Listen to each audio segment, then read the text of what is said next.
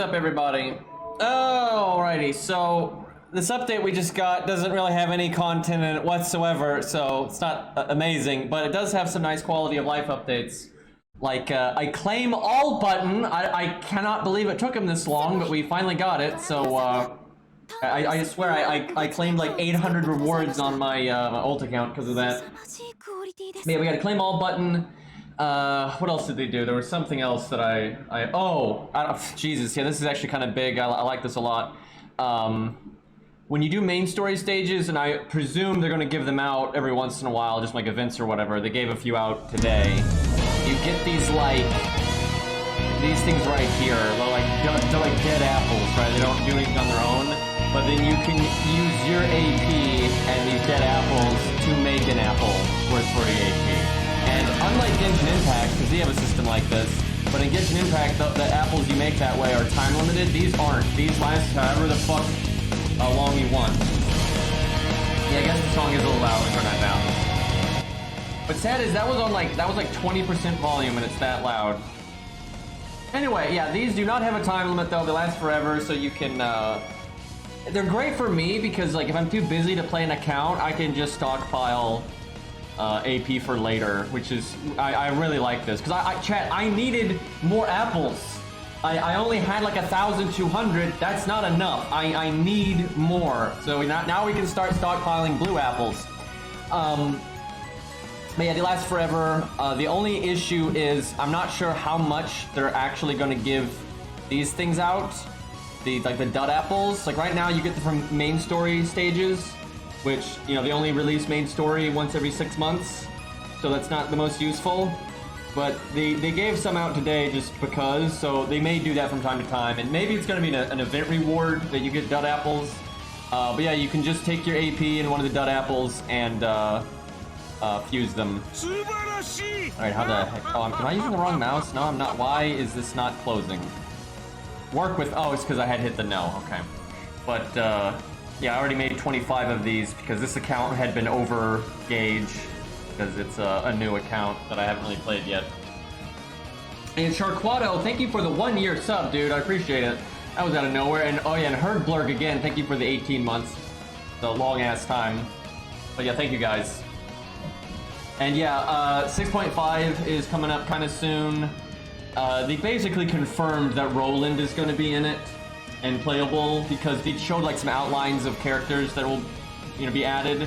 And one of the outlines is just, you can tell it's Roland's sprite from that, what was it, Stalfo's interlude or whatever. So, yeah, that's definitely coming. So that's kind of cool. And there's some other character with a giant sword you can tell from the outline, and there's like 2 other characters I don't think you can tell too much about. But, yeah, I know some people have wanted Roland, but we'll see. You know, while we're on, this is like my Bazette account that I really haven't played yet. I think I just beat Fuyuki and that's it. I kind of want to then go do the advanced quest for Fuyuki at like really low level. So these suggest you be level 15, but let's see if we can be whatever level we are at Fuyuki, which is probably like level 5. Let's see here. Well, considering it's the Bazette account, I guess we'll use. Oh no, she's level 50. Can't do that. Banned. All right, what does this account have? Oh, we have another Bazette, that's right. That one's in P1. Alright, we can use that one. Oh, hold up. We'll give it like 1 XP card. What a stacked account. Yeah, I wonder why. You know, Lost started this account when Bazette came out, and then Lost was like, I'm not gonna have time to play this, so he just gave it to me. So, I'm not gonna play it actively for a while, just because I kind of want to, you know, play the Herc account and stuff, but after that I probably will play this account. Don't tell them that. Yeah, and Lost got insane luck on this account. Like he got so much nonsense.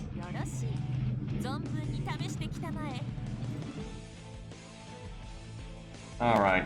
Oh, another thing, this isn't like a permanent quality of life update or anything, but they gave out a 4-star CE ticket. And they haven't given it out yet, but they're going to, in I think 2 days, they're giving out a 4-star unit ticket. And for the 4-star CE, you can actually pick the ones that they removed. Like you can pick the Sakura scope, which is really nice in case you almost had it and then they removed it. Now it lets you get it. But what sucks for like my Herc account is it was 2 away from limit breaking it, so I can pick 1.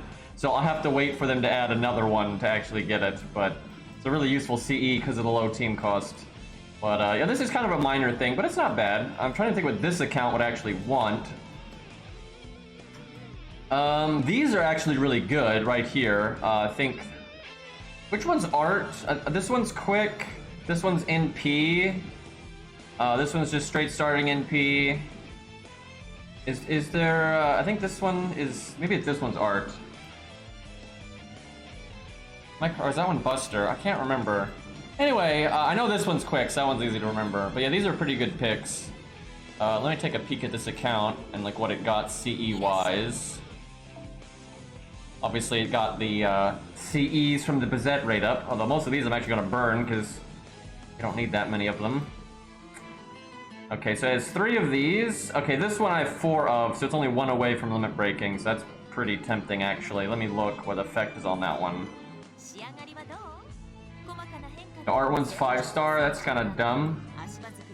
Bastards. Alright, let me look at the effect on that one. And I cannot say that name. Brigkurhartin. What the fuck? Thank you for the 5-month sub. Hey Green and chat. Wanted to say I just graduated. Oh, nice. Last Friday from my college. Going to university to study digital media. I had a lot of fun. Glad to come to your streams every so often. Thank you, man, and congrats on graduating. But yeah, I have no idea how to say your name though. Alright, craft essences. Where is that Ren one? There it is. It is a Buster. I mean, good enough. I kind of want the quick one though for this account. Green can't read this. What great timing with the 14-month resub. I'm so happy, chat. Look at all this money I'm making. Anyway, yeah, thank you for the 14 months, you piece of shit. I mean, what? And Sharquado with the gifted sub, the rabbit. Thank you, Sharquado. He deserves it. Anyway, gotta make some decisions here. And Hort with the resub. How does everyone sub up today? How does that even work? But anyway, thank you, Hort, with the 21 months, almost 2 years. God damn. Okay, so Bizet's quick. She's Buster, right? Auto would be no, she's art. Excuse me. That's right. She's Buster deck art. Yeah, okay. Let's see. What would we actually potentially use on this account?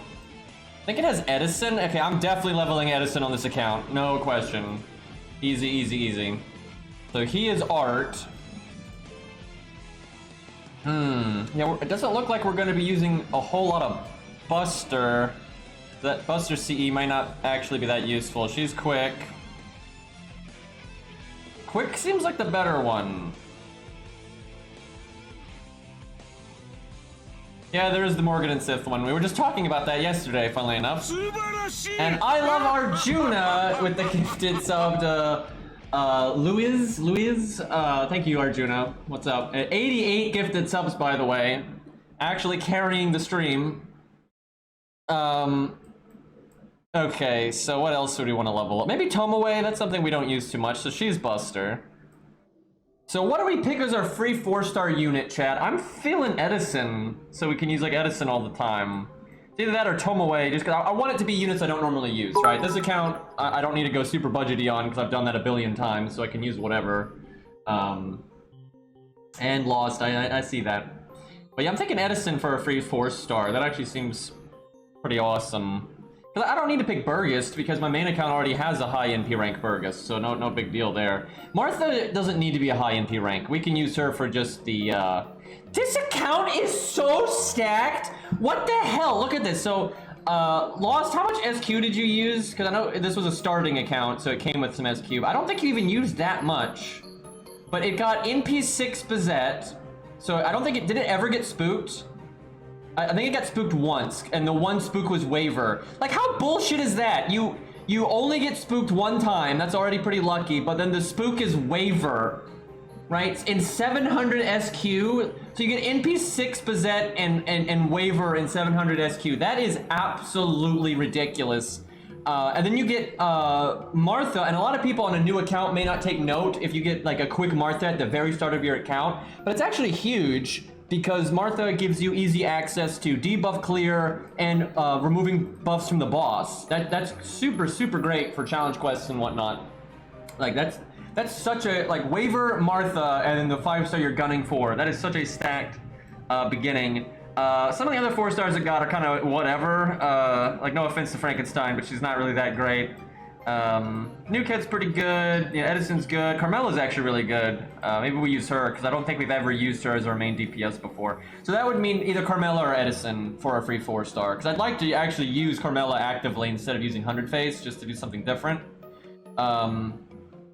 So I like Edison more. No offense to Carmela, but I like Edison more. But he doesn't doesn't rely on NP rank as much because he's kind of a support, where Carmela is a DPS. So maybe we pick Carmela for a free 4-star. That's kind of weird, but yeah, Edison is pretty good without it. I could pick the Evil Cat, but we've already got her on other accounts at a pretty high NP rank, so no big deal. Yeah, I think they replaced Parvati in the tutorial summon, which is kind of weird. What they honestly need to do with the tutorial summon is they need to just let people pick. They just need to let people pick their 4-star out of the tutorial summon. Like, it's too random now, and there's too many things in it, and it's just kind of a weird, like, shit show. Oh yeah, we have Steno, but obviously we have the Steno account for that. Anyway, well, Carmela's Buster, so yeah, we'll pick the Buster CE. We have other options for our other units anyway. And any kind of starting NP like this is nice to get an account rolling. This account really is lucky. Like, being able to get this many of the CE from like just the beginning roll and then getting it from the ticket and just boom, you have a starting NP like that. That's quite lucky. Alright. Yeah, my Herc account's obviously gonna pick Herc. My Steno account's obviously gonna pick Steno. And then my main account, I'm picking Herc, which that should just be an obvious one. Okay, the ones that I unlocked are the ones like beyond what I would even need. I kept a few locked in case they do a rerun. Yeah, picking something for... I actually almost always pick things that I already have, right? So I can take them from NP1 to NP2 and things like that. That's pretty much always what I do. But Hercules is an exception, so... I actually kind of wish I had picked Hercules before, but I didn't think it was going to take them this long to do another free 4-star ticket, which is why I didn't pick him last time. Yeah, see, I still have all of these. Limit broken, so no big deal.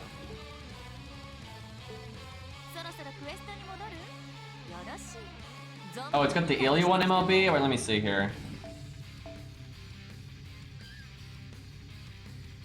Oh, right, this one. Right, this is NP up.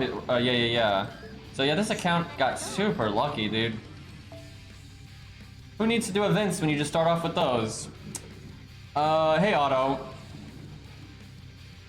Are you picking Dion or Mari for the Garbo account? Oh, right, you mean the free 4-star. So wait, let me look at that. Who is available 4-star wise? Let's see. So yeah, obviously the Dion, Antoinette, the Yuri Pirates. Actually, we might pick the Yuri Pirates.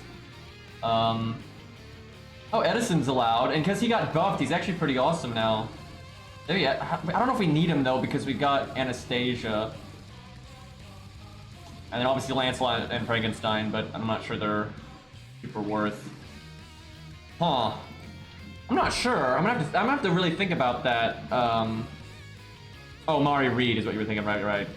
Yeah, I'll have to look at what the co-op account has, and then I'll have to, because we got to be pretty tactical. We got some real gaps in our lineups, so.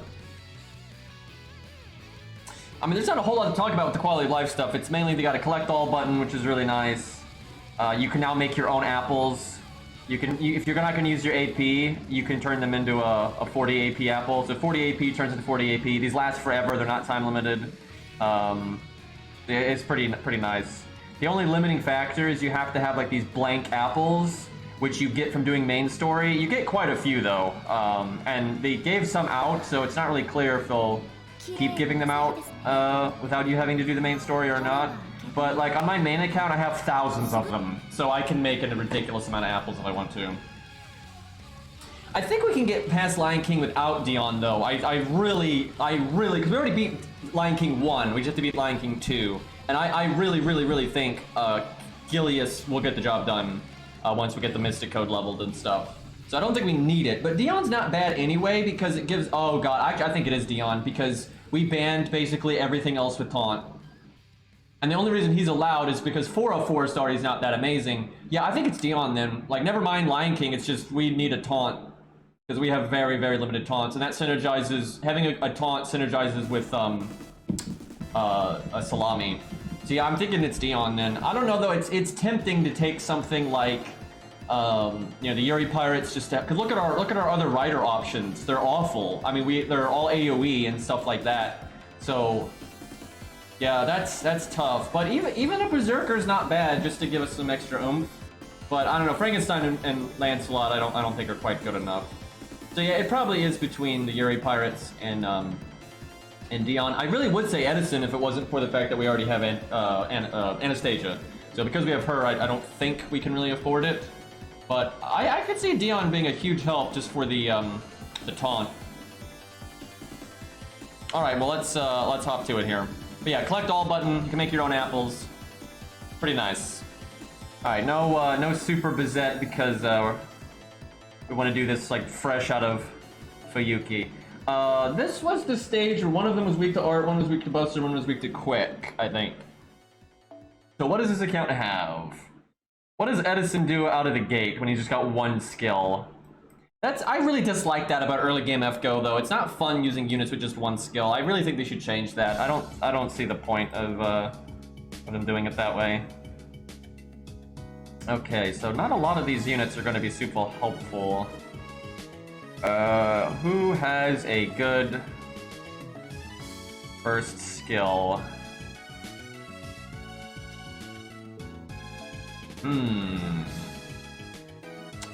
Alright, we got George, that's decent. Yeah, we can give Bizette. Any chance we got K-Scope or Cope-Scope or any of that?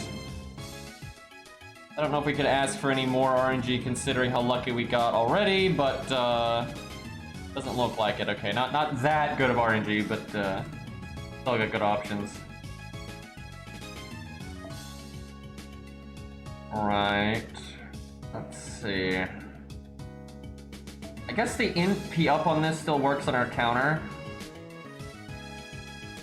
It's fine. So, who's gonna be... These characters are gonna die real fast, I bet. So anybody that can just do good damage out of the gate. Deku's good, but he's mostly quick, although you could use his Buster cards. He starts with just Guts. Kojiro starts with Evade, which is nice, but he's also quick.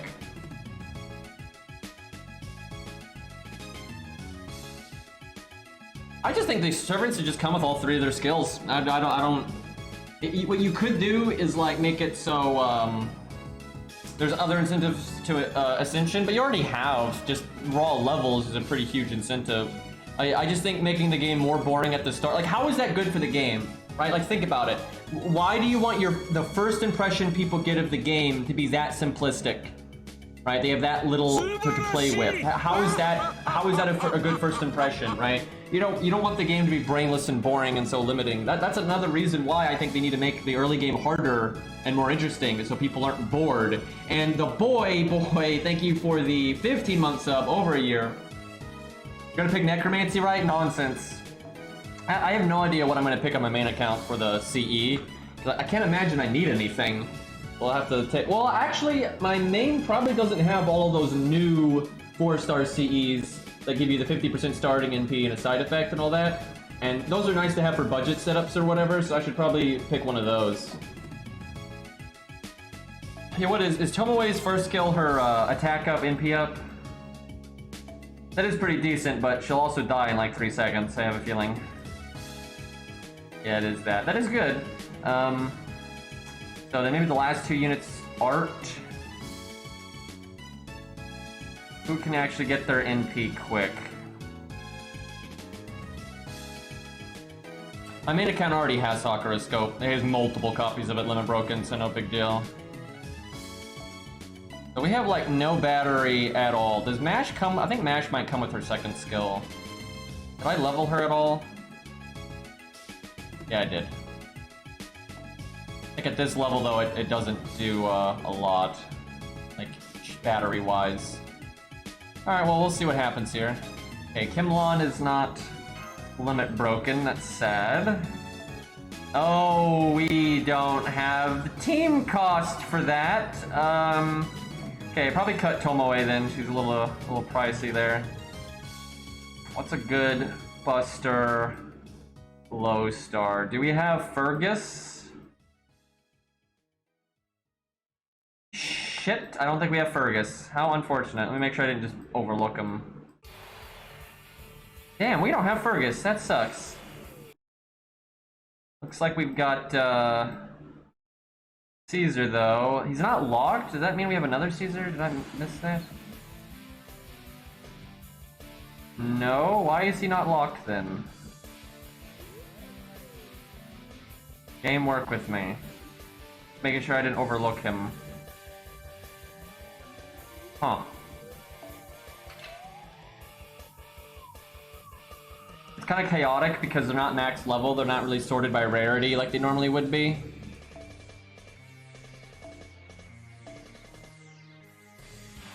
Yeah.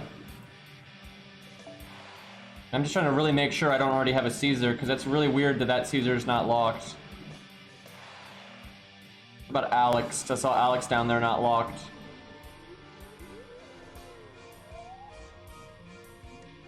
The fuck? Alex isn't locked either. Huh. What the hell is going on? What about Gilius there? Yeah, no, I don't have a Gilius. That's strange. Well, anyway, no Fergus, so that's unfortunate. We could use a Berserker. Not generally ideal, but go with Blood Axe here. Do I have any of the low star? They got rid of the low star ones that give you starting NP though, because they're assholes. Yeah, there used to be a low star, like 1 to 2 star CE that gave you 20% starting NP, which when you were really tight on team costs was pretty handy. Do we have Jeweled Sword or something? We do. What about Ley Line? There we go.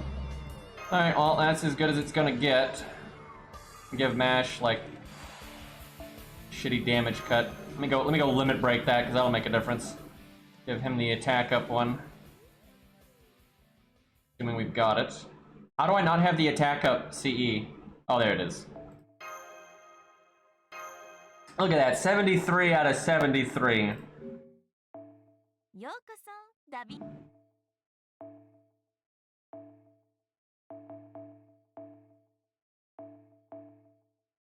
Will it show me the ones that I equipped? Nope.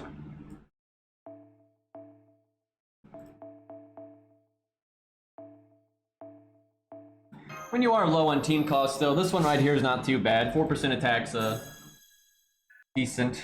A little bit of help. Nothing groundbreaking, but for such low team cost. And I think this becomes like a 75 damage cut or something.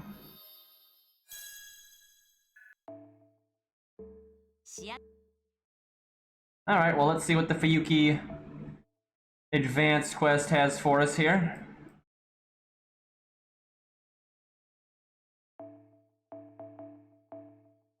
I can find my Bloody Craft Essences. Oh hey, we actually picked the right one. What a coincidence on that. Alright, default's all we got. It's level 5. I'm surprised it's actually that high.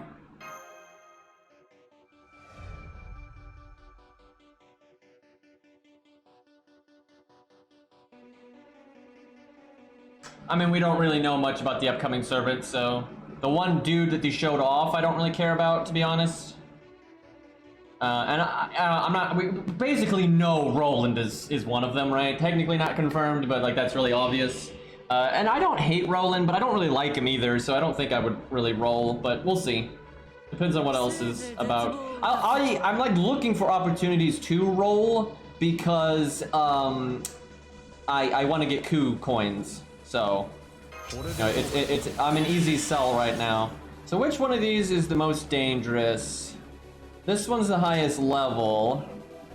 Y'all get their NP at the same time. Yeah, I guess we kill the green one, feels bad. So that means quick attacks.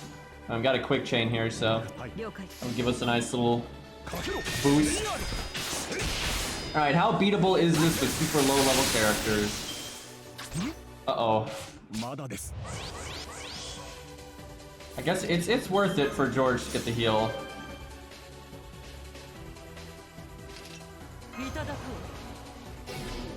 Oh good, she gets the battery, right. That's actually really helpful here. Watch this NP gain.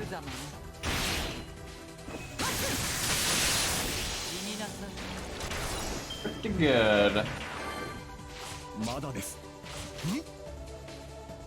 Alright. I can do Buster.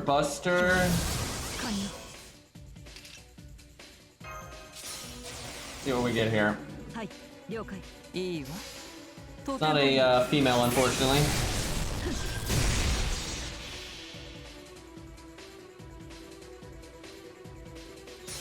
I'm a little concerned here. She'll be really good if she can get her second passive. Like that's just so much battery. Alright, what's the damage?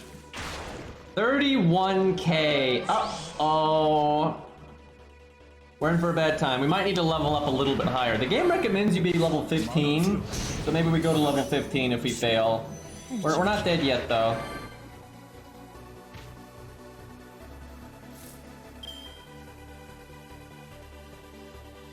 Let's see here.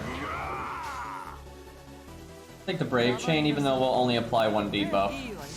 Nah, I should focus completely on the debuffs when I think about it, because our damage is so bad without them. Oh, I see. You just hit him at all, and you get the... That's kind of easy mode. Well, there goes Carmella. That's not good. Yeah, we're gonna need to be a little bit higher. This is tough.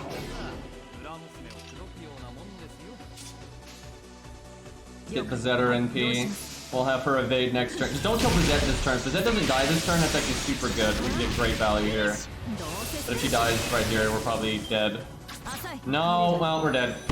That would have been so good, because she would have evaded the NP and then countered and stuff. That would have been really good. Yeah, okay, we lost. Big time. Boy, that's pretty nasty. Alright, let's go with what the game recommends and go with level 15.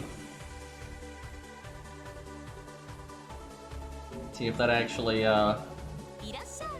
works. Maybe my team building is just bad though. But I think we have a decent setup if they just don't die really quick.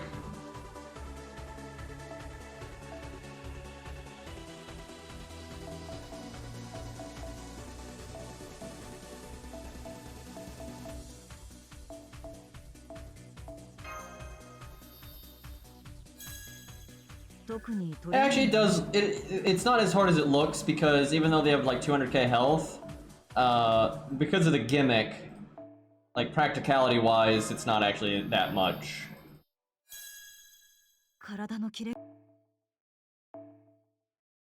Alright, so actually Martha might be okay, but what else were we bringing? We brought Carmella. It's gonna be interesting using Carmella as our like main assassin, because I have never done that before. I've used her obviously, but I've never used her as like the main assassin on an account.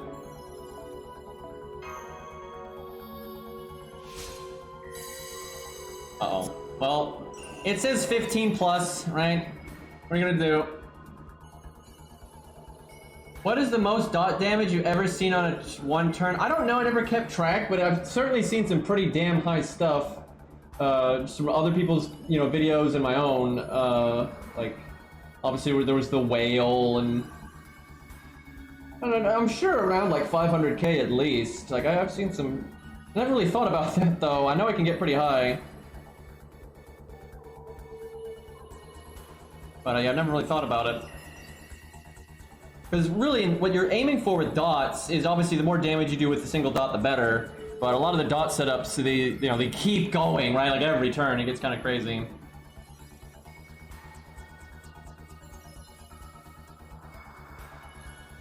Yeah, it's kind of funny because on some of these boss fights that you're supposed to like deal with a damage resist gimmick, sometimes you're able to just dot it up and just completely break the game, which is pretty funny.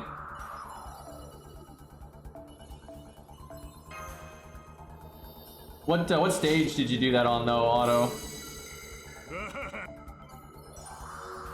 Oh, the rats. Yeah, that would make sense, because yeah, you have like all the time in the world to do whatever you want. That makes sense. That's funny, because that's another way that you can break that fight. That fight, though, doesn't actually have a damage resist gimmick. It's just, for a normal player, it's going to be hard to do that much damage. I fucking hate that challenge quest, dude. It's so badly designed. Obviously, I can, like, two-turn it. But if I want to beat it, I can beat it, no problem. But if you want to do a budget setup, it's just so cancer. And it's not fun. There's nothing fun about that stage. It's incredibly boring. It took me about 7 seconds to figure out how to beat it. But then it takes, like, 35 turns. Like, and it's exactly like all these other stages. Like, am I losing? I don't know how many people do budget stuff, but like, we've just had so much content in the last few months that the only reasonable like budget setup, like sure you can do other budget setups, especially if you use like MLB scope or what do you call it, poster girl, right? But in my opinion, that's like defeating the purpose of doing a budget setup. But they keep adding all these fights where budget teams can do it, but they have to do like Mash Hans or like Mash Asclepius, right? Because you got like Surtur and Zigguard, even what was his name, Antonio and Anastasia. You had to fight them that way, and then several challenge quests recently. And it's just been so boring. Like I don't. It's not fun.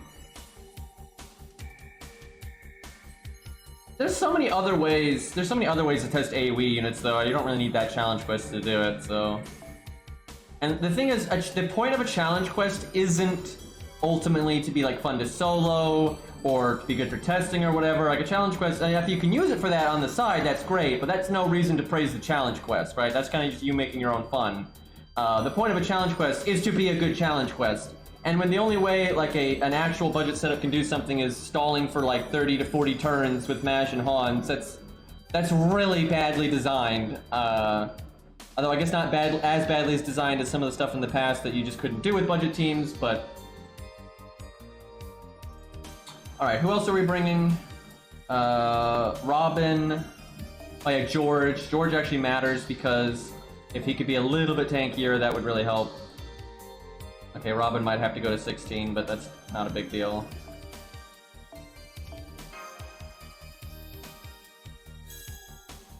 And the thing is, there have been fights in the past where like budget clears take like 30 turns or whatever, right? That's not new, but the other stages out there that it takes like 30 turns or whatever to beat, they're not boring as crap, right? Like they're more entertaining. Where that stage is incredibly boring. It's not an interesting fight. It's really, really easy. It's just designed in a way where, like, because budget teams can't, like, even like Medusa's not with budget support. Now, if you summon a friend Scatty or whatever, it's no problem, or even Castoria. But if let's say you're using Medusa and you're using the budget supports, you're not going to reliably do 100,000 damage with her. You might occasionally when you have the Mystic Code buff and stuff. But you can't repeatedly do the 100k damage to clear all of the rats.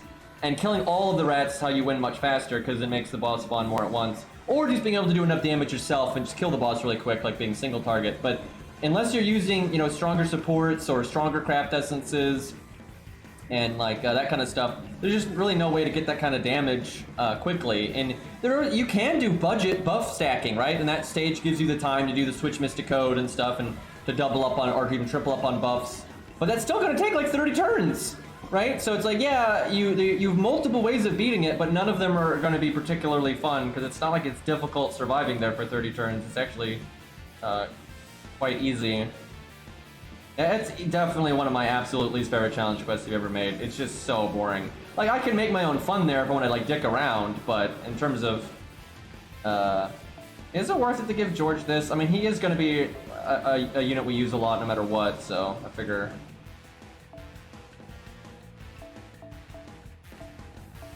Get that health. Double Alex, though, doesn't work because, now it can work if you have, like, other strong stuff, but if you do, like, mash Double Alex, they're just gonna die before you ever get finished. I already tried stuff like that. Like, that's the problem. You can do 100k consistently with certain setups, but then they're not gonna live long enough, because you're not gonna do enough damage to win in, like, you know, 15 turns or whatever. You're not gonna win that fast, so you still have to have huge survivability. The only ways you can do more, like, outside-the-box setups, in my experience, is if you do use Poster Girl or like MLB K-Scope and stuff like that. There's really no way to do a pure setup that does... You can do a pure setup, but it's going to take at least 35 turns. Yeah, but look at what that guy... I've seen that. I like how somewhat you say that, and did you not listen to a word I just said? This is what happens every time people post budget clears of content that's bullshit.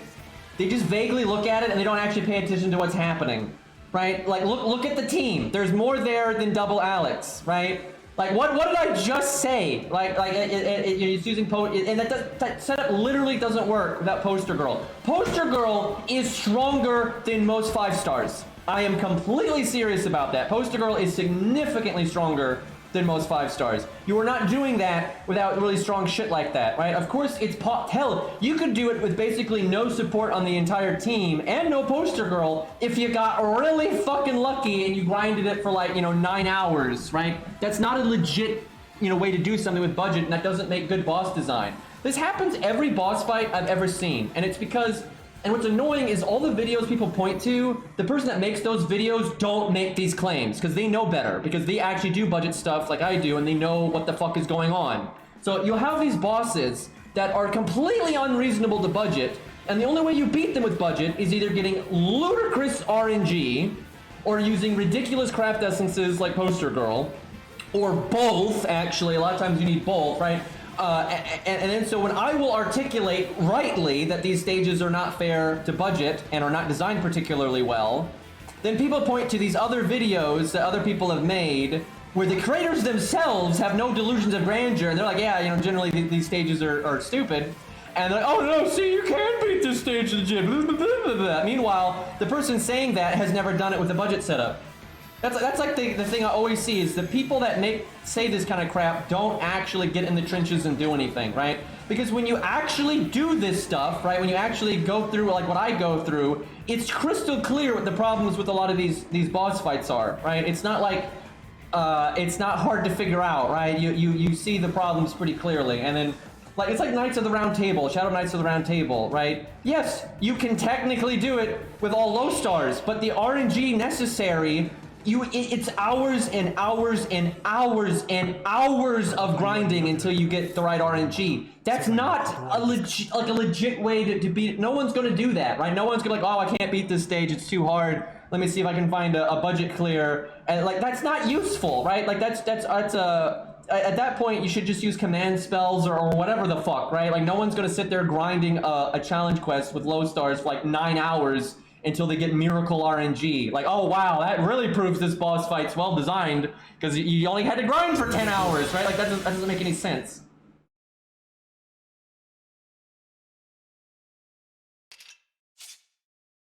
I like how people are acting like it doesn't use Poster Girl when it does. It absolutely uses. Like, I like how you just said he doesn't use Poster Girl when he literally does. Have people just forgotten what Poster Girl looks like? And like, that's no small thing. I know I am a huge VC Braun fan. What do I say almost every goddamn time I talk about a VC Braun chat? He is unbelievably useful if he has Poster Girl. Like, it's crazy how impactful he is. And without it, he's kind of right? And that's very frustrating to me because I really like a VC Braun, and you know, I don't like using Poster Girl because at that point, you know, it's rarer than a lot of the. It is absolutely like Waver is more common than Poster Girl.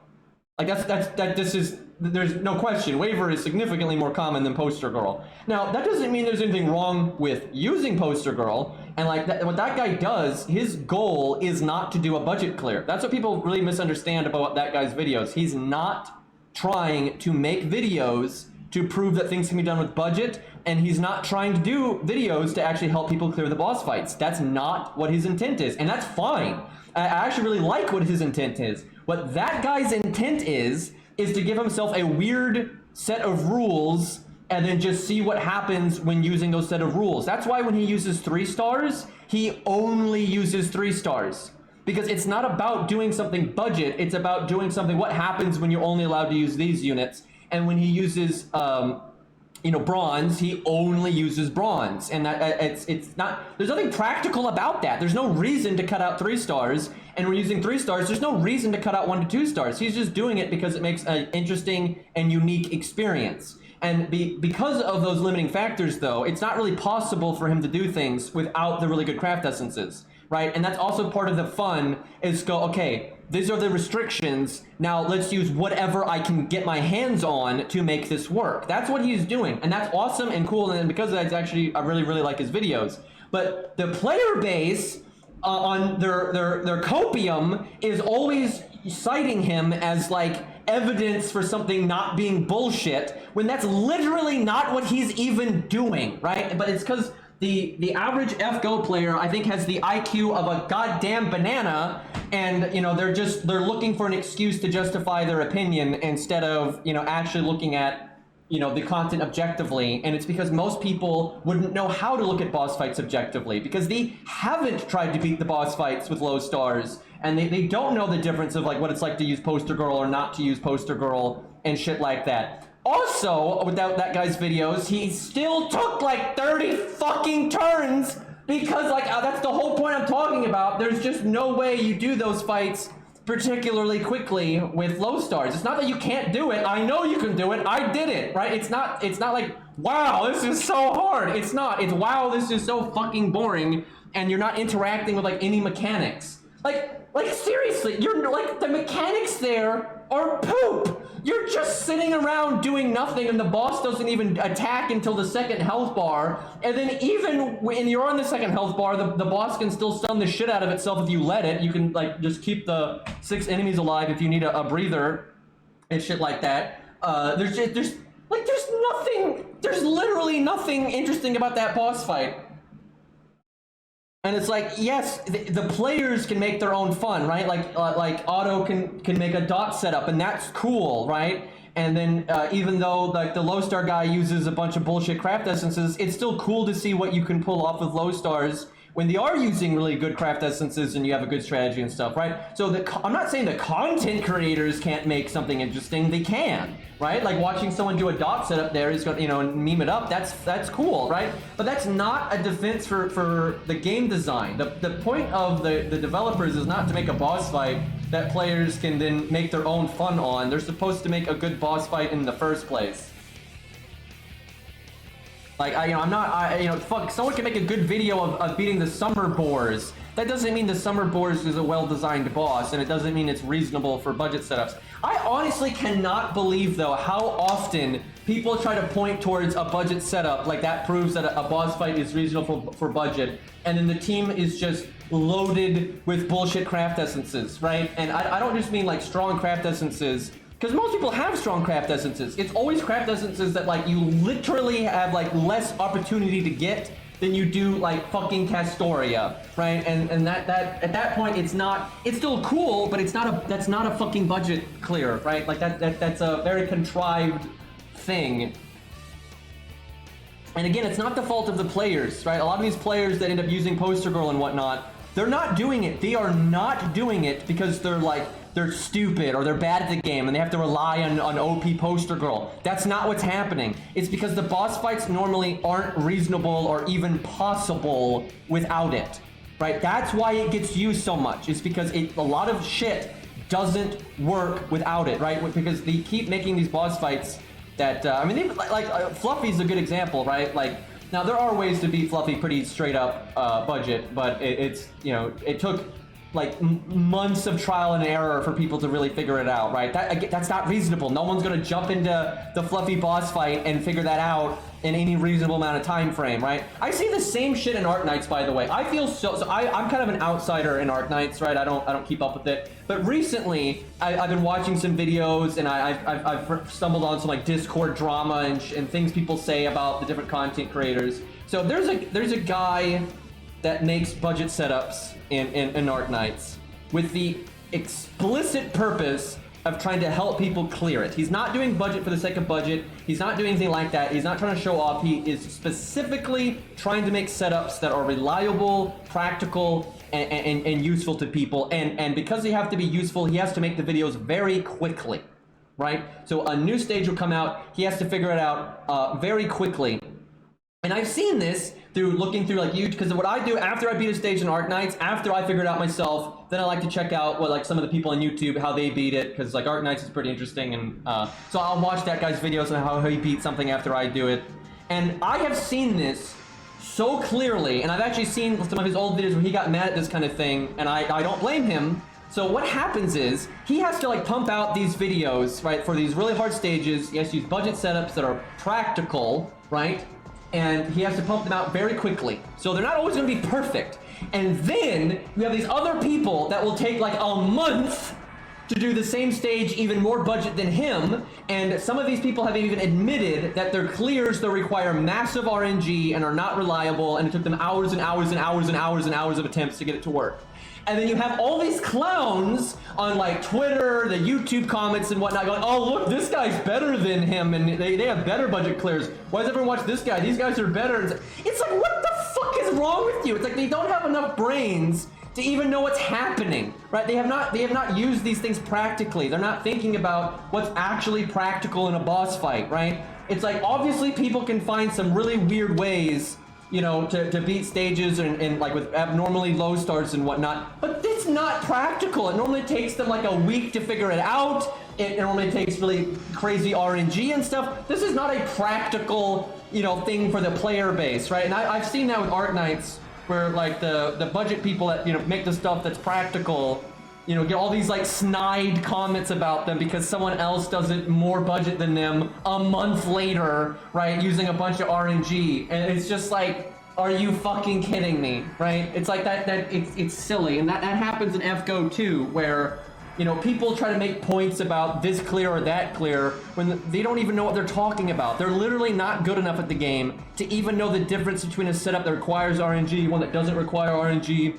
They don't know the difference between this craft essence and that craft essence. And then also clears that happened like when the boss just came out versus someone that's doing it like a year later, right? It's like these are not the same thing, right? They're so fundamentally not the same thing, and people try to make it's crazy, right? And this stuff annoys me because obviously I get, you know, caught in the middle of this. And I've even had like videos of my own where I'm like, yeah, this isn't a particularly good clear, and then people try to use it as evidence for like, oh, so you know, this boss is fine. And it's like, no, it's not.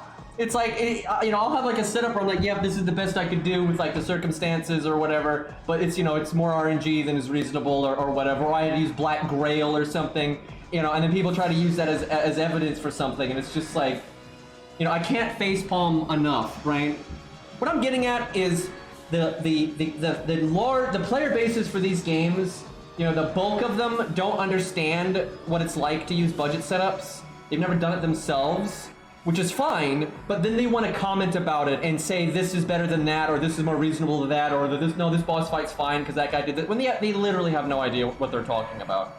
And one thing that is something that does give me I don't know, a ray of hope, you know, it is when anytime I do talk to the other people that do this stuff, they know exactly what I'm talking about, right? They all get it, right? Whenever there's a boss fight that's like horseshit, and you talk to I talk to the other budget people, they completely agree with me, right? They know exactly what I'm talking about. Like, I don't think I've ever seen the budget people ever disagree on something, really. Because when you actually are in the trenches doing these things practically, you see the problems, and when you see when things are reasonable and you see when things aren't reasonable, you know the difference between having poster girl and not having poster girl. Like, you see these things, you know, crystal clear, right? Like, I don't see any disagreement amongst the people that actually have a clue what they're talking about. Anyway, that's enough of this. Let's see if we can actually beat these goddamn skeletons.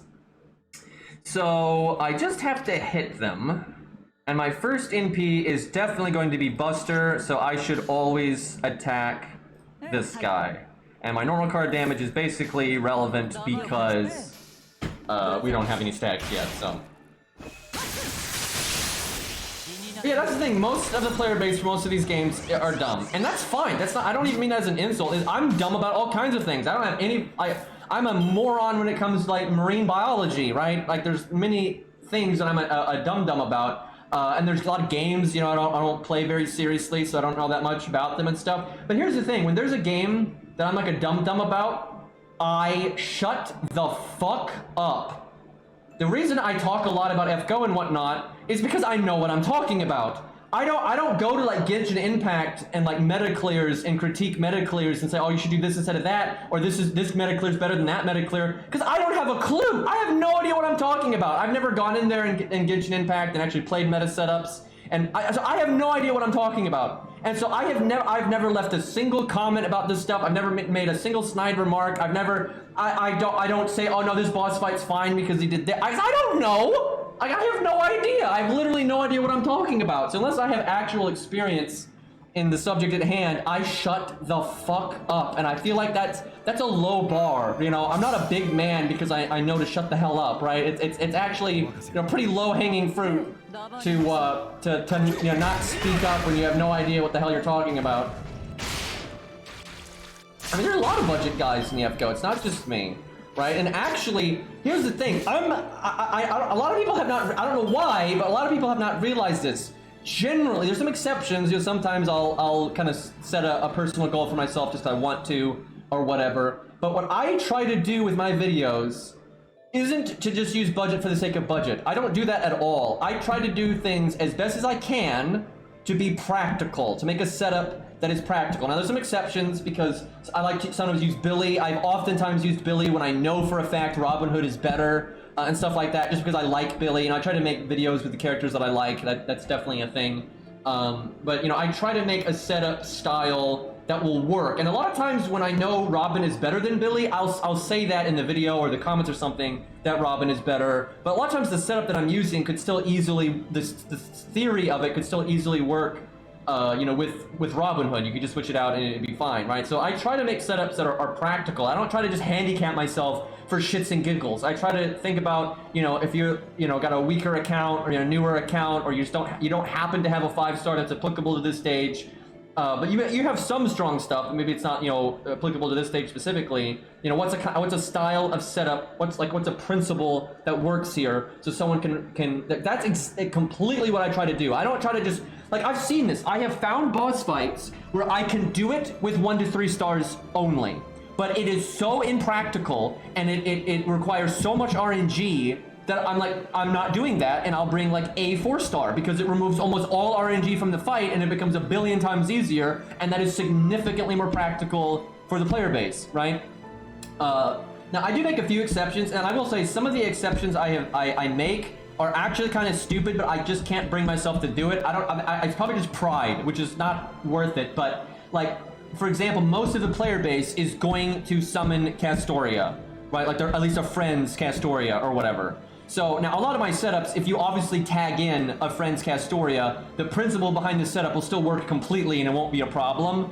But there are certain things you can take advantage of if you're using Castoria or something like that, that are just gonna be completely absent from my videos because I like refuse to use that stuff just because I think it's like more fun, and at this point I haven't used the meta setups for so long, I just don't want to. But like, really, it's not practical for me to avoid. Everyone has, like, for a challenge quest, right? This is different from main story. I think for main story, it's practical for me to make videos that don't use meta supports because a lot of the main story fights, you can't summon a friend.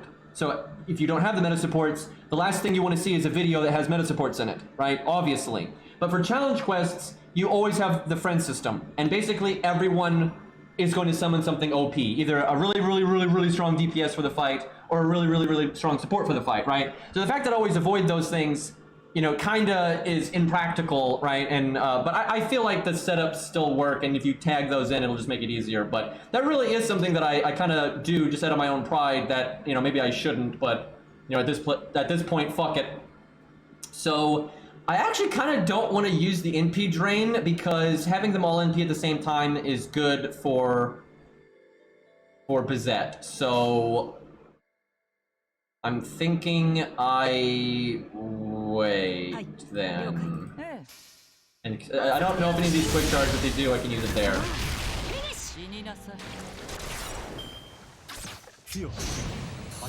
Yeah, that's like my goal, is like a lot of budget units I use can be substituted by non-budget units, and it's actually easier that way. Right, that's like my goal, but you know, it is tricky. You're never gonna find a setup that works for everybody. It just doesn't, just because, like, for example, I don't use Poster Girl. If you have Poster Girl, my setups are gonna be inferior to a setup that uses Poster Girl, right? So if you have Poster Girl, you don't really want to use my style of setups generally, right? Because you're just gonna have way better options. If I do happen to use George, though, I guess you could just replace my George with like a support like Waver or whatever and give them Poster Girl, but I think you get what I'm saying.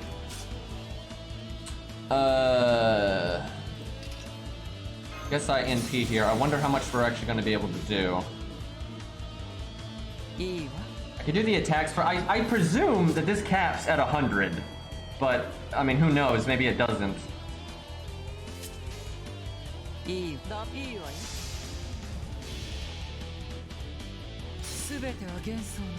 I figured more people don't have Poster Girl than do, and I figure that's not even close. But I think the more serious about the game you are, the more likely you are to have Poster Girl, because the more serious you are, the more likely you are to realize how good it is and then to prioritize getting it. Even as a free-to-play, you know, if you prioritize getting it, it's not actually that hard to get. Okay, so Bizet needs to NP next turn. Guess I might as well hit this guy. Man, the game says, you know, 15 for this, but I don't know. I mean, we're close to killing the one, but I don't know how we're gonna kill the other two.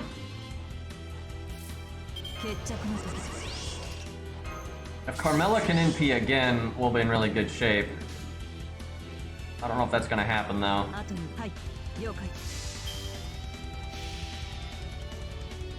Yeah, looking at the Arts Nights, like, community, looking at those budget videos and look the drama sometimes surrounding them and stuff, it's just depressing, but I don't know, it kind of tells me that the people that act that way are just dumb and you should ignore them, because, like, some of those guys in Art Nights have put so much effort into their videos and have made such good videos, and the fact that people, like, try to discredit it and stuff, it's pathetic.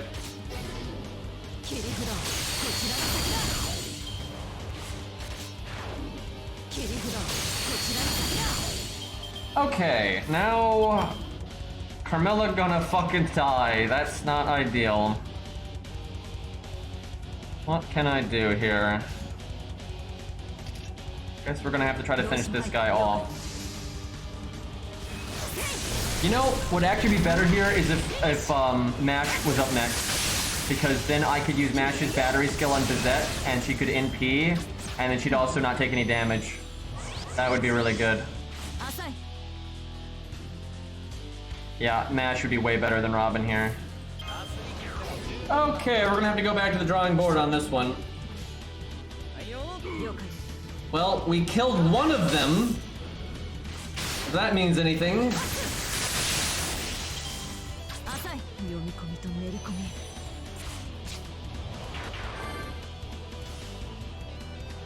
What's crazy to me is, to this day, when I bring up Poster Girl, people don't understand why it's so good. Like, to this, and I even see people that, like, try to act like Poster Girl's not even that good. Like, I absolutely have seen that. I remember several whales that would use Poster Girl all the time that would try to act like it wasn't, you know, a big deal and it didn't really matter.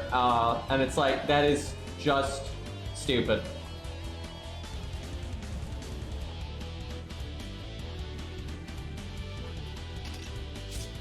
Well, I don't even have a quick NP left, so not looking so good here. I might be able to kill this one here, but I don't think so. Bizet would need to still be alive and like use Robin later. They just do so much damage.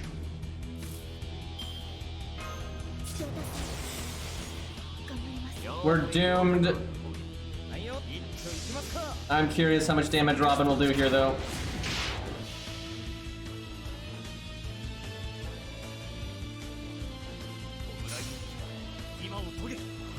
Like, a VC Braun, for example, is just so much better with Poster Girl because he can still NP right away, right? He doesn't need a starting NPCE to NP. And then now he's getting a 60 to 80% attack up from it. So that's already, a VC Braun's already doing better than normal, just from that. But then, oh look, now he has taunt, so he's guaranteed to die. And he might even block an NP for you. You can guarantee like an NP won't hit your team. Like just the turn or two he buys you in survivability is already like having George. And that's actually why I really don't like it. Because Poster Girl really invalidates like George. Like why use George when all George does is protect your damage. Now that's huge. I will say that. It's not like that's a small thing. But you know, protecting your DPS to make sure they don't die for a few turns to get their damage in or whatever, that's a really big thing. But that's all he does. That's it. That's the one thing he does. Where Poster Girl lets you do that while also, you know, doing potentially a bunch of damage, and more importantly than that, be a buffer. You can be a support, because George don't buff you, right? George doesn't give you NP charge, he doesn't give you a buster up or a quick up or an attack up. By the way, attack up's really good because it makes your NP better, your extra attack better, your crits better. You know, that's a really nice effect. So if you had like a craft essence with that, chat, that would be really good. I wonder which craft essence might do that.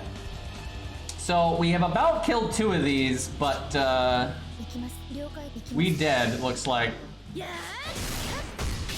I wish the VC Braun had self-taunt too, because it's really annoying. Because what can happen when you don't have Poster Girl and a VC Braun, and this is exactly what would happen in the challenge quest that's on JP right now. If you did the challenge quest on JP right now, and a VC Braun did not have Poster Girl, or you didn't have like a Chin Gong or some kind of way to give him taunt, it is so likely that the other units out on the field would die before his third skill would go off. Because you could potentially have anywhere between, you know, 1 and 6 attacks from the enemy per turn in that challenge quest. And sometimes you might have multiple NPs going off and things like that if you're doing budget, right? On a high-end team, you're going to kill the rats. You're going to kill the rats so often that they're never going to use their NP, right? But on budget teams, that's not always going to be the case. And so if a VC Braun doesn't have taunt, it is just so likely that on a turn where the enemies are throwing out a bunch of damage, be it through crits, using their NP, or just attacking 6 times or 5 times or whatever, that they just kill Alex or Medusa or Ushi or whatever you're using. They just shoot them in the fucking face, and then they hit a VC Braun, and now his third skill hits nothing. That's shit, right? That's garbage, right? Now his third skill activates on a dead slot. Even if you have another unit in the back row that's going to come in, they don't come in until after, right? So he must be the first unit to get hit, and that only is reliable if you have taunt. That is only reliable if you have taunt. Right? And so let's say that you're dealing with an NP. Let's say the boss is doing an AoE NP. Well, what will generally happen is it'll hit all 3 of them and kill all 3 of them. So now his third skill hits nothing. Right? Well, then you go, well, you could use survivability skills on the 2 units and then let a VC Braun die. And that's true, but now you already have survivability skills active, and if you're using MASH, or using Atlas Mystic Code, or using Babbage, or something like that, they have to use Invulnerability. And now that makes a VC Braun's Invulnerability no effect. Right? And then even if you have evade, and so it doesn't no effect, when the boss attacks after the NP, it's going to ping off a VC Braun's shield instead of getting the value out of the evade that you got. So now you're degrading the usefulness of the evade that you have, so diminishing returns are there.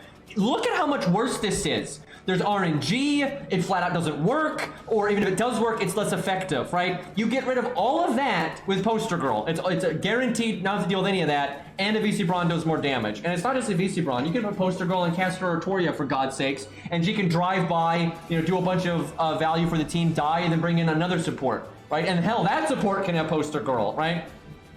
And what I just find weird is that to this day, people like just act like Poster Girl's not like this crazy game-changing craft essence. And it's gotten to the point where all of the, like, almost all budget clears for really, really, really hard content almost always use it unless it's a stage where taunt's not applicable, and there are some stages that taunt isn't very useful. And then most whale setups even will use it. It's very common that whale setups for like a really hard stage will use one poster girl to get one support killed so they get a free switch. And then they use the switch Mystic Code to get another switch, right? That's very common, right? And it's just weird that it's so blatantly that broken. I remember this one guy, this was like a whale back in the day that was like he was saying this because he was trying to say poster girl's not that good and it's not like a big deal if you when people use it. And he was like, all it does is let you control, which units die first. I'm like, yeah, that's it. Just one of the most impactful things you could possibly do. That's all it does. Like, that's obviously huge, being able to cycle supports instead of your DPS dying first, or whatever. Like, that's massive. I think most of the player base knows that, though. You just have people on, like, fucking copium. Okay, so, this did not work at all. Blood Axe was really bad. We want Mash sooner. The problem is just their stat line is fine. I think you could beat it with the stat line. It's the fact that no one has any skills. That's the thing that's making this a big yikes. Okay, so what does this account have to work with? What could we use? There's a Rush, but that doesn't seem really good. Honestly, I'm not sure we can do this at level 15. Well, maybe with like crazy RNG and that kind of thing, but I mean, we weren't too far off on that one. We'd have to find a way though to get a pretty sizable amount of extra value. I tell you what though, if we get our free 4-star and make her NP2, that would actually kill that first guy a lot faster.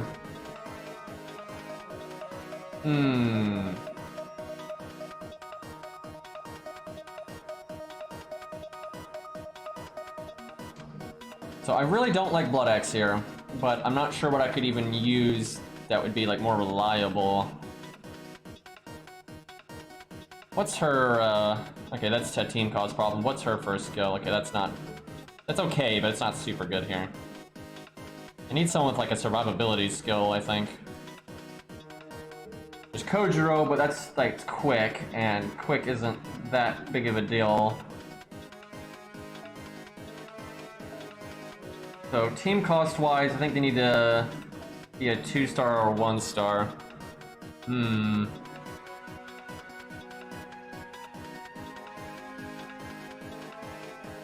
Well, Arash, here's the thing. If you notice, almost no one uses Arash for budget stuff. Use it for budget farming.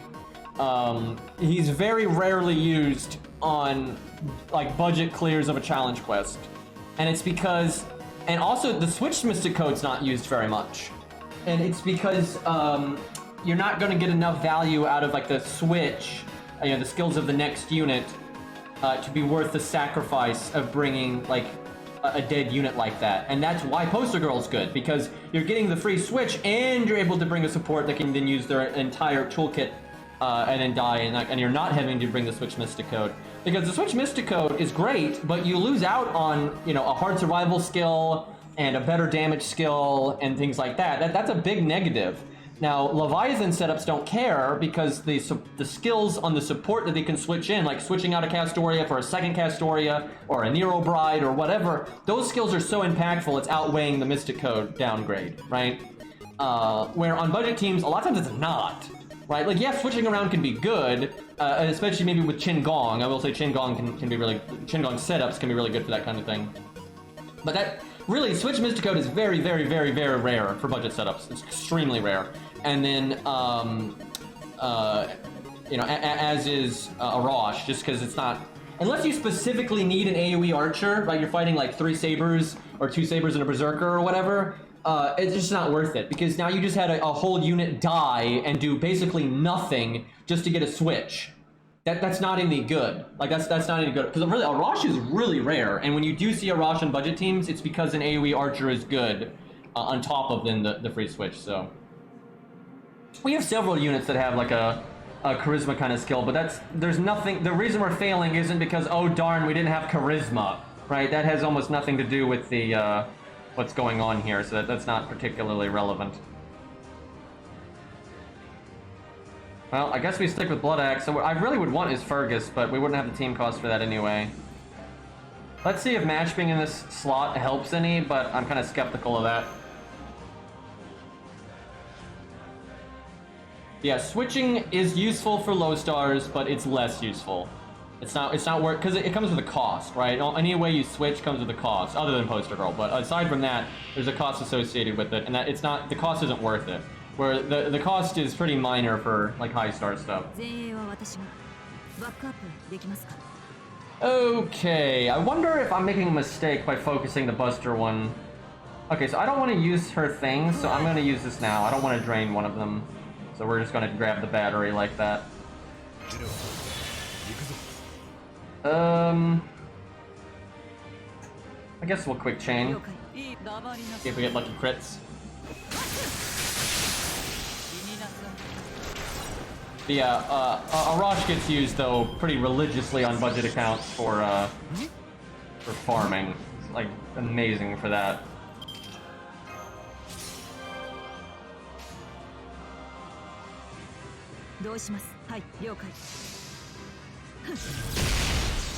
I do wonder if these resistance downs cap at 10. Because if they do, once you get to 10, I should start hitting one of the other guys.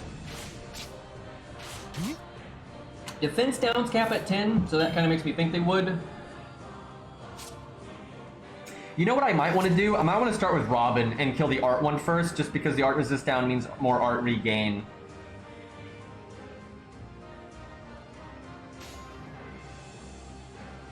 Okay.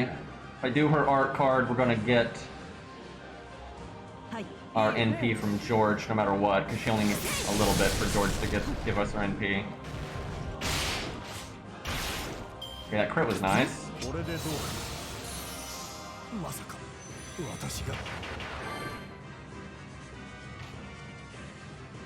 Definitely prefer Mash here though, that's much better. How many of these do we have? We have 8. So even if it caps at 10, I should attack first here. Come on, Carmella. Give us the damage. Maybe I need to use a low star that has a higher NP rank right now, because with her being NP 1, it is kind of crap. Yeah, 77k.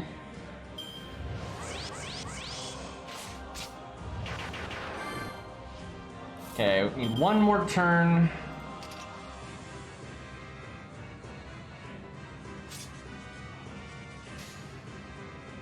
I guess while we're here, we might as well... See, can he clear some of his to debuff the other two? Is that what happens? Yeah, I think... I guess... Huh. I guess we just hit him for damage here, actually. Try to finish this guy off without having to NP again. If I don't have Buster cards though, then I should hit like the quick one. Okay, here we go.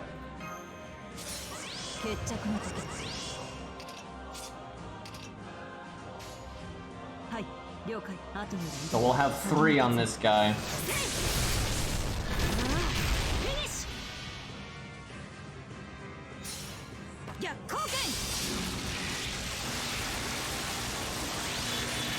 I mean, the thing with Ricky is, actually, when you see most people using him, they're not using him for the free death. Like, they'll really only use the death effect when he's about to die anyway. Like, overwhelmingly, the way Ricky is used is just, you know, straight value. But he's actually really good like that. Like, he loops pretty well, he does good damage, has okay survivability. Okay, Carmella can get insane NP gain here. 13k one is not super dangerous. I don't know what else I can really do though.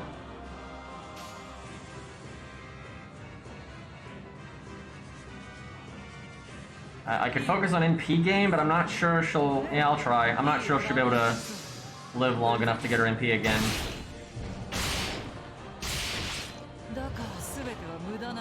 Maybe I should have just done Buster first for that quick card. No, wow, okay, I'm really underestimating Carmella's NP game. I problem is, I mean, who's she gonna NP here? Cause like the Buster guy's basically dead anyway.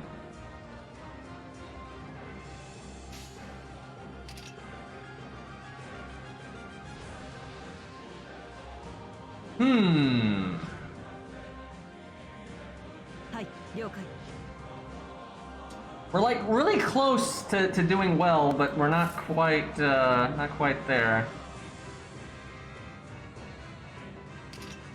Is that not looking so good on the second NP happening? Surely she'll do 13k here.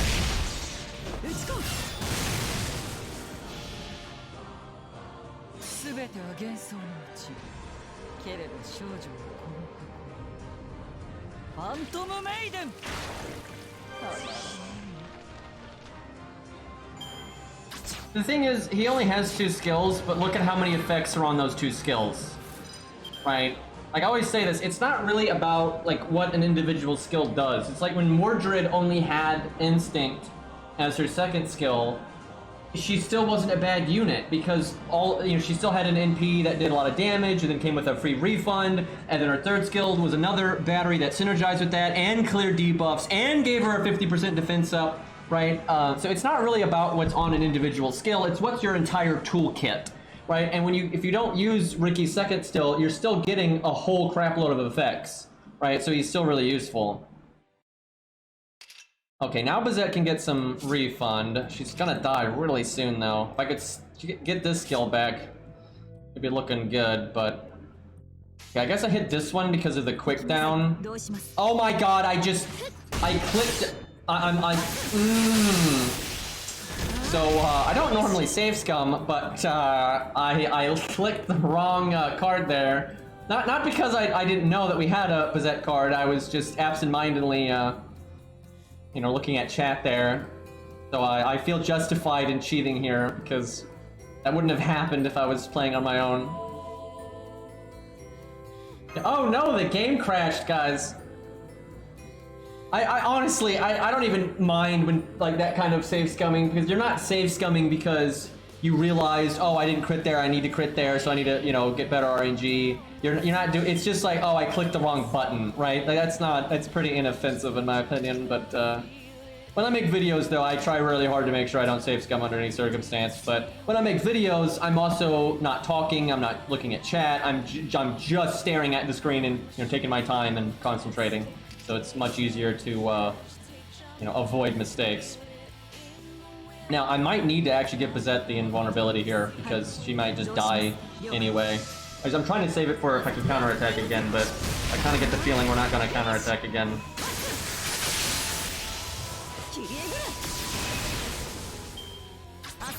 Damn it. Damn it, got crit and just obliterated. Y'all couldn't hit mash one time, that was so unlikely. Wait, we lost. We absolutely needed like another turn or two. Because even if I had mash and vulnerability there, it wouldn't have mattered. I'd have to have gotten a bit more done before I used it.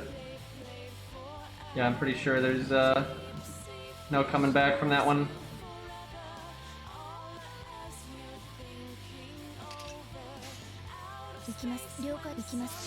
This is almost beatable right now, and I feel like we're close enough that maybe there's a way I can make it work, but we just take too much damage and we die so quickly.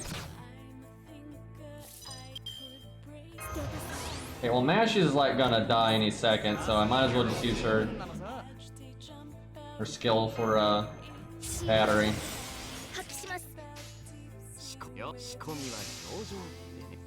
If I had gotten Bazette's NP off one more time, maybe. That would have killed the green one, and then Robin might, if he could just focus on it, he might be able to finish off the blue one. I do think we need to get rid of Blood Axe, though. He's never accomplished anything, and we're always killing the Buster one, so there's no point in doing it that way.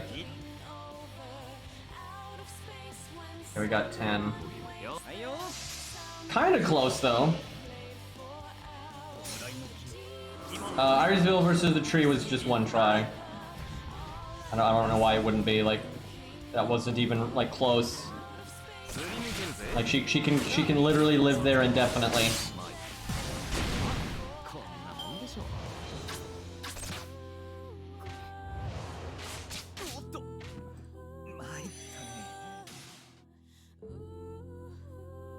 It just, you know, takes a long time. But that's why it was nice that Rex had Iris Veil Grailed, because it had sped it up so it didn't take so many turns. Okay, Blood Axe, no good. Do we have Leonidas? Like, literally a taunt could make a difference here. Wow, I don't think we have Leonidas, damn. Maybe we need to use some FP then. Dr. Deus, thank you for the 1 year sub, man.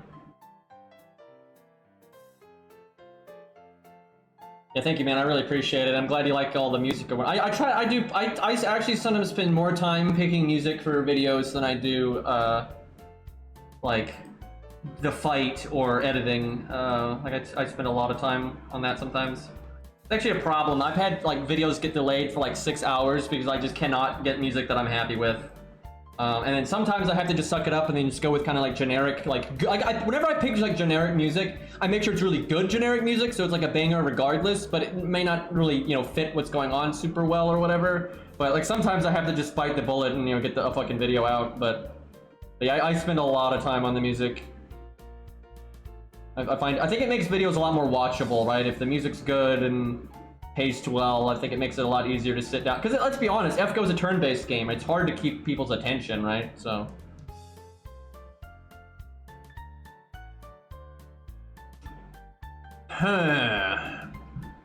So the art one is ultimately the biggest problem. Do I have Mozart?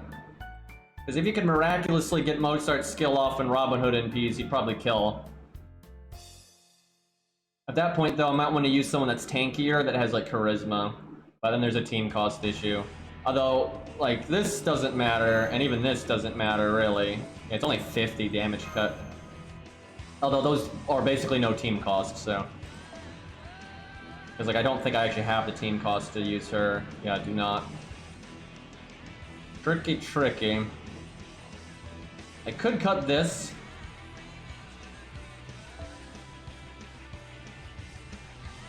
So I can reliably kill the Buster one, and I'm almost killing the Quick one. What I need to do is kill the Quick one, that way I can completely focus on the Art one. That will make this a lot more reasonable. But I might just have to level up some. They just don't have quite enough health, right? If my units had like a bit more health, I think it'd be alright.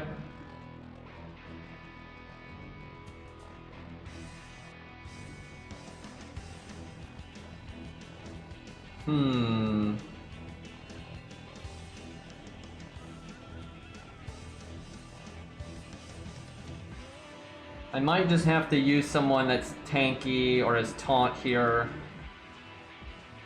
Or maybe even before MASH. That way you're more likely to be able to use the invulnerability on Bizet. Alright, what options do we have here? Not much has survivability right now, though, that's the thing. The Hans would not get his NP at this level. Martha doesn't have her team-wide heal at this level, she only has her self-heal. Bodica is not getting her NP, wouldn't be worth it right now, it's an upgrade. We have Chen. You could taunt, but he doesn't have anything else.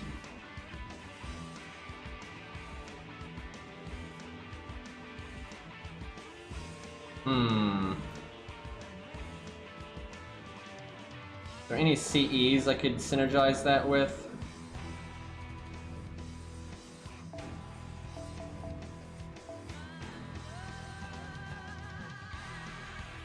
This is where I should have kept another copy of Kim Lawn. Having a second one would be actually really good here. Alright, chat, we're gonna Gasha a little bit, because I kind of wanted to do that anyway.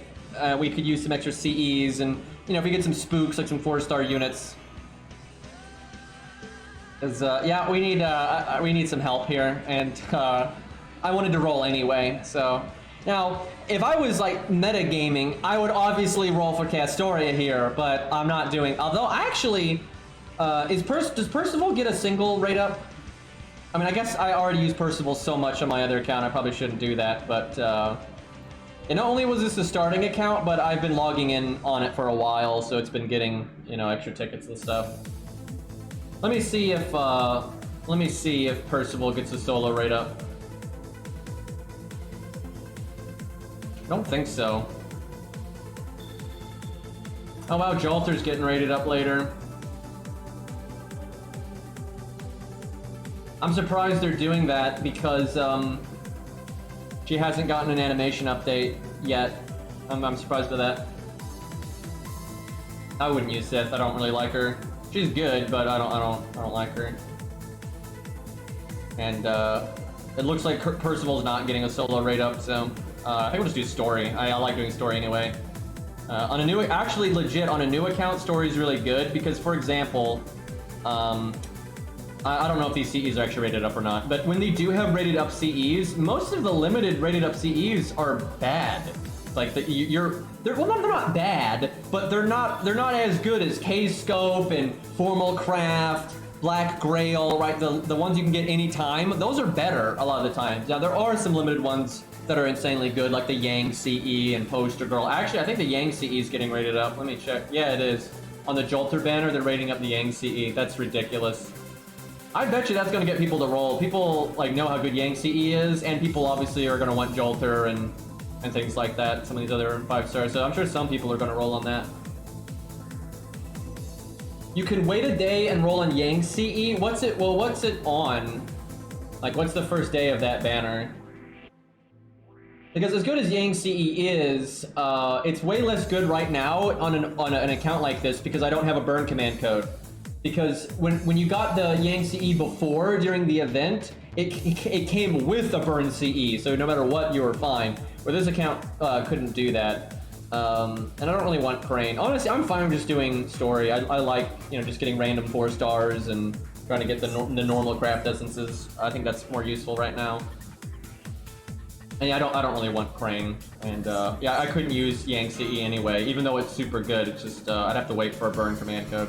Although you might be able to buy a burn command code from the shop. I should check on that. Oh, well, that's good. That's good too. That's really good. Obviously basic, but it's still super good.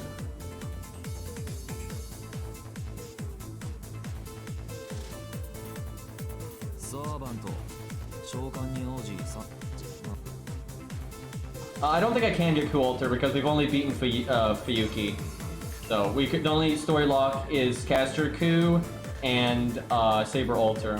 I'd actually be happy if I got Saber Alter because I've never used her as like a primary Saber on an account before, and I think that'd be kind of fun.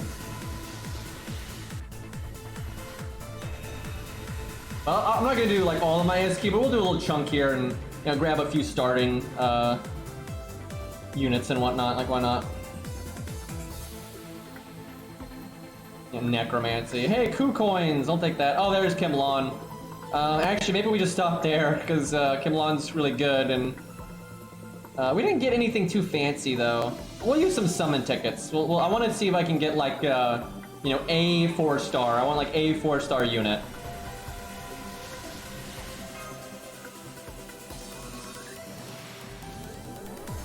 And we'll either stop rolling after I use more, like a good chunk of tickets or SQ, or until we get a 4-star unit. That's what we'll gun for. Wait, again, I don't think we can get QoL. You have to beat America, so I don't think that's the thing.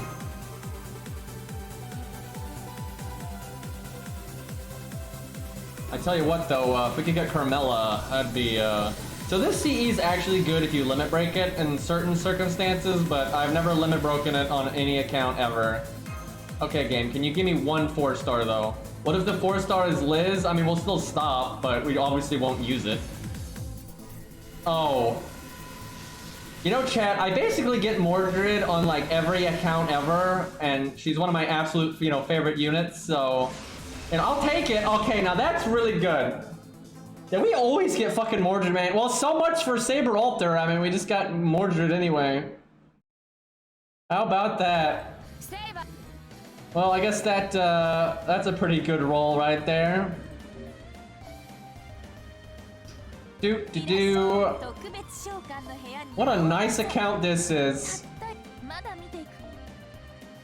Absolutely love it. How about that? I always get high NP rank Mordred, dude. Because obviously at NP2 it's like good enough. It's like every fucking time.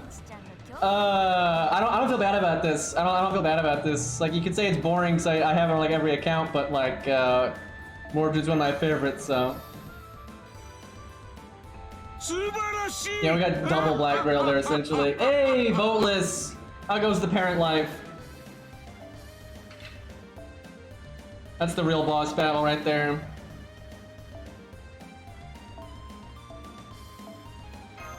Alrighty. That was some OP rolls. Although most of that we're not going to use for the fight we're in right now, but you know, down the line. I'm not going to play this account actively anytime soon, though. I'm kind of just playing it today just to chill and, you know, mess about. Because, you know, there's no content going on, but I'm not planning. I'm going to play this account actively eventually, but I kind of want to like finish Lost Belt 6 on the Herc account first and stuff like that.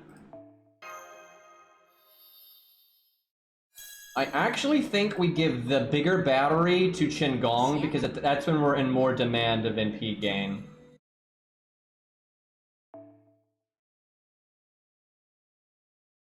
Yeah, I think we do this. The only bad thing is, no, he's only 2,600 health. I think he'll die. Although, I actually like George having the extra health, though, because we're wanting him to take longer. Also, I don't have the team cost now.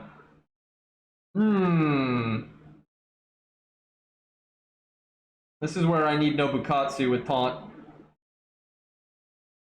He's a 1-star. I'm not sure that would actually be enough, though. Yeah, it's not quite. Think. Carmilla's not necessarily the best option that we have. Because she's only NP1. What other Buster single target NPs do we have available to us? Not a lot, actually. Most Buster I'm seeing here is AoE. Actually, I don't think I've even seen a single target Buster. Okay, Tomoe is the other one, but she's also NP1. She'll actually probably do more damage, though, because of her first skill, but she'd get her NPs slower. Also, she is not actually level 15 right now, but I can obviously change that. Huh, maybe Tomoe is better then. Especially if she could NP and have that buff still on Bazette. Yeah, I think Tomoe is a better pick then. It's gonna be harder to get her NP, but I think that's worth it. I like how I literally am not allowed to go back because I don't have the team. That's so fucking stupid, dude. Like, obviously, I'm gonna come back and address that later. This game's UI, man. Like, sure, you can't start the stage when you're over limit, but not being able to go backwards is just dumb as hell. Like, what on earth is the purpose of that? At least they're slowly making the UI better in this game, but after like playing Arknights again recently, I mean, it's pathetic. Like, Arknights has this amazing UI that's super smooth and easy to use and quick and clear, and then I fucking play FGO and it's just, and what's so obnoxious is their UIs are really similar. Their games play very similar in terms of how you set up teams and how you rank up units. You know, they have skills and XP and you know, stuff like that. It's very, very, very similar. Like, almost everything about their UI is actually, like, you know, apples to apples. It's just everything that, like, Arknights does is a good decision with their UI, and everything FGO does is a bad decision. And it's just... And Arknights makes less money than them, and Arknights has actually updated their UI more than FGO, which is really confusing. Okay, where the hell is Tomoe? Does this thing have Smart Sword on or something? She's like level 6 or something. There she is, level 5. Alright, well, I could give her these, but kind of want to save those. Although I bet you Bazette already has attack foes.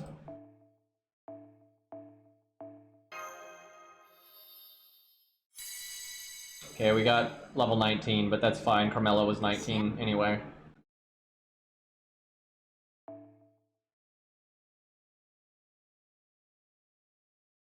I have been playing the co-op account. Like, I've literally been playing it. I streamed it a few days ago. I'm mostly been playing it off stream though, because like, why would I stream farming? That's really boring.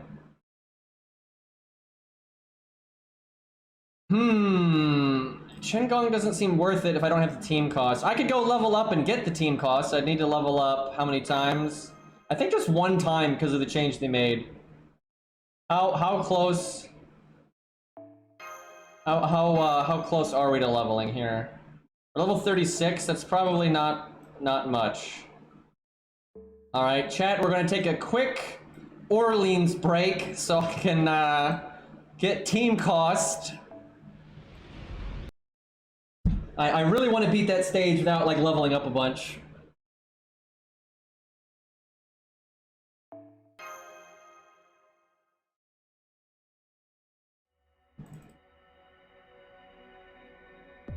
We can use the super Brezette for the filler stages, but then if we fight bosses, we'll not use the super Brezette.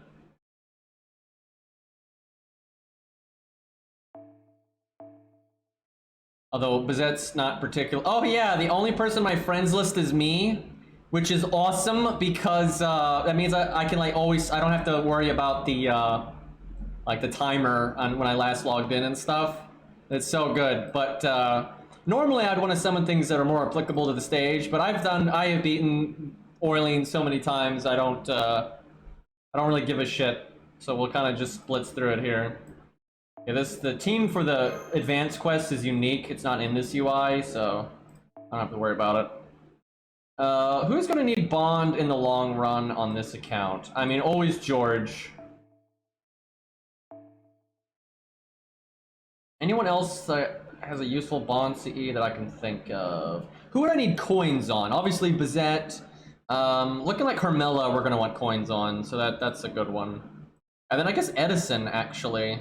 I think we're gonna end up using him a fair amount. Alright, did I, Dude, that's so funny that I got Black Grail, dude. Oh, good start, good start. Alright, let's do this.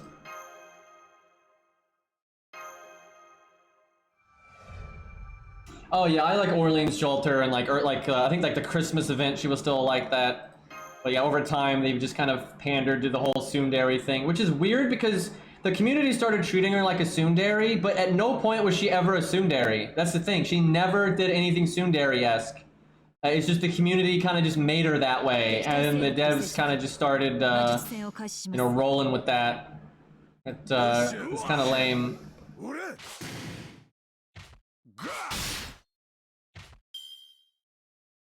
Yeah, she was more, just psycho, right? She was, you know, she was a villain, right? She was a villain.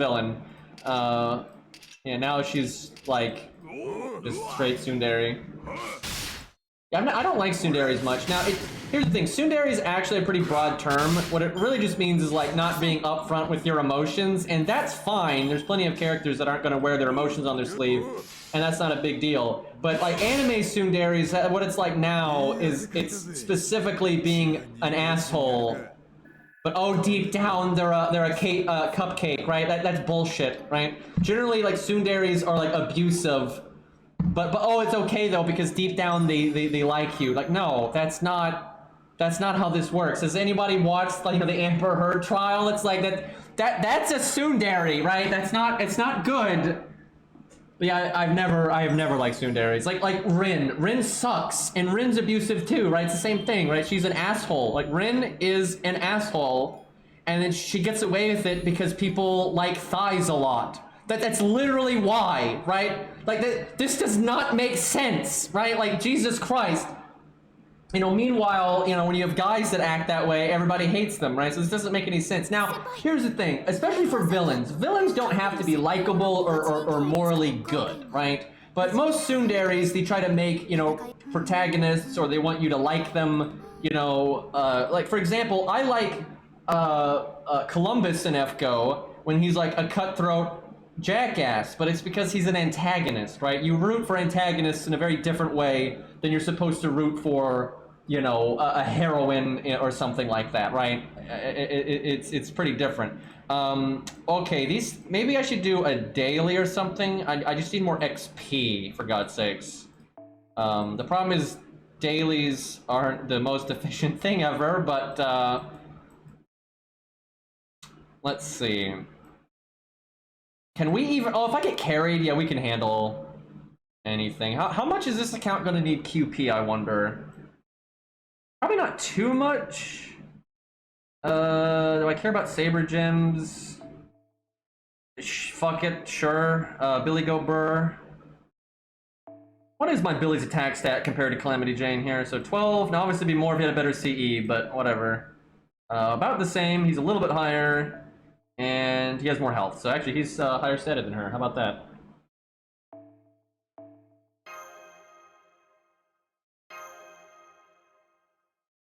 Yeah, like Homelander, a lot of people like the character, but they're not like rooting for the character in like, how do I put it? In like a you know, how people would root for, you know, Rin, right? It's not the same thing, obviously.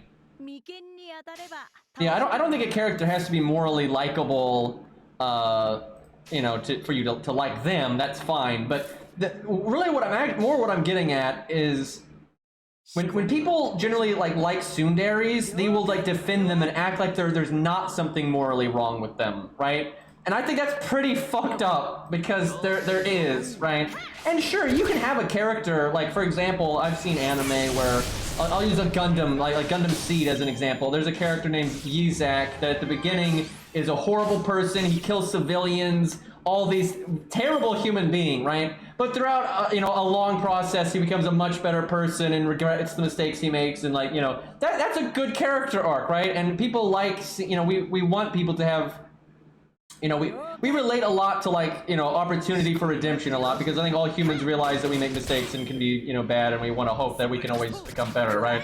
But like people will have a tsundere waifu or whatever, and they won't even act like the character needs to become better, right? They're like, oh no, they're fine, right? This is totally reasonable and acceptable behavior, right? Like that's what bothers me.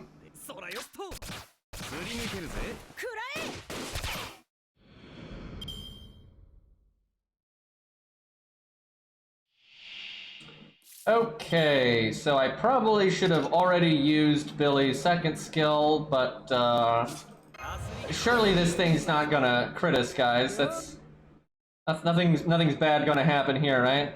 Okay. Honestly, on turn 1, Spriggans are pretty tame, I would say. The thing is, I don't see how that helps, right? I don't see how, like, knowing the trope makes it any better. I don't think that changes anything. Like, knowing that deep down the character likes the other person or whatever doesn't make acting like a dick any more attractive or likable, right? Because again, with a villain, you don't really want them to be likable, right? I think we all, you know, enjoy, you know, from time to time, you know, a villain doing villainous things, and, you know, making problems for the protagonists, even if you like the protagonists and everything, right? But again, that's not what people are doing with tsunderes, right? Like, I don't see how knowing that, like, deep down they have, you know, they like the other character or whatever, I don't see how that makes it any more appealing than just being an abusive asshole, right? Like, it's still pretty shitty. I wonder if Robin can do the damage here next turn with what's left. I should have evaded there. The Requiem event is indeed boring, but I got bad news for you. The collab event after that one is even worse, and then the collab event after that one is even worse. So, yeah, collabs are just going downhill for the foreseeable future. So, yeah, good luck. Okay, so I probably should have just NP'd this Spriggan. We're kind of getting annihilated here. Yeah, I've never found anything likable about tsunderes ever. I've never liked it at any point. It's very unappealing to me. Now, to each their own, blah blah blah blah, but the thing is, it's not just popular. I'm pretty sure tsundere is the most popular waifu archetype. Now, obviously, there's a lot more to characterizations than just waifu archetypes, thank God. But, you know, for like that more, I don't know, generic, straightforward kind of thing, I'm pretty sure it is the most popular one, so.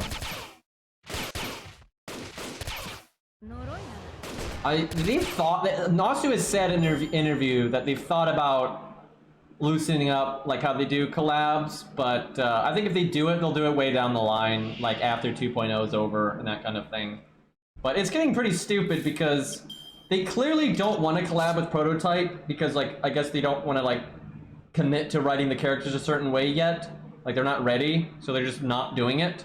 And I think that's true for several. The few IPs left they have not collabed with, I think, you know, that's why they're not doing them. And so instead of then collabing with a different IP entirely, or I think the obvious thing to do is like doing a second K&K collab, right, or something like that. I think that's a really good like thing to do in the meantime. Instead, they're making up bullshit and acting like it's a collab. You know, they're just doing FGO x FGO and acting like it's somehow a collab, which is, I mean, that's just nonsense. So hopefully they'll get their head out of the ass on that one, but I don't know, we'll see. I think they'll eventually collab with the the witch one. I forget the name of it. But the one they're making an anime of soon. I think that one they'll probably collab with. But I don't know. Next year might be Tsukihime, because Nasu basically confirmed he was going to collab with Tsukihime eventually. Because he said he looked forward to writing the collab. So, like, obviously they're gonna do that.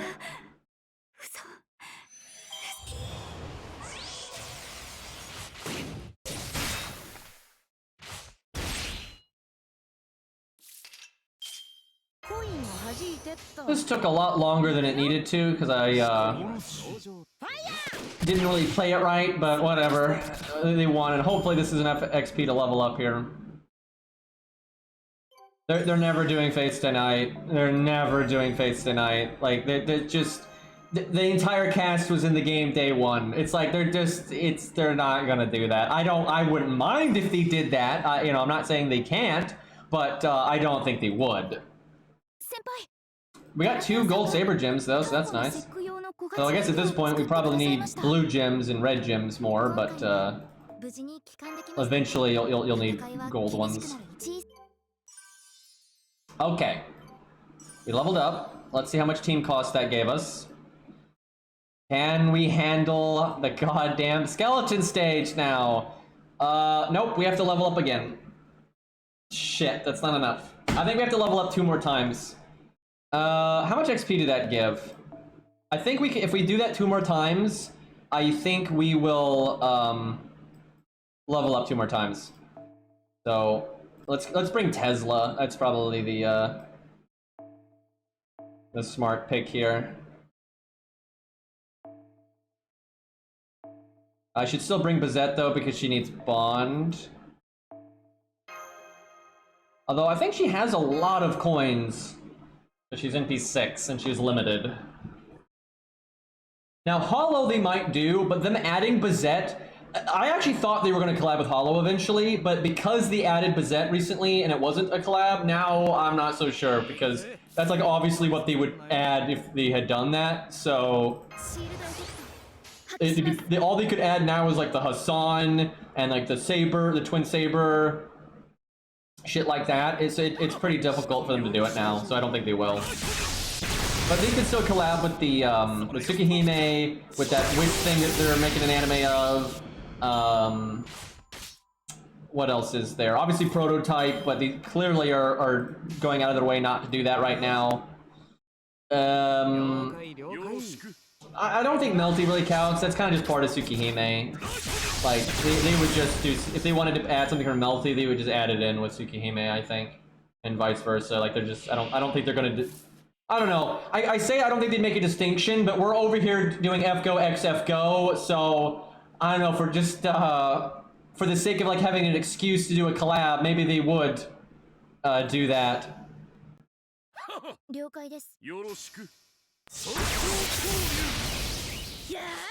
Yeah, I'd like them to just do KNK2, Phase 02, stuff like that.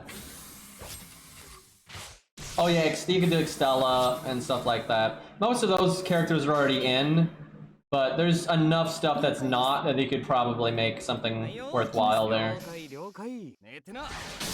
Yeah, that'd be such a meme if they did arcade, because they did FGO x FGO Waltz, and then they did FGO x FGO Comic, and then they do FGO x FGO Arcade. Like, that's definitely in line with how they've been recently. You know, I probably should have just NP'd and then done Tesla's battery skill. I could also just give him K-Scope. That's another way you could do that. But here's the thing. If you're going to do FGO X FGO, don't make it a collab, just make it an event. Just do like an arcade event or whatever. Save the event slot for some, or the collab slot for something that's actually a collab, for God's sakes. So I should have just buffed, because Tez was buffed last 3 turns. And he would have killed there.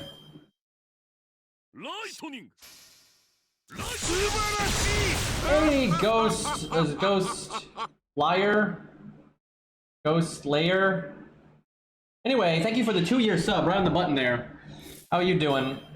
Alright, let's get all of our buffs here, see how much damage we do. They should be Earth or Sky, so we should get his bonus. Kinda curious how that does then.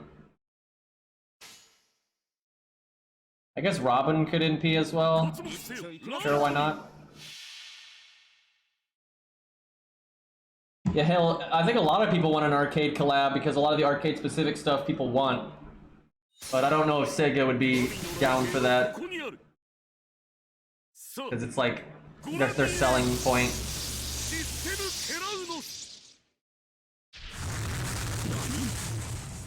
Wow. That, yeah, they're very dead. How about that?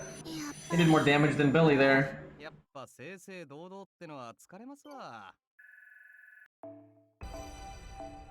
Alright, one more level up, I'm pretty sure, and then we have the team cost.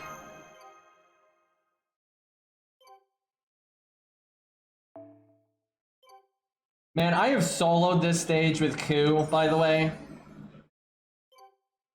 And it's because before, when there was the other daily, when the other green daily was the hardest one, I had soloed it back then. But now my Q's much stronger, so I did this one just for the lulz. I should probably make a video of that, actually.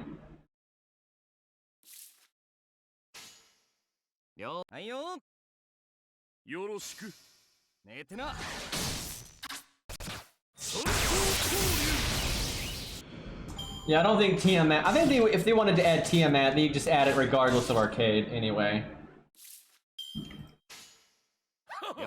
It's hard to say though. We have no way of knowing what kind of business deal is going on between Type Moon and Aniplex and then Sega for arcade. Like, we don't know what the deal is. So, for example, if the deal's like, you know, you all get these characters exclusive for a year, then we probably will see them in regular FGO. But maybe that's not the deal. Maybe it's 5 years.Maybe it's just maybe the clause is you can't use them in mobile at all, right? Now, one thing we know from regular FGO is Type Moon maintains all character rights. And that's probably true for arcade as well. So they still own the rights to Merlin prototype, for example. But that doesn't mean there can't be something exclusive in the deal, like, you know, you can't use Merlin prototype in FGO mobile for a year or 5 years or whatever. Like, they can have weird clauses like that. And yeah, we just have no way of knowing, you know, what the deal is there.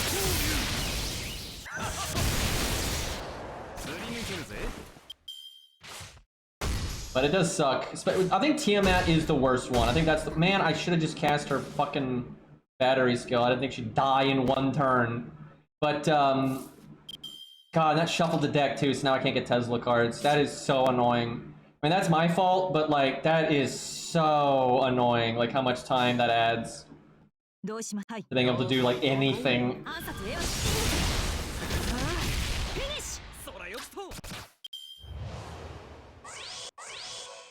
Wait, did they sell arcade even? I thought the one thing that Sega held on to was FGO arcade. And I'm not a business major, but I know some things about business. And normally, from what I understand, like in that kind of situation, you would, if you sold it, you basically would sell the contract. Right, now there again can be exceptions to that depending on the contract and blah blah blah blah, but I'm pretty sure that if they did sell FGO Arcade to a different company, that they would just get, you know, the same deal that that Sega had. But again, we don't know like what the hell's going on behind the scenes, so I don't understand how, like, I don't think I could have possibly had, like, a unit die at a worse timing and then the new deck shuffle. Like, I don't think I could have, like, been more delayed here than I am being right now. Thankfully, that was enough to. I guess the third hand could have been all 5 of Tesla cards. That would have been worse. So that would have obviously been extremely unlikely. So I don't actually need to do that battery skill, but I'm just doing it because. Get that 200%.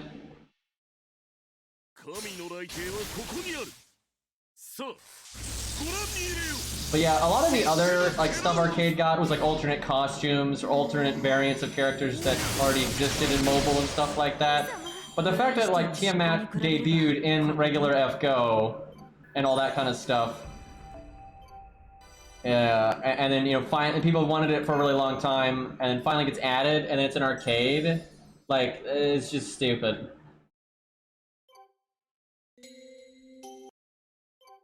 Okay, I think we have enough team costs now.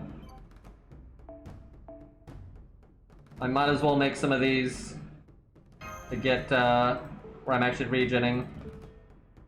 Although I'd have to go down to almost none, so we'll wait. It's kind of nice that you can do that now, though. That's super cool, actually.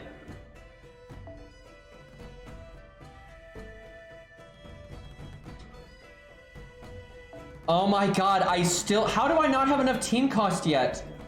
Are you kidding? That's ridiculous. Oh my god, I gotta do it again.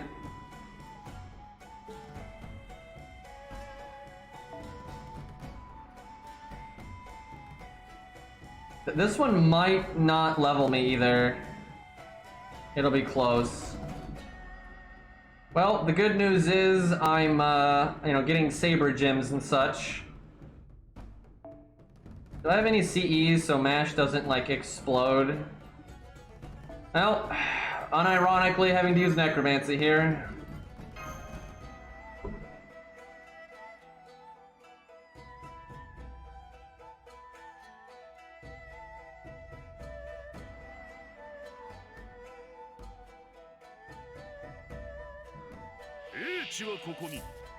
I mean, it's not like the coup we have isn't real, so I don't understand your sentence there. Like we all like that again. That's like all the other things in Arcade where it's an alternate or like a weird take on something that already exists in mobile. Where Tiamat doesn't exist in mobile, even though she debuted there. It's like Suzuka Gozen, for example, right? Like we already have Suzuka Gozen. And if you're just referring to the fact that like some people think it's not actually coup, it doesn't really matter because it's just like Van Gogh is still filling in for Van Gogh. It doesn't really make a difference. Honestly, I'm not gonna lie though. I kind of get the whole theory of why they think that's not actually coup. It could just be them fucking up. Like I wouldn't put it past them. Like. They just forgot. Like, look at how badly regular coup is done in FGO. It literally says in his bio that for some reason in FGO he can't use his runs, but then he uses his runs. It just doesn't make any sense, and it's because because in regular Fate canon, right? Fate Stay Night, Fate Hollow, whatever. If you summon coup, he has his runs even as a Lancer, but in FGO he just doesn't because Chaldia sucks. But then they clearly forgot about that, and then Ku uses his runs anyway, right? So it's just very, FGO can be very inconsistent. It's not like logically consistent a lot of the time. And I think it's kind of the same thing because why people think Ku in Arcade's not really Ku is because they basically said in the past that Ku pretty much has to always have either this like hero skill or bold, right? He basically has to have one or the other. And the coup in Arcade doesn't have either. But that could just straight up be a mistake on their part. Now, maybe not, right? They have done little hints like that before, like with Castraku and stuff, right? They've done a lot of hinting that... Now, obviously Castraku is coup, but, they really hinted at the whole Odin connection and stuff. So, yeah, it's possible, but... what's better, the Art Chain or the Quick Chain? Let's just do the Quick Chain just because.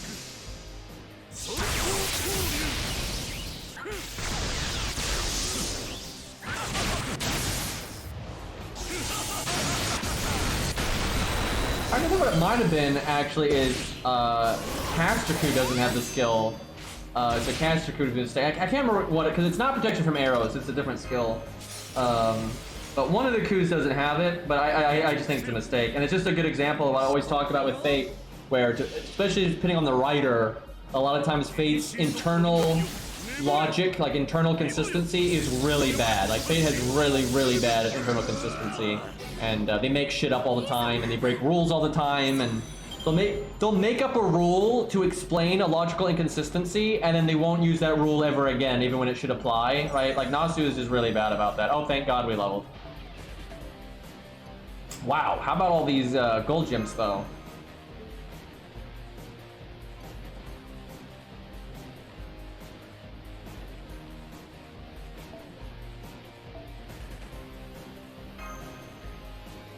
Okay, there we go. Am I about to run out of these? I think I might be running out of those. Oh, no, I don't have enough AP for another one anyway. But, you get them from doing the main story.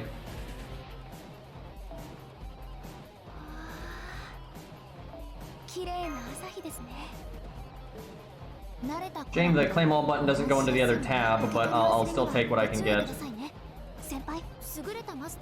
Alright. Let's fucking do this. You don't gain. How do I level up like 3 times and not gain 1 team cost? When the hell do I get? I need literally 1 team cost. Are you kidding me, game? I just did all that for nothing. I mean, let me look up when you get 76. Like being literally 1 short is pretty obnoxious here. Let's see, so we're level 40.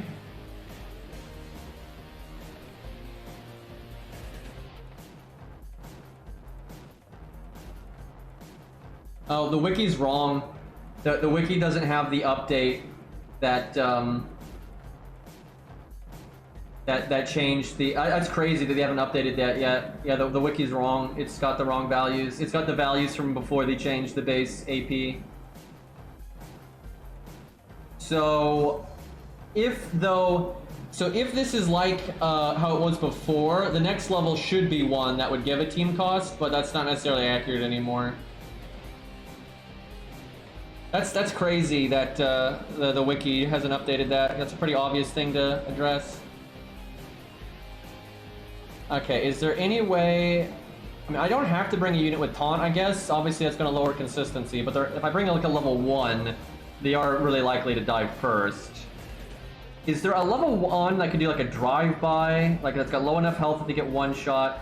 Because he's got that. But now they have to be a 1-star. Fuck. Do I have Jason? I do have Jason. Do I have an why is that? Why are so many of my servants not locked? I'm getting so confused. Okay, there we have that. 1,900 is probably going to get 1 shot. Okay, and I think he starts with, no, he starts with heal. That's good enough, though, actually. Because he can heal Bazette. I mean, this theoretically has a chance. Alright. Fate was pretty consistent in the early days, although even Fates Tonight, I guess, had some inconsistencies, but it wasn't too bad. But it's gotten pretty bad as time has gone on. And it's really because of Fates Stay Night, though. Fates Stay Night had established certain rules that don't like line up with like what Nasu wants to do with like, you know, making other stories. You know, it really limited him in ways that he doesn't want to be limited in. So he just kind of contrives horse shit to try to get around it. Alright, so we need NP gain on Tomoe above everything. Unfortunately, our opening hand is not really good for that, but we'll just deal with it. And then we need to be able to NP with Bazette within 3 turns of Tomoe NPing. That's very, very important. Because we need more damage than we had last time. Oh, we gotta debuff the hell out of this guy. Boy, it's kind of crazy that they say this stage is level 15, because, I don't know about that. Although I guess they're kind of expecting you to have used your free max ascension and that kind of thing.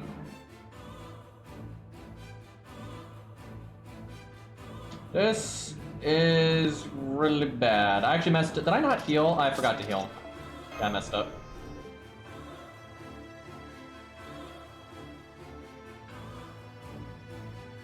I've been rolling so much FP. What are you gunning for?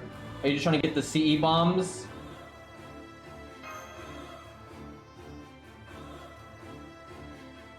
CE bombs, yeah, makes sense. I should probably roll a bit more myself. I think I still have like 150k. I used a good bit, but I still have some. Dude, their head wobble making the whole camera shake is so jarring. Alright, remember to heal George this time.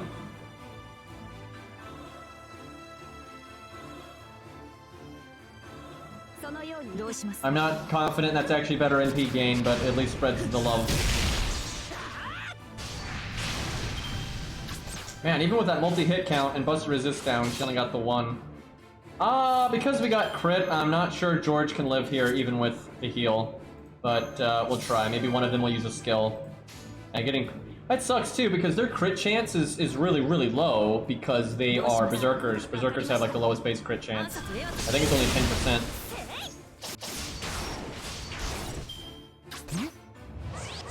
He might live, it depends on low high roll. Damn it.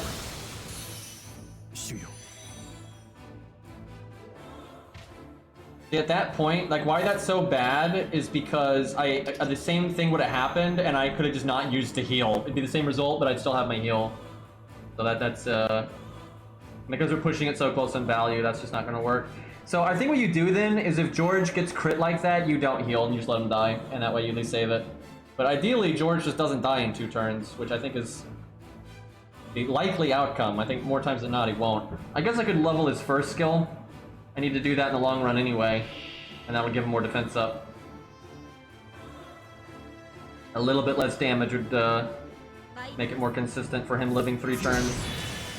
Oh, that is not the hand I wanted to see. I guess I do that just to get an extra Buster Resist down. I presume the extra attack will proc it. Yep, okay. And we got crit again, although they cast a skill... okay, I'm just gonna level George. This is stupid. Like, that's so unlucky that keeps happening. Like, when we did the stage earlier today, that didn't happen once, because, I mean, they're Berserkers, like, their chance of that happening is super low. But I need to level George's first skill anyway. In before I don't have any right or blue gems. Oh, crap. We can level it 1 time. Not sure that's gonna be good enough.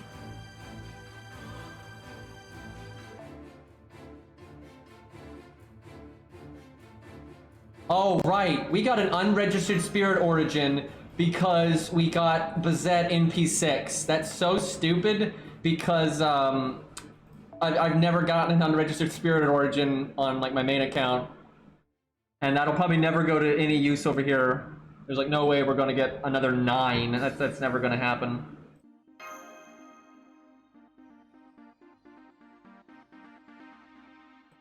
Dumbest system in the game.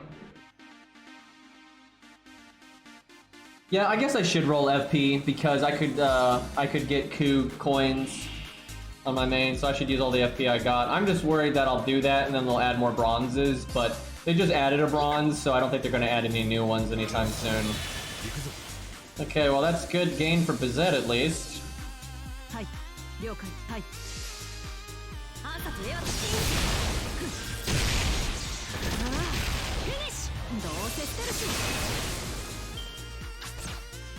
Imagine though getting a USO and 700 SQ, that is pretty ridiculous. Okay, please no kill George. Don't do that. Why am I attacking that one? I didn't even click up there. What? Did I actually click up there when I was trying to heal or something? Like, what? Anyway, I mean, these are permanent, I guess, so it's not like we don't need them, but I obviously need the Buster ones. Okay, this is good though. Tomoe can apply an extra stack, which kind of helps make up for our mistake earlier, and then do a little bit more damage.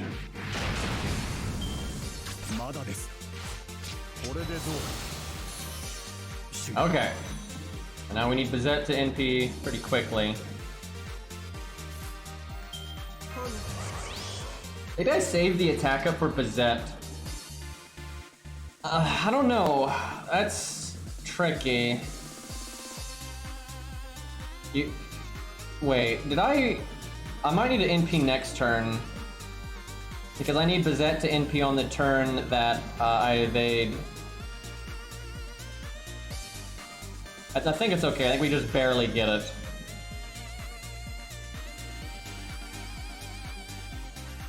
Okay, let me think about this. I guess we Buster NP. I'm gonna try not using the attack up. I'm gonna see if we can save it. And then I guess Bizette will do this. Oh right, we haven't done Shimosa, so we question mark.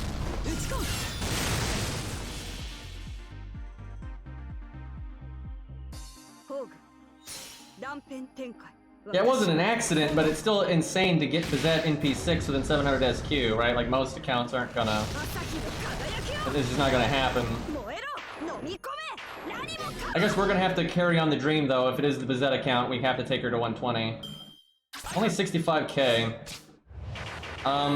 So that really sucks that they just did that to Jason, because now he can't heal anybody, because they're all full of health.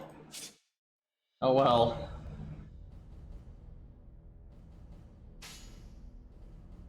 Oh crud, we have no Bizette NP gain here. Bizette has to get attacked here or we're screwed.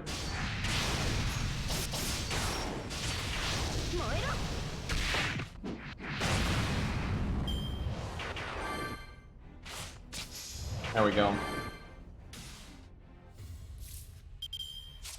I think even though these are on the last turn, they'll linger because that's how Bizette works. Okay, lucky on that.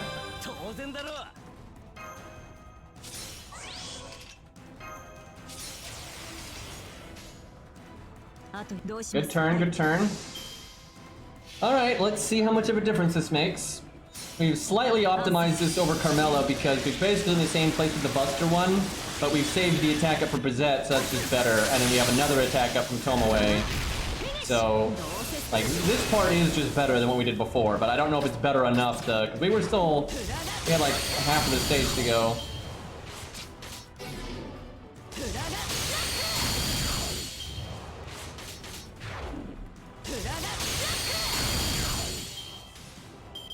Yeah, we still need to kill that guy, although, how much burn is left? I think he dies to the burn.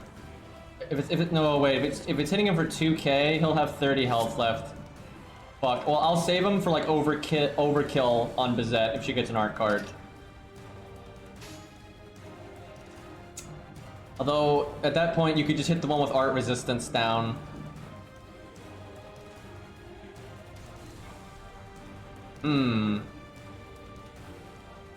What's the play here, then?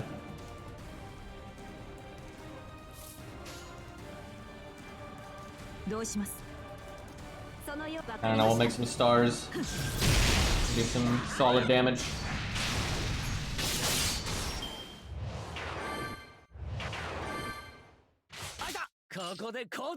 Okay. Yeah, that extra CE is nice, though. That makes it way easier to get our next NP. This is a much better setup than what we had before. Okay, there's our NP gain for Bizette. Although, seriously, I think it's just better that she hits the other one.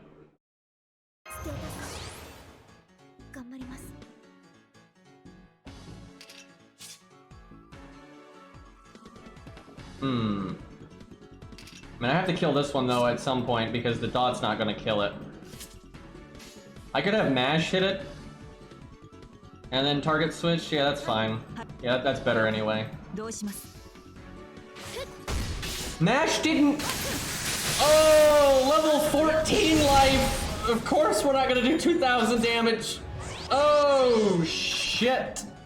Well, we're not gonna be able to block their NPs, so there's a chance that we won't even get to counterattack here, but I gotta, you know, take what I got.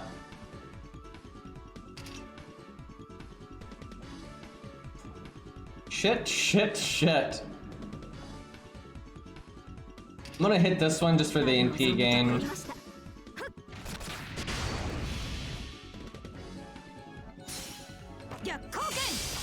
Yeah, I don't know why I was expecting 2k damage there from a non-buster card at level 14. And they didn't attack. That's shit. Oh no. At least he attacked once, but I could have hit that guy twice. Which, oh, that's, yeah, that's what we need. That about do it.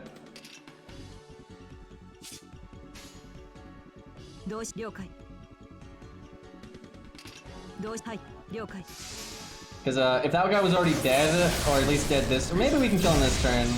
We crit. No, not quite. He would definitely be dead right now, though, if we had gotten that other counter off. Fuck, we got crit for 4k.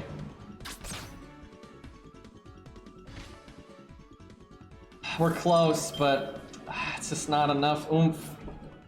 Alright, I need to take that art. I need to take that art chain while we've got it. I should have saved that heal for Robin. What am I thinking? Because there's no one with Buster Resist anymore.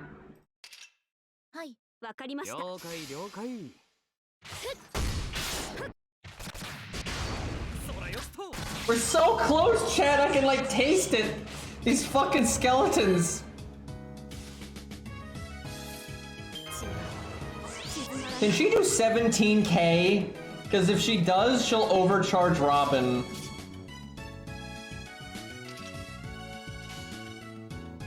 Oh, come on, Tomoe, work with me. 13k. She can, I mean, come on. She can do 13k, right? NP1. She got her attack up. Oh, 21. There we go. Very nice. Now, I don't think Robin's gonna kill here, but if Robin doesn't die this turn, I think he might be able to finish this guy off. Ooh, never mind. Robin is a champion. Oh, baby, look at that. Because he had the attack up, all the art down, and then the overcharge. Fuck yes. That was awesome, man, because that was real gameplay there. Like, we had to actually min-max and synergize. I'm very happy with that. Like, that's some good low-level gameplay right there. I kind of want to make that a video, actually. That's kind of fun.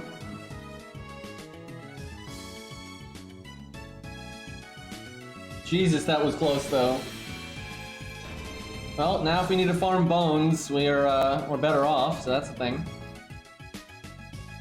So, the next one is 25, so, and we get 2 of them. So after Orleans, we're gonna have a real difficulty, jump there. I think this one's gonna be hard as fuck, actually, at level 25. That's gonna be nuts. This one won't. That's gonna be easy.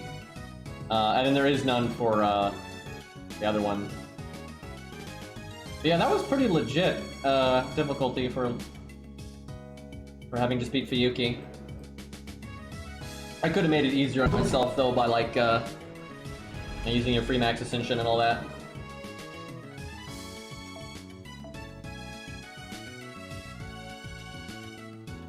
Feels bad summoning a level 90, but I don't really have a choice here.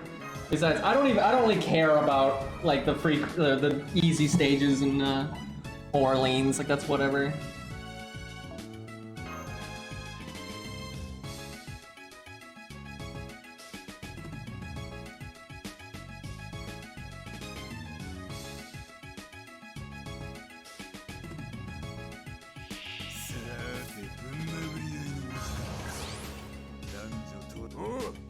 Yeah, that was definitely harder than I was expecting it to be.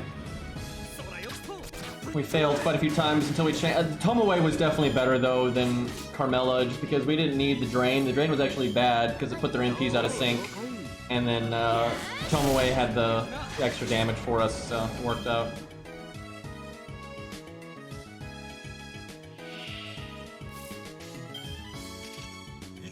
But yeah, today's update is pretty minor, but I'm still like happy just because FGO needs a lot of fundamental improvements, and although they're being very slow about them, but they're still doing them, right? Because under DW, we just went year after year after year of them not doing any fundamental improvements. And I was getting pretty tired of it, where at least Lasagna now, you know, they are doing things like making the advanced quests replayable where they weren't originally, and they're, you know, got the collect all button, which is crazy it took them that long to add it, but, you know, at least we got it.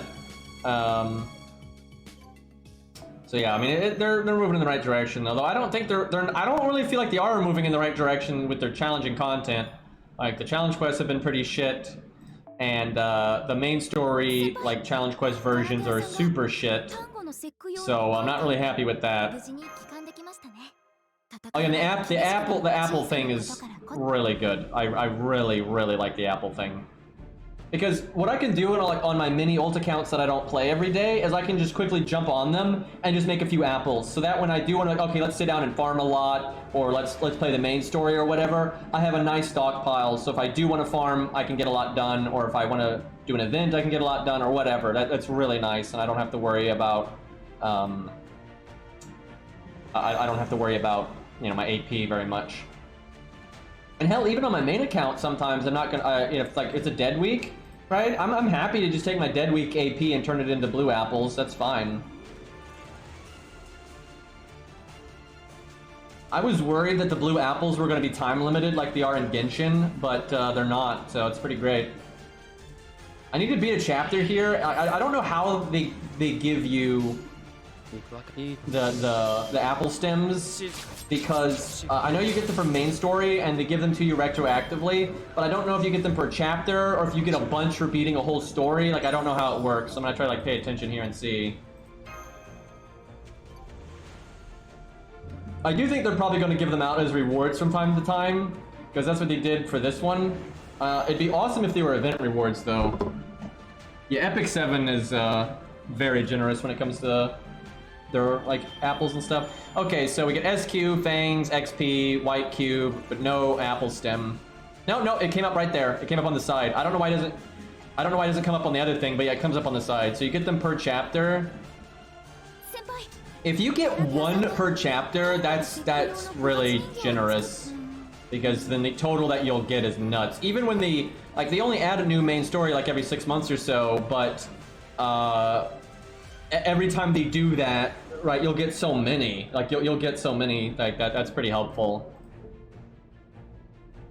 Interesting. Okay, what I might do for like the end of the stream here, I might jump on my main and just like play around with some other units, or even jump on some of my ult accounts and look at what 4-star CE they want. I should probably do that. That way, when they do the 4-star unit, I can focus on that. Let me get literally one more AP though, because then I can actually make one of these apples. So look at this, I already got 27 of them. It's awesome. It's got all that excess AP that I had from like leveling up. I turned it into the apples because I figured that was more efficient. Someone did the math, and you can get half a year's worth of AP from this system. Yeah, it's pretty good. I don't mind it. Especially with the way I play the game, I think it's going to be great. I'm a little worried though. This is going to make them give out regular apples less. But I think games are starting to realize that how do I put this? Like, AP does make them money from whales, but it makes them no money from free-to-plays, right? Free-to-plays do not spend money to reset their AP, but whales do. So I think what they're trying to do is make a balance where normies can play as much as they want. I don't think they've hit that balance by any means, but then they still want it to be when whales want to like farm a new material that comes out, like bells or whatever, they still have to like just mash AP like crazy, and then they'll have already ran out of their apples, right? And they'll still have to reset their AP. Because whales actually do, throughout a year, do end up spending quite a bit of money on AP resets, which is like crazy, but it is what it is. Hex, that's really good there. Let's roll some FP though. We got a minute to kill, and this account should really do that anyway. Need to get Mari, I suppose. I doubt we'll use her much, but it doesn't hurt to have her. And she could get buffed, you never know.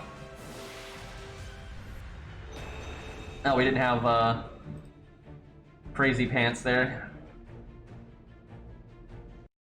Oh yeah, the clear prisms were a really nice addition to the game. They really are. They allow you to kind of just keep playing the main story, and when those key units need to be upgraded, you can just buy what you need. I really like the clear system. It's actually so good, and it makes the game so much more fun that I wish, one, we just had story replay for God's sakes, so you know I could use all these units I'm upgrading, and then I wish they would give out those clear crystals just a little bit from events. Not a lot, don't give out a lot, but just a little bit.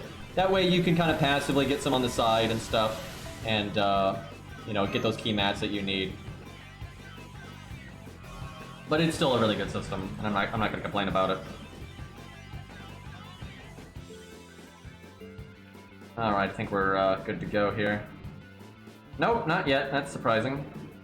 How much time? 14 seconds, okay. And then we should, let's see, I guess we'll jump on the Herc account, because I kind of want to, I don't think I can limit break Sakura scope with just one copy, but we'll check. Alright, make one of these bad boys, and then, yep, I love that, because now I don't have to worry about logging on this account for the rest of the day. And it's just sitting there, it's great. Alright, let's jump on the Herc account.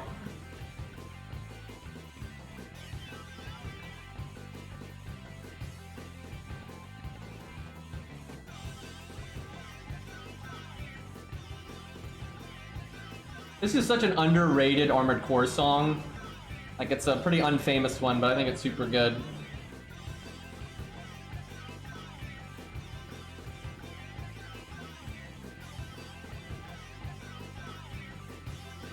Yeah, and Herc account will obviously pick Herc as its free 4-star. There's no, I'm actually picking Herc on several accounts. I'm picking him on my main account, because I don't have him, which is ridiculous, but, and I'm picking him on my ult account. And then, I might even pick him on my regular ult account too, I'm not sure. I'll have to think about that.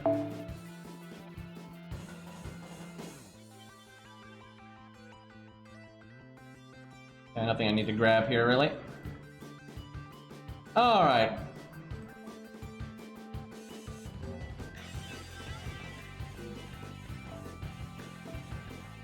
Let's see.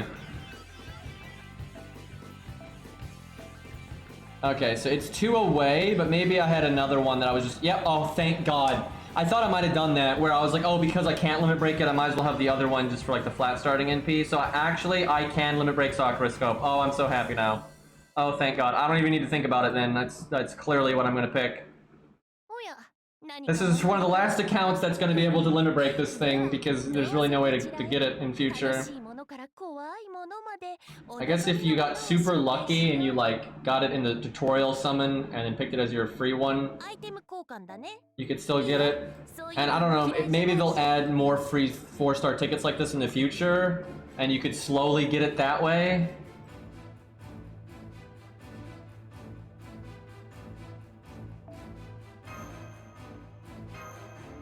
Alrighty, I really did not think I was going to be able to do this because I thought I was 2 away. Well, I am 2 away, it's just I had an extra.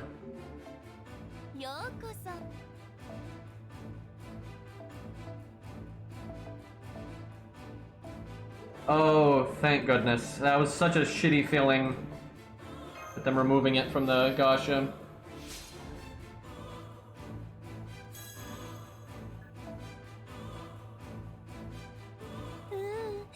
I wonder if that's one reason he removed it, is because of the Van Gogh event, so it was like an incentive to get people to roll. Sumo ticket win, maybe someday. Alright, you know, while I'm here, I might as well make some blue apples.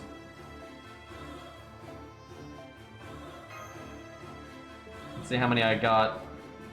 5, alright. It slowly begins.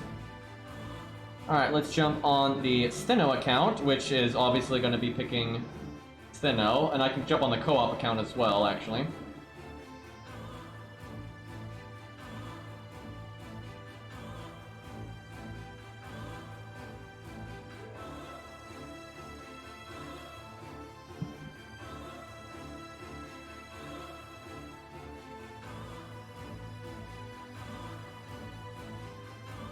think I may have already picked my free 4-star on this, because I think this account might have been like 1 away from something. I'm not sure.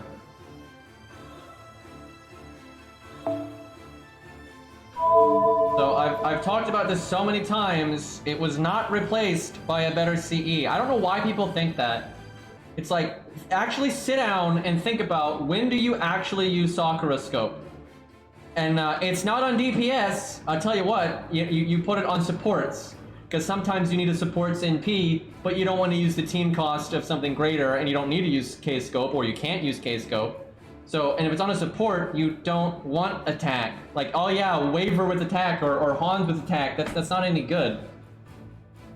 Like, the new one is worse, and like in almost any practical situation. And even if that wasn't true, it wouldn't matter, because resetting your like, well, just happens to hurt the account, right? I'll spend all that time slowly building it up towards limit breaking it, because obviously limit breaking it is what's really good about it. So taking all that time to get towards limit breaking, and then having that reset, and then having, because the new one isn't going to count towards that limit break, right? You have to do you have to start from 0 again, right? That is so much worse than a minor stat change, even if the stat change is beneficial, but the stat change isn't beneficial. Like the kind of units you normally put Sakura Scope on is Hans, Leonidas, you know, Waver, Nash, right? It's Asclepius. It's on units like that. They don't want an attack stat. They want a health stat. So the legit, the stat distribution that would actually be better is full health. Like, absolutely. Because your DPS is going to be more likely using, you know, any old 50% starting NPCE, like, oh, I don't know, chat, maybe something like Golden Sumo, right? I don't know, that might be one. But anyway, you're going to be using one of those, you know, many 50% starting NPCEs. Or you're going to use, if you got to get your NP right away, you're going to use K-Scope, right? Like, that's, if you're going to Zerg it, you're more happy to use something like that. And, like, getting a single K-Scope isn't really any harder or easier than getting 4 copies of the new Ilya one, right? Because you have to get it so many times.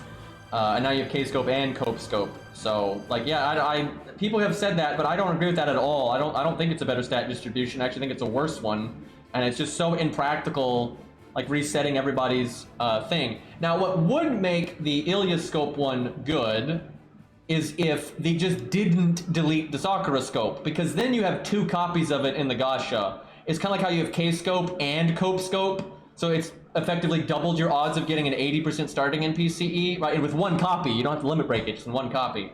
If you added the Ilya Scope and Sakura Scope still existed, now you've got, you know, 2 ways of getting a 75% thing when limit broken, and 2 ways of getting a 60% one, right? That's much better.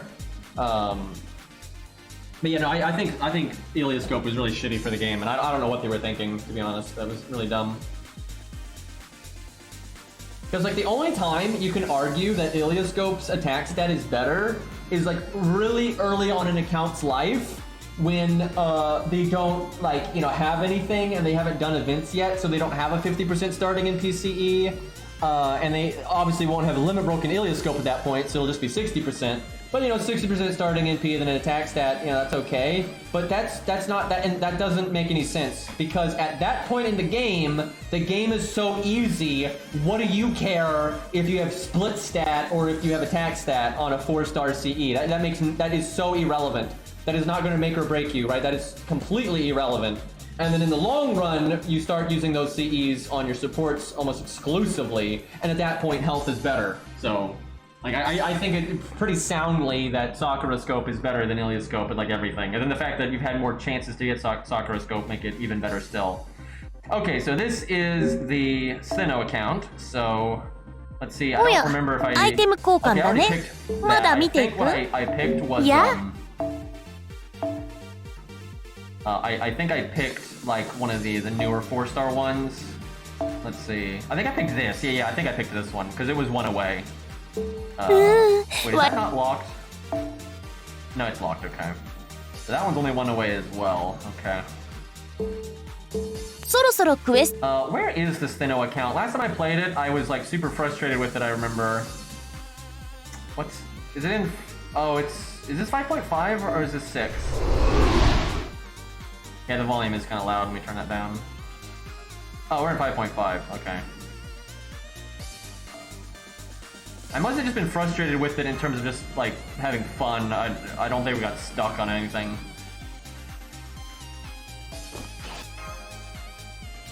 I don't see the Sinnoh account, though, beating Lost Belt 6 right now. I mean, it could have used command spells. Like, I don't even need SQ revive, just literally command spells, and I could beat Fluffy, but I don't think it can beat Fluffy right now. I think the Herc account can, I just need to sit down and figure it out. Let's see, what does it have, though? So, Ku's good. I'm kind of expecting he doesn't have his third passive yet, though. Oh, no, he does. Oh, shit. Okay, maybe we do have a chance, then. She's alright, actually. I'd have to get those skills up, though. Sclipius is a big one. Okay, we got that. Skill ranks are bad, but they're probably good enough. Mash is a big one. Oh, 10, 10, 10. Actually, we are looking better against Fluffy than I was thinking. Honestly, if we grailed Q to like 90, we'd probably be set, and we could maybe do it without, actually. We just have to get more luck. Like, the less grailed you are, the more luck. Yeah, actually, this account might be able to do it, now that I think about it. Especially if we get Martha up, because Martha's pretty handy there with Q. Yeah, shit, even Sinnoh might be okay there. Yeah, we might actually be able to do it. It won't be like 100% win rate or anything, but you only gotta win one time. And we still have our free 5-star too. Okay, well, that's surprising. Yeah, maybe we can do it. It's definitely worse off than the Herc account, but still.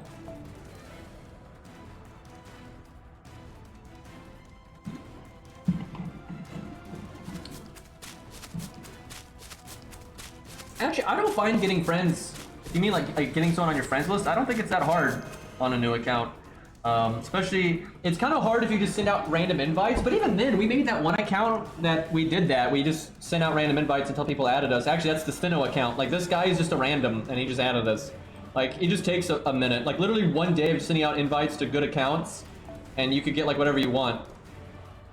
I mean, for God's sakes, this guy's got Castoria and everything else, right? Like, and you can always just jump on a Discord. And people are actually normally pretty happy to add noobs. And the reason they're happy to add noobs is because noobs will summon them a lot and give them a lot of FP.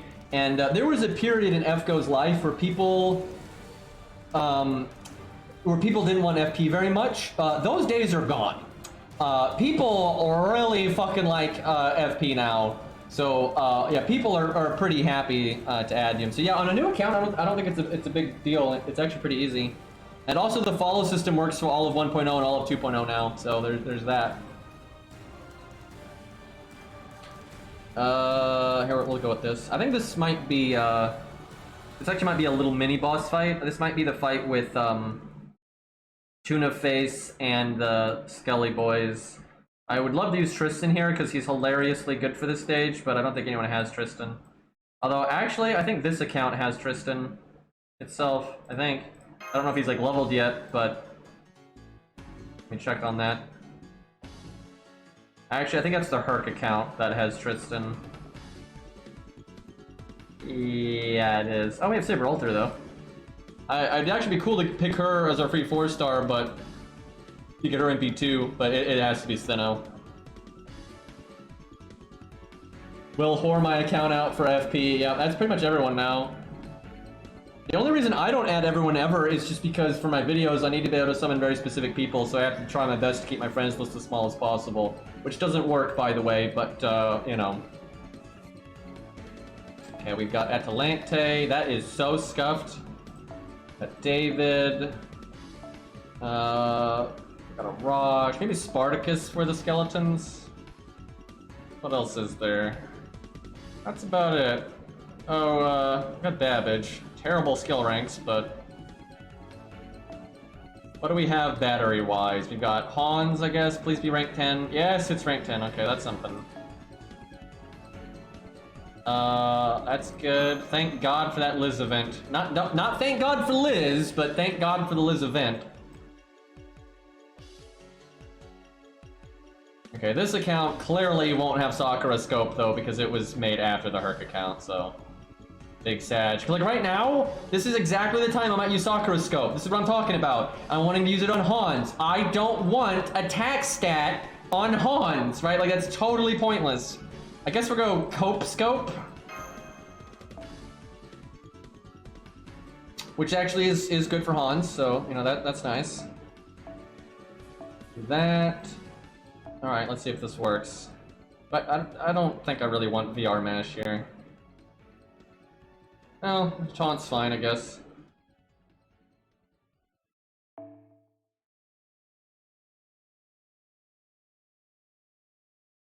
Alright, this account has 2 cope scopes. I remember it got them like bang bang. This CE is so bad, by the way. I have no idea what they were thinking with this thing. Like, it's so bad. Like, what a dumb craft essence. Like, the only way it would be good is if you could snap your fingers and take it to level 100. Because it is good on Berserkers. It is slightly better than Black Grail and Berserkers. But the thing is, at this point, most people have Black Grail already leveled up, right? Black Grail's been in the game since day 1. Most people have it at least level 60 by now, right? And a lot of people have it limit broken. And at that point, you don't want to level another one up, you know, just for Berserkers, right? It's ridiculous. Because for those who don't know, this is literally Black Grail. It's exactly the same. Actually, it's not even. You're right. What you just said, Lost, I just thought of that right before you said it. It's not even an upgrade for Berserkers. It's a side grade for Berserkers. Because it has 400 less attack. Because, yeah, Black Grail is one of those CEs that has, like, an extra 400 attack on it. So, it's a side grade for Berserkers. Because it's the same amount of NP damage, less attack, but then it doesn't do the 500 damage. But a lot of times Berserkers aren't going to care about the 500 damage because of the way you play them. So, this is one of the dumbest CEs of all time. Like, if you, again, could snap your fingers to and make it 100... you didn't have to invest in it. Occasionally, you would use it on a Berserker, but no one's gonna level this thing to 100 for a side grade on only Berserkers, right? That's stupid. And again, Black Grail has been in the game for so long. Most people have it at least at level 60, right? In terms of like its limit break level, and a lot of people have it limit broken now because it's been in the game forever, right? And this you have to start from scratch. So, yeah, it's going to take a little while to get this one too, limit broke.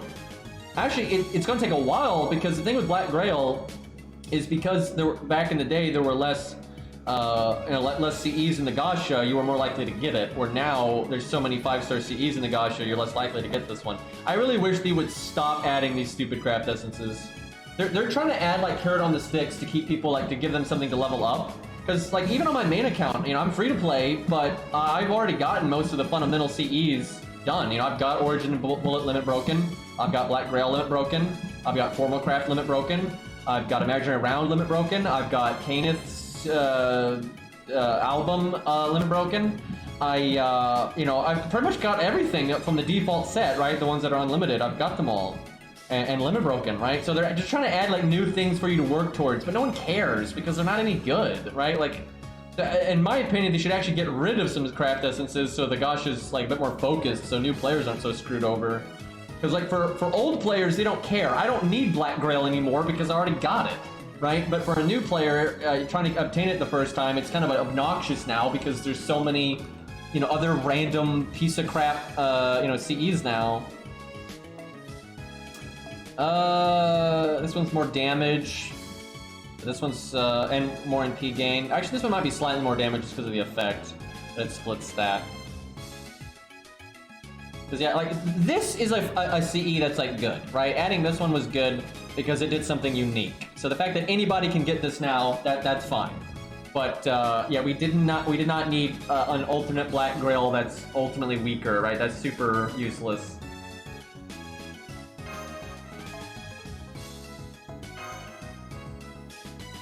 I don't know if Steno would actually be useful here, but you know what? We'll go for it. This one is quick, but I don't think I have the Buster one.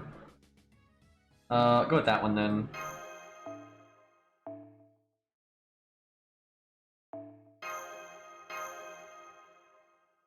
Now, I want to bring this just because I want to level it up.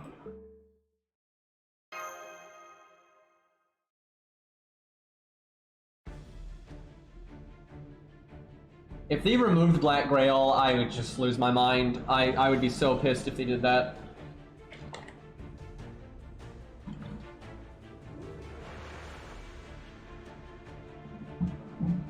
I'd probably have to stop using it in really hard stages at that point.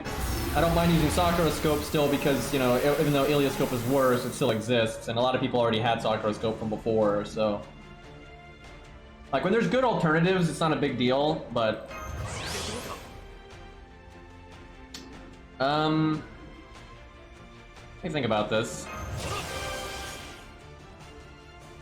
Got art, so on the one hand, I kind of want to give the battery to... Rice Man. Yeah, actually, the skeletons are you don't need to kill. So that means Babbage was actually a really bad pick here. Well, I didn't know. You know what? Let's Star Bomb then.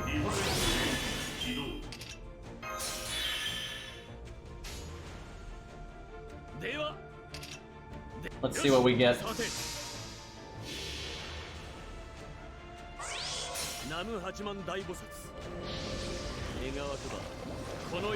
Heaven's Feel meta. Yeah, that's actually probably what I'd have to do. Because Heaven's Feel actually is not bad, and sometimes it's enough. The problem with Heaven's Feel is I'd have to level it. Which would be really annoying. Because I already have Black Grail at 100. But actually, if you happen to limit break Heaven's Feel and you don't limit break Black Grail, it's actually not bad to have a really powerful, like, to use Heaven's Feel. Like, it's okay at that point. But you're just as likely to limit break Black Grail as Heaven's Feel, so ultimately it's kind of... It's pretty niche that you'd actually use it. Yeah, I kind of forgot about Heaven's Feel.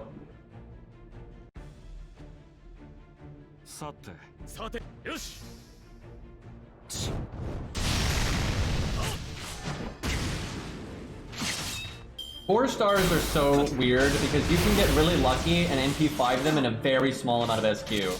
And that will basically happen about half the time. But the other half of the time, it'll take fucking forever. It's, really silly like that.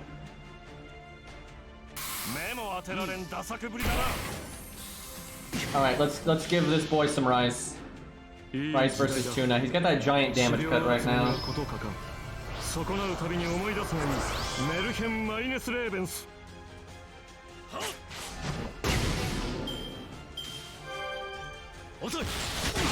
Did you like hit Rice Man with that high hit count, please? Because he'd get his bloody NP, which I actually need.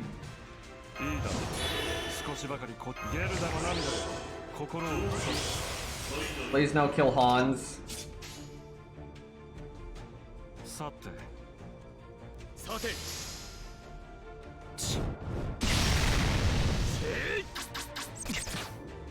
Man, Rice Man's pretty cool. I hope he gets an animation update someday.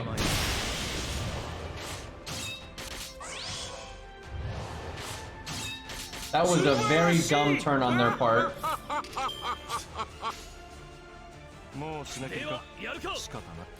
How do I still have protection from arrows, by the way? And Codmaster, what up, dude? Thank you for the 18 months. So many subs today.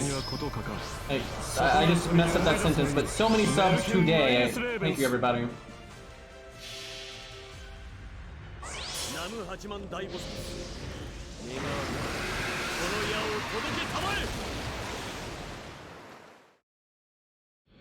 Didn't quite break there. Yeah, that's, I think it's like a 30k damage cut or something like that.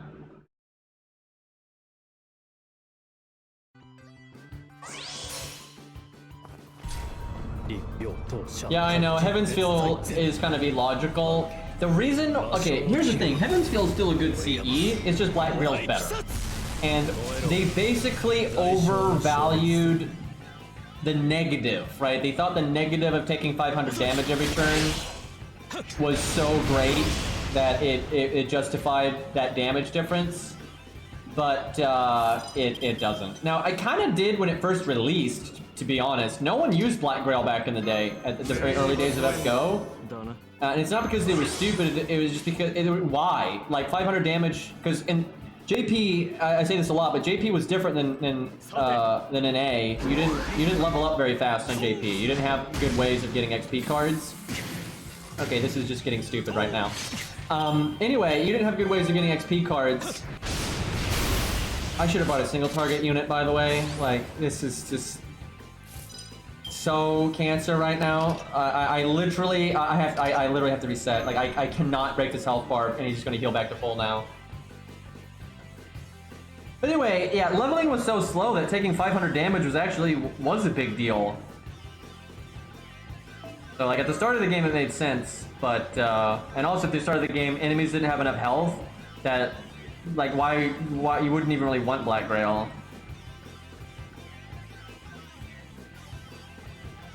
I wanted to like summon like a unit that I like Billy, but I can't summon myself, and now it's just a whole bunch of stuff I don't want to summon. Well, there's always Ash. Kind of fun to use a more vanilla Ash anyway. Okay, well this was pointless, although the Star Bomb actually wasn't so bad. But this would make more sense. I don't think this account actually has a Star Bomb CE, because I don't think they've released one since I made this account.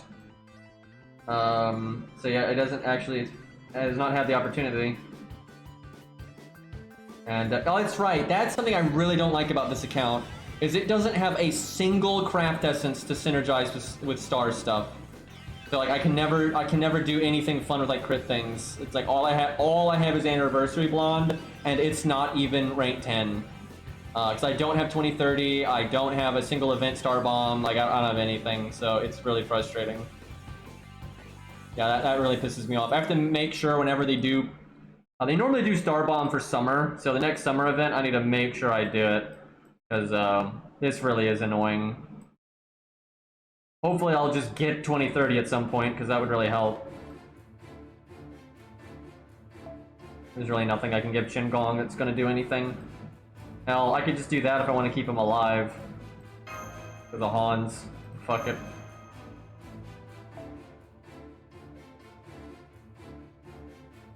Yeah, we can do that. That's fine. Back row's not gonna really matter here.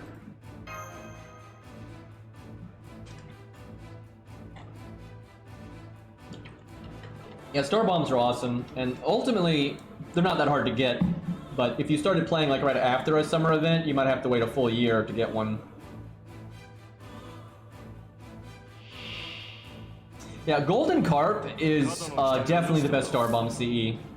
A lot of the other ones are really, really good too, so it often won't make or break you, but it's so nice to put Golden Carp on like Hans, or especially Christmas Martha, because if you get Christmas Martha's passive, which you get coins for free for her, so that's easy to do, between that starting NP, her skill, and then Golden Carp, she can show up, make 40 stars, and get her NP, and then give someone else the buff, and she doesn't have to like target herself with it.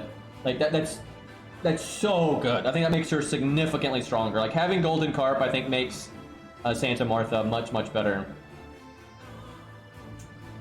Alrighty. Isn't his battery 20%? Let me just... I'm almost positive it is, but let me just check on that.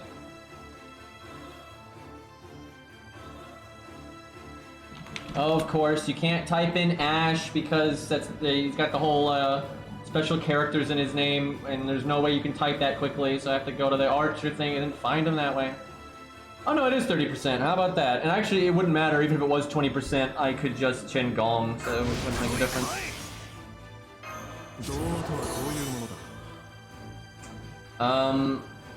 You know, even though we don't have like low HP, I think we just fire everything anyway. Do I do Star Bomb for a lucky crit? I think we wait for next turn. Okay, I can taunt him for the its refund.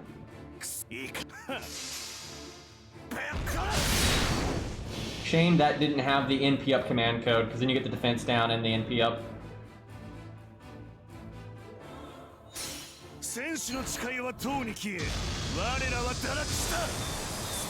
Golden Carp is 30%, or 50%, starting NP. And yeah, Golden Carp is like the event right before Golden Sumo. It's the Lolly Banana. Oh wow, wow, if we had set that up a little bit better, we could have just broken right there. Probably should have Star Bombed then.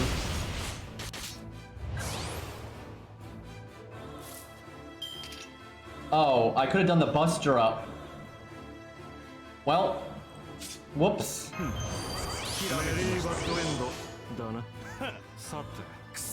Pretty sure he can get through that damage cut.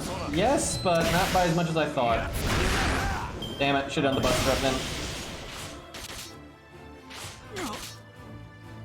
We could have one-turned this, because I think the fight ends. This is so annoying, but I think the fight ends. You break his health bar. Now I have to wait, like, even though I could have done it on turn 1, now I have to wait forever, because I have no Buster card, and he's gonna heal a bunch. I have to, like, NP all over again.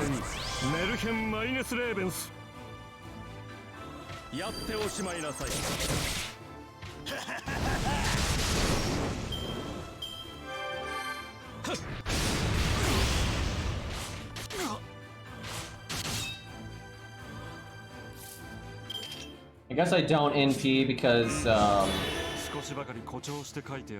we break here anyway, and if the fight doesn't end, then I hope it does. I'd be happy to have another health bar, because then it makes sense that I saved my Buster Up, right, and I could use it on this health bar. But I have a feeling it's just gonna end here.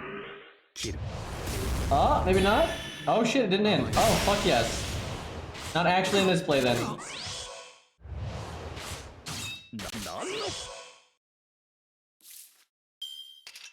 Alright, I do so much more damage in one turn that I think I wait a turn then. But yeah, Steno can buff us as well. Yeah, we definitely wait. I'm so glad the stage didn't end there. Because, like, it's not a real fight if it ends there, but now it is. I mean, you're not gonna fail the MLB golden card, right? I don't think you even needed to get one as a drop off memory. That was so unlucky that he hit Hot Wheels and then as the first action too, so then they had the other two actions after Guts. Man, I wanted someone to die. If someone died, I'd have Steno, and then Steno gives me, because he's Divine, I'm pretty sure, so we get the giant-ass attack up.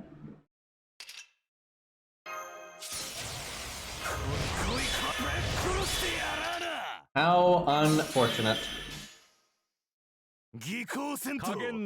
Well, if he lives, Steno can at least show up to remove the damage cut. So, he'll still do something. Chat, Steno's not story locked or limited.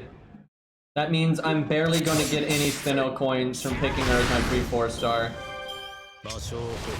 That sucks. Like, you get objectively more if you can pick a story lock. See, Steno could remove that evade too, but game's not having it. You get less NP game from hitting an assassin, so I'm gonna attack into the evade. I bet you if I did this in a video, someone would say I'm making a mistake.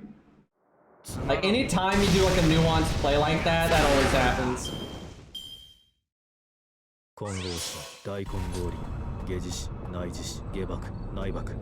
So chat, what are you all picking for your free 4-star, if you have a JP account?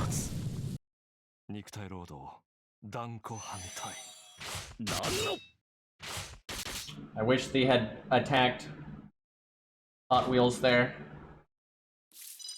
I guess I can taunt, so Hot Wheels can't die.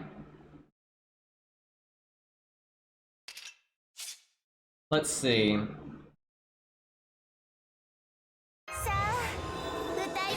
That's so good right now, because now I don't even care if Steno lives. I kind of want to taunt. Okay, I should try to keep Steno alive though. Cause see, I can remove the buffs right now. Wait, I could actually NP. No. We NP that to remove the thing. Well, let's see if Steno can face tank the NP here. She only gets hit by one because she drained the other one. Oh, Shiba. So, man, you're having to really brute force getting your Shiba up. If you had to pick her in the first place through the ticket, and then you have to pick her again to get her NP2. That's rough. That's what like Herc is looking like for me, though. Man, we don't even need our NP anymore. Because Steno removed the damage cut. And he's got so little health that I could just kill it. And it sucks too, because look how much we're going to overkill by now. Like, we're going to do crazy overkill. We got the divine attack up, the irregular attack up, the buster up, defense down. Because Steno gives you a pretty big defense down there. Look at this. Yeah, 270. I mean, 2 buster cards. So he could have had like 400k health there and we would have taken it out, I think. Especially if we crit.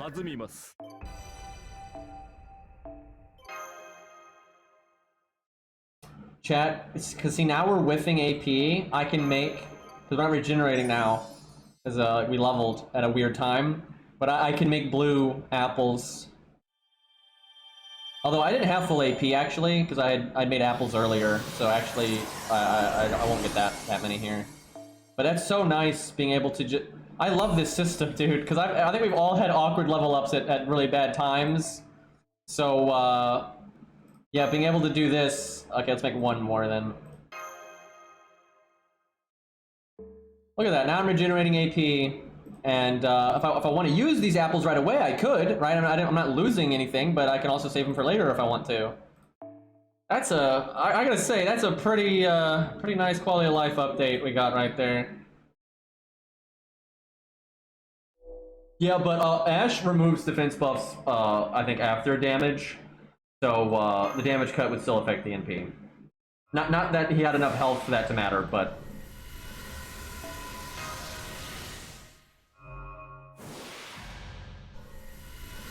yeah, I know that feeling, Lost.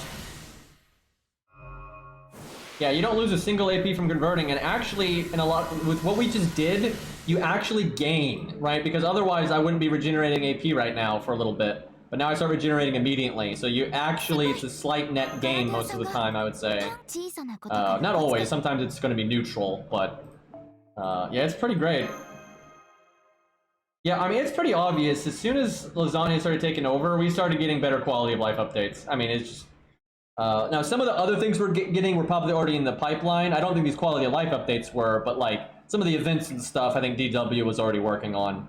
But the change, because like their creative lead quit, right? And so they have a new creative lead now. They've been hiring new people. So there's been a pretty clear shift. What worries me though is the challenging content has been pretty shit so far. Now some of that challenging content might have been designed when DW was still at the helm, but I don't know. I'm definitely worried about the direction of the challenging content. It's been pretty bad.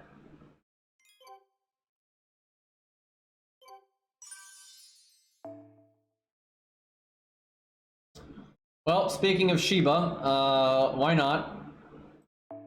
I can answer that. I can think of many reasons as to why not, but I will not go into that.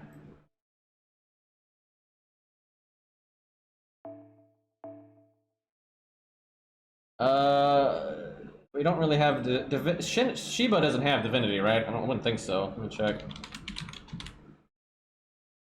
I don't see any reason why she would. No, she does not. Okay.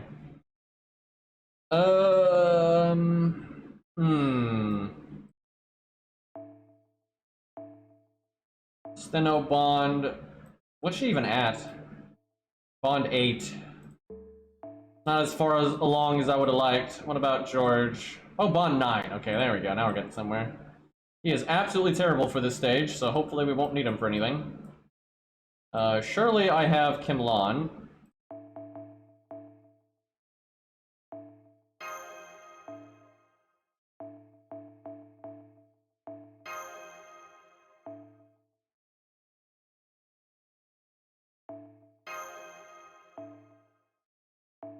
Alright. Honestly, we've got some decent CEs. The problem really is just, you know, Asclepius is probably more useful to me than Steno here. But we've got good CEs. It's really just Star Bomb and, like, Guts, I think, that we're lacking. Although we might actually have a Guts one. I think we might have the Leonidas Mash one.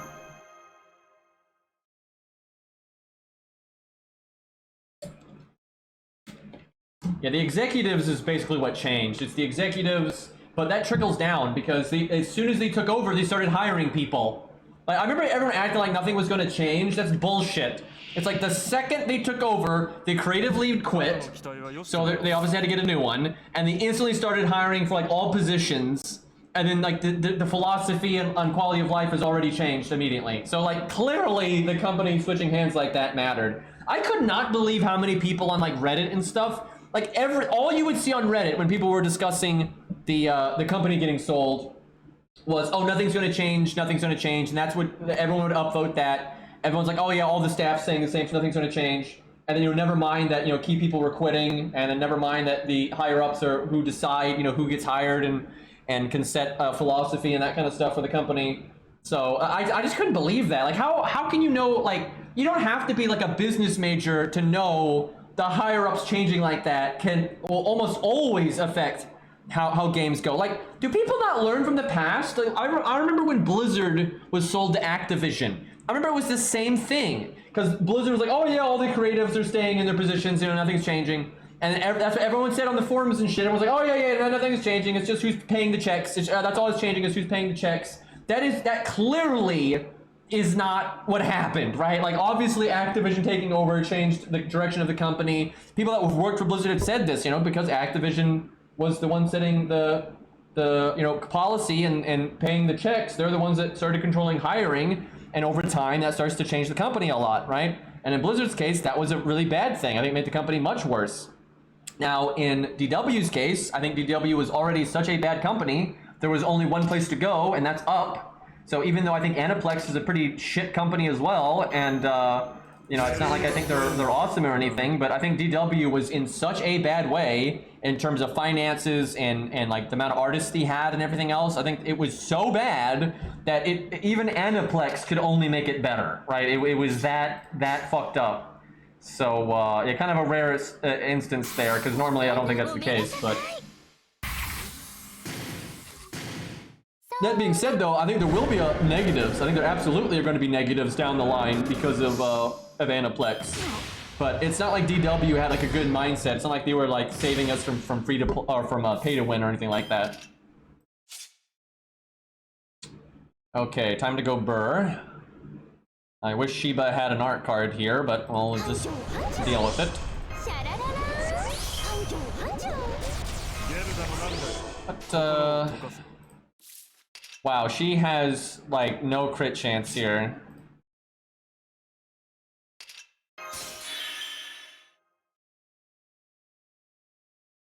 I don't really want to star bomb on Babbage. Oh my god. Oh my god. We made all those stars. Hans's third skill, the stars we made last turn, Shiba's star bomb, the Mystic Code star bomb, and we just failed an 80% crit. And then Shiba doesn't have 100% crit either. Oh no.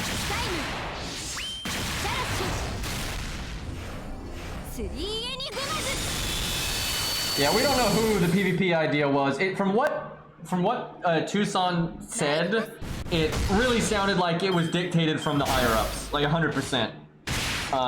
So who knows? Maybe Aniplex will can it, and maybe not though. I feel like both Aniplex and DW wanted PvP because it's such a staple of other games for them to make a lot of money. Like it's really common. So it's actually probably best to do Hans's stuff so he can NP next turn. I'm gonna be right back. I need to run to the restroom. I hope they completely dropped it, but I don't know, man. I don't know.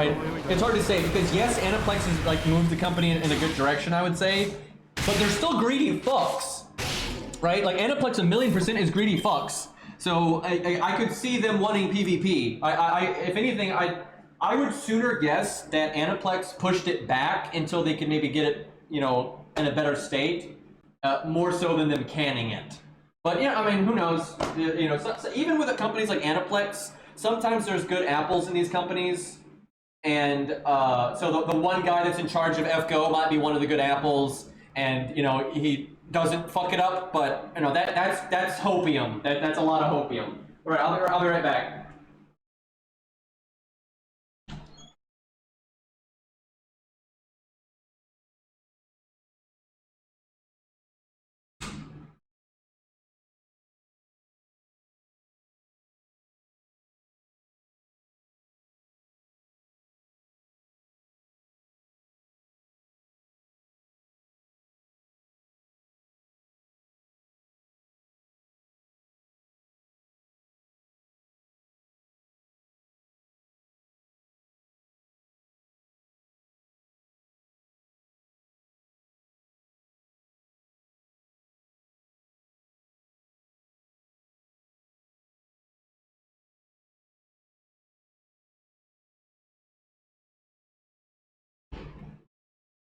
You gotta remember though, the executives at DW thought it was a good idea to put all of their time, money, and talent, especially talent, into soccer awards, right?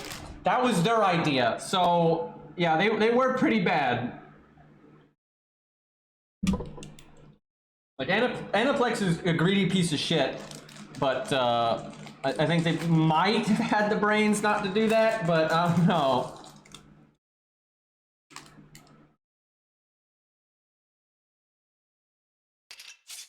Well, Soccer Awards, you know, you can say is a funny failure from our perspective, but from DW's perspective, I mean, that's people's jobs, man. That's their livelihood, and that was a fucking horrible decision.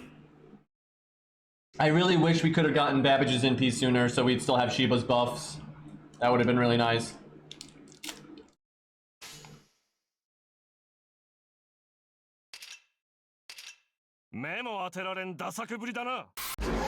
Bonk.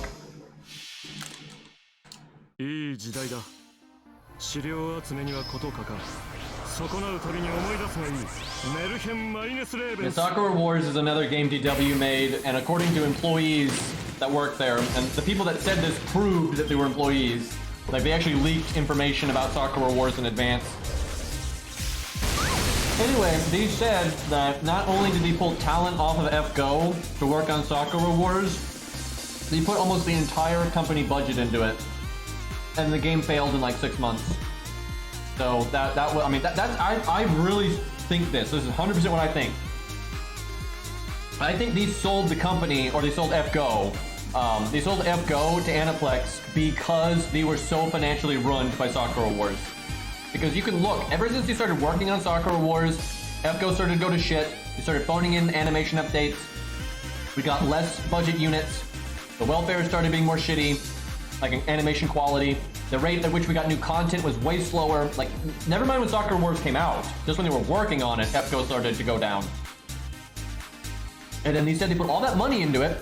We saw on their financial earnings reports that their profits went I think their profits went down by like, what was it, like 200% or some crazy shit? Like it was managed to be like 80%, but their profits went down massively. Like it was a huge failure. And they also said a lot of the employees were so unhappy with it that they quit. Like they lost a lot of employees because of Soccer Wars nonsense. And then after Soccer Wars failed, FGO never got its stride back. Like, no way. They were barely doing any quality of life updates. When they did them, they were like mouth service, lip service. There wasn't like real quality of life updates. The animations were still shit. Very little new content. So I honestly think they just couldn't manage. The company got so foobarred that from Soccer Wars that they basically had to sell it to Aniplex, and Aniplex was like, oh my god, this is our golden goose and you're fucking it up. I would have been really mad if I was Aniplex and Type Moon, because FGO is a huge moneymaker for them, and then DW tries to team up with Sega to make Soccer Wars, and you start like putting FGO on the back burner, and then it's like, oh, what the fuck? But I mean, at least it's over now, and DW is pretty much. I think DW still exists, but they're a pretty small company now. And what they seem to be doing now, and a lot of companies do this. They end up advising, or like when companies outsource, they're the company they're going to get outsourced to. That kind of seems to be what the kind of company they're aiming to be now. But we'll see.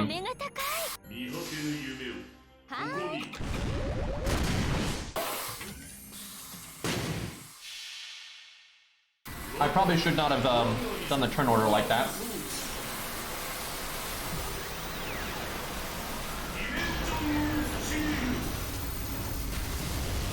So I feel like Babbage did way more than Shiba there, ultimately.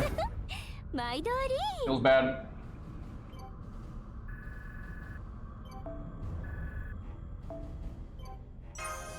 Well, one thing that DW has in their favor is nepotism. There's a lot of nepotism with that company, and it's very obvious when you look at just some of the stuff that's happened with, other projects and stuff.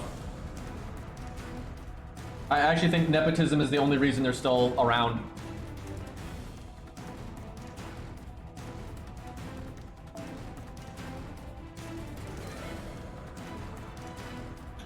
Alright, let's see. Are we fighting Tunican again? I think we are. What shall we use? Chiba carried? I don't know about that. I mean, she didn't do terrible. She didn't, like, you know, completely suck or anything, but I really want to use Tristan, man. He's so rare these days. I need to just, get Tristan ready on my main account, because I've got him. I should just beat that strengthening quest for him and all that, and, because he's super good anyway.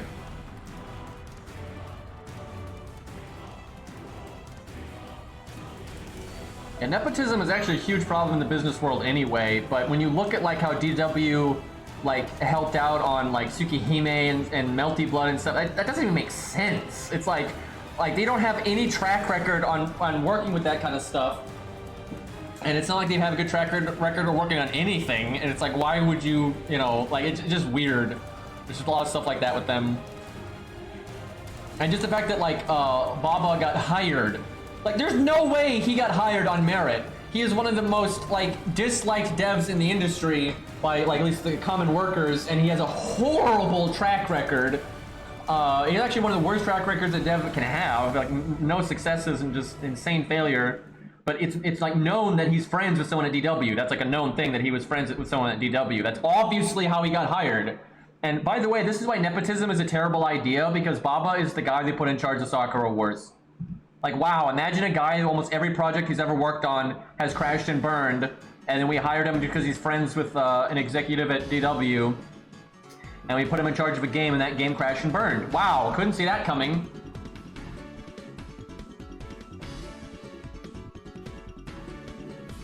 Yeah, unfortunately, in a lot of situations in life, it is who you know and not what you know. It's messed up. Now, if you do know a lot and you work extra hard, a lot of times you can make it through life just through your own merit and whatnot. But more people get through life through, you know, bullshit and, you know, just knowing the right people. More people get through life that way than getting through hard work. Now, hard work can definitely work, like, of course, but, yeah, a lot of people kind of just coast by that way. It's kind of ridiculous, but it is what it is. None of these archers are standing out to me. Well, there's a Tristan, but it is unbearably scuffed. No upgraded in P, but upgraded first skill though. And 5.4. That's definitely I Love Arjuna's ult. Okay, you know what? This is mean, but this is what we're gonna do. Time to murder. Sadly though, this account really cannot work with Orion very well because we do not have any ways to make stars. I might actually bring Babbage just for Babbage's star bomb. Like, that's probably the best we can do. Yep, that about as good as it's gonna get here. We'll go with that. Actually, we'll go with not that, that. Because he has Divinity, and if this is anything like the other fight, then buff removal is actually pretty good, so kind of nice that Steno's got that.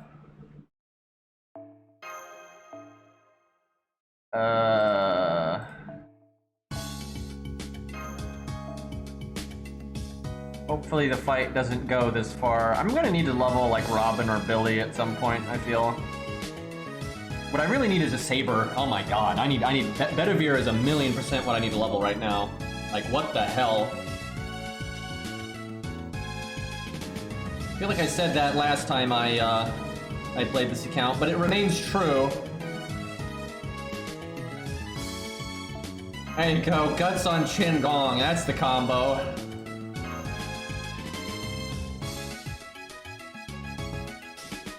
I wonder if we're gonna end. Oh my god, that that Orion emote. That's so good because, you know, people use Giga Chat and Twitch channels all the time. So if it's FGO related, that's kind of perfect.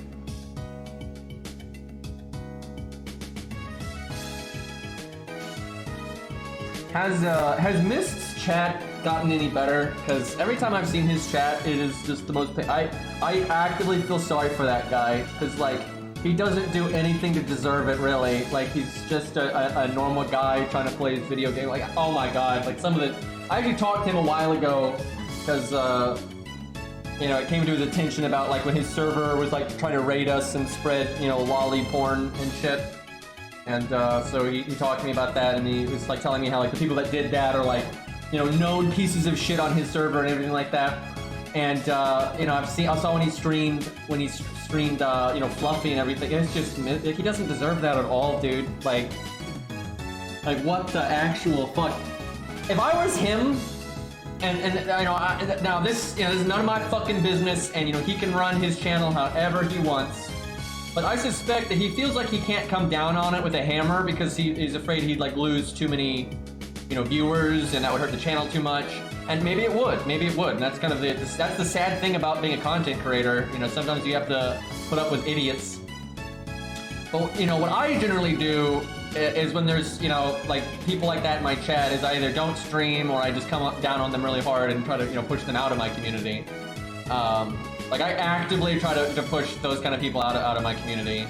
But, you know, some people can't afford to, you know, come down that hard. Also, a lot of people, they don't have the personality type for it. I always forget this, but I've noticed this many times throughout my life, like, rediscovered it. You know, oftentimes if I'm in real life or online, doesn't matter. If I'm dealing with someone that's toxic or who's insulting me or being aggressive towards me, whatever, I'll shove it back at them, you know, times 10, and, you know, I can generally get rid of them that way.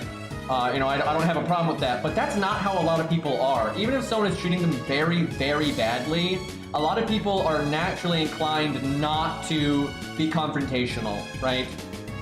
And yeah, that can cause problems, I think. So I'm actually kind of lucky that I'm not that kind of person, I feel. But yeah, Mist is generally pretty chill, so yeah, it's kind of hard to get rid of all that cancer crap, because you know, he streams rolling a lot and stuff like that, and that I know for a fact. It shouldn't, but streaming rolls absolutely brings in degeneracy. Absolutely, and that's a huge part of why I don't do it. And when I do stream rolls, it's incognito, right? I stream it as just, like, part of the stream, real quick. It's not in the title, right? Because, I mean, it sucks when you stream, like, actively stream rolling. It attracts a section of the FGO community that you do not want, in my opinion. Like, absolutely not. Like, sure, you might make money, but if you care about your sanity, it's not worth it. And, like, I remember when Slice played FGO. I remember anytime he would roll, it was just total cancer in his chat. I mean, just total pure cancer in his chat. Like, there's just a lot of people that will look for people rolling and they want to watch the salt or the luck or whatever, but they don't care about the channel, they don't care about the streamer, so they're like looking to say snide shit in chat and whatever, right? And they're just looking for those kinds of streams. So yeah, I try to avoid that crowd because yeah, it's not worth the views, man. But I tell you, that is a really...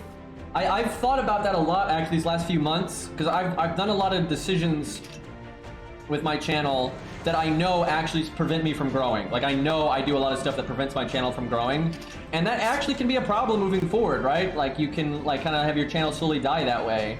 But I act a lot of stuff that really will get you, you know, them views, right, are things that I absolutely do not want to do, right? There's, like, a lot of clickbaity stuff I don't want to do. I don't want to make, you know, crappy wiki paid, you know, wiki reading, you know, article nonsense for new units, and you know, I don't want to appeal to the people. I just want to watch you rolling, and yeah, I don't want to do that stuff. I don't. That's if you want to be successful in FGO, though, that's a huge. That's how you get big. Like, you might be able to get somewhere in the FGO community without doing that stuff, but you're not going to get big in the FGO community, like really big, unless you do that stuff. But I'd rather not. But yeah, that's just kind of an unfortunate part of content creation. Sometimes you'd have to do, you know, pander to things you don't want to pander to, or, you know, make content for people you don't want to make content for and stuff. Honestly, 100%, the only reason I'm as successful, like, I'm not, like, you know, the biggest person in FGO by any means, not even close, but the only reason I'm successful at all is because I got into it before FGO was a thing, right? I was already established before FGO was even out in an A and stuff, and when it was only on JT, there was no competition. I mean, there was, but it was shit. Like, no offense to the people that were making stuff back then, but you know, they wouldn't edit out the loading screens. They had terrible resolution. They had no idea what they were doing gameplay-wise. Everyone was using waiver constantly. You know, there was no competition, so I was able to, you know, do something unique and different, and I got a viewership from that, and I basically got to get my viewer base before there was any competition, right? Where if I started like within A, like everyone else did, I doubt I would have really gotten anywhere. Yeah, I don't think I'd be like half as established as I am. Let's see if I can do 55k to that one. Go bam, bam, bam here. But I've actually been like really having to think about what I want to do in the future, because like, you know, I'm kind of becoming washed up these days, right? I don't make a lot of FGO content anymore, and it's hard to make my kind of FGO content now because they don't make a lot of like good challenging content. And so I kind of thought what I want to do about it in the future, and I'm not sure yet. But you know, I'm staying afloat as is, so it's fine. But I'm gonna have to do something eventually.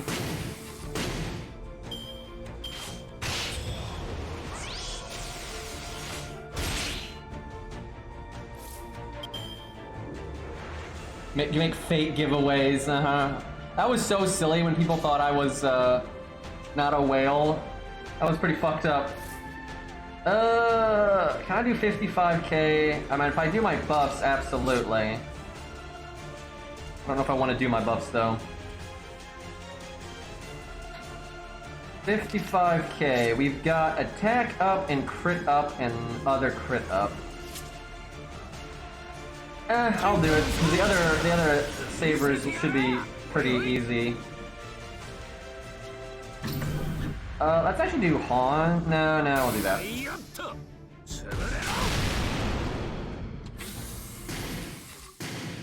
I don't think I could, like right now, I don't think I could be a variety streamer. I think someday maybe, but I don't think I could pull it off right now. Because here's this, first off, you know, I'm not the best streamer on the planet. It is what it is. I have no delusions of grandeur here. But a big part of what allows you to be a variety streamer is already having enough of a viewer base. Most people that become variety streamers did not start as one, because you just stay in like 10 viewer hell, right? And if you don't have viewers, you can't get viewers. That's just how it works. You have to build up enough of a base to be able to do it, and I don't think I could. Honestly, if I ever like needed to like really reinvent myself, what I would do is focus on YouTube again. And not to screw. I'd still stream when I could. I'm not gonna try to screw over my Twitch people. It's just you don't really grow if you're already small and all you're doing is streaming on Twitch. You don't grow that way. It doesn't work that way. Like Twitch doesn't have the kind of discoverability for that to work. What you have to do is you have to grow somewhere else and then point those people towards your stream, right? So if I had to do something, I would like, you know, work towards a new game or just making really good FGO content or whatever, and you build up that way, and then you start streaming again. Like that's the mistake a lot of people make, is they try to be a streamer and they just boom start up a Twitch and just start streaming, and they have one viewer and no one is ever going to click on their stream because no one clicks on a stream with one viewer. Even if they wanted to, they won't even see it. Like you have to scroll down for like 8 years. Like Elden Ring. I know lots of people started streaming during Elden Ring, and they never got more than 2 viewers, even though more people were watching Elden Ring than like any other game when it came out. But you'd have to scroll down for so long to find any of the streams that have low viewership that, like, even if you're a god tier streamer and you have a great personality and everything, it just won't matter. Like, no one will find you.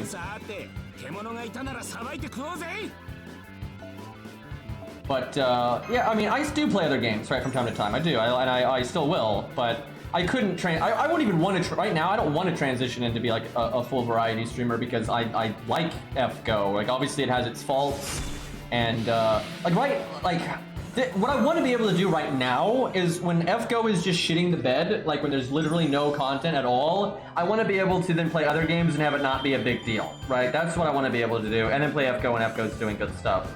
But we're not quite there yet, but yeah, if they do away with the exclusivity thing, I'll definitely stream on YouTube and Twitch, like for sure. That'd actually be that would be so good for me, actually. Like from a business standpoint, that would be huge. But yeah, for real though, one of the best ways to grow on Twitch is to actually grow on YouTube or TikTok or something like that. Is like get established over there and get viewership over there, and then move it over to Twitch. That way you have viewers. The more viewers you have, the more viewers you can gain, which is so silly, but it just is what it is. And that's true for YouTube as well, but it is way easier to go from nothing to something on YouTube than it is on Twitch. It's basically impossible on Twitch. It's a pretty crazy market these days, and God, I don't even have a TikTok. I'm too much of a boomer for that. I just don't even get the point of TikTok versus YouTube. Like, anything you do on TikTok, you can just do on YouTube. But I think people just like the UI and whatnot. But I know a lot of other like boomer streamers and stuff, and they're having to make TikToks just because it does translate to more viewership, right? There's a lot of people that use TikTok that just don't use any of the other platforms, but they might like what you're doing, and they're like, oh yeah, I'll watch your stream. So yeah, it's kind of wild. But if I really gave a shit, like if I was like, oh my god, I've got to hustle and really build my channel, I would make a TikTok. But I'm not at that point. So if they ever added story replay, I'd probably just start with Camelot and just go through them all, really. And then, we might have a day we want to test out a certain unit or a certain style, art versus Buster, or, budget. That'd be fun, man. You could, play through all the major boss fights, skip all the filler, and, just do it through budget teams, but quick focused. And then same thing, art focused, same thing, Buster focused, and see kind of how they perform. And quick would have a problem, by the way.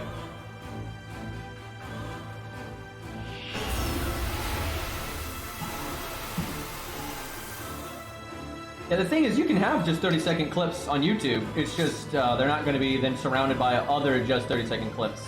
That's the thing. Green Man hustling nickels every day. I think that's more of you, boy. I tried to stop it, but then you realize that's not how the internet works. And when you say you don't like something, then that's all you're going to get. So. If only I had known. It's funny, I remember when we had that conversation talking about nickels way back in the day. At no point did I think it was going to amount to this nonsense. Because, we talk about, food, favorite foods, favorite color, favorite coins, that's just, whatever topic. And it's like, oh, Green Man doesn't like nickels, eh?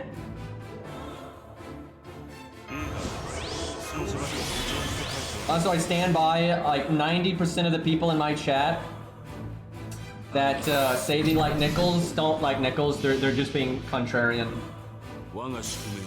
Like if I don't want to use Phantom, they're like, use Phantom.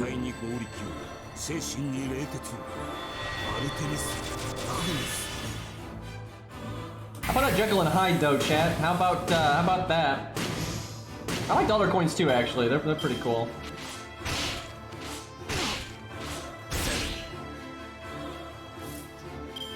But yeah, people ask for Phantom all the time, but actually people don't actually ask for Jekyll and Hyde all the time. Although now that I say that, they will. But do I NP here? Don't think so. Let me bang, bang, bang. He should kill the 85k there.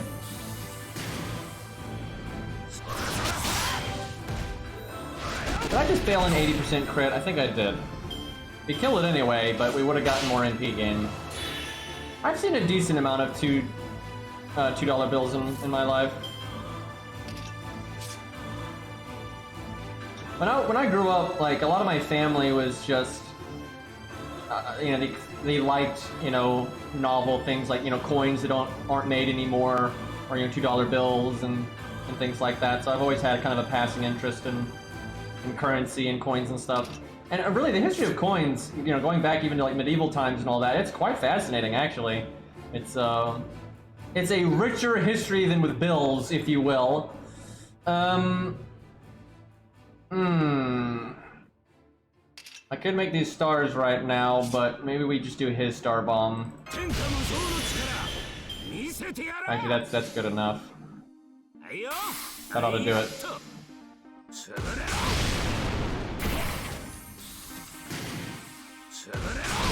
Look at that damage, man. What a reasonable unit. Oh, wait. I thought there were 2 waves. Are you kidding me? I was holding back so much because I was saving my value for later. Whoops.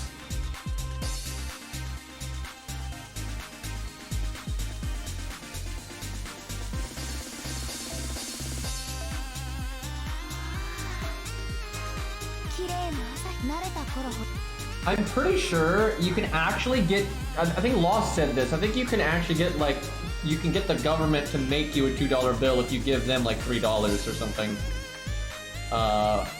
It's not, I don't remember exactly, but I think there is a way that you can actually have new ones created, like still.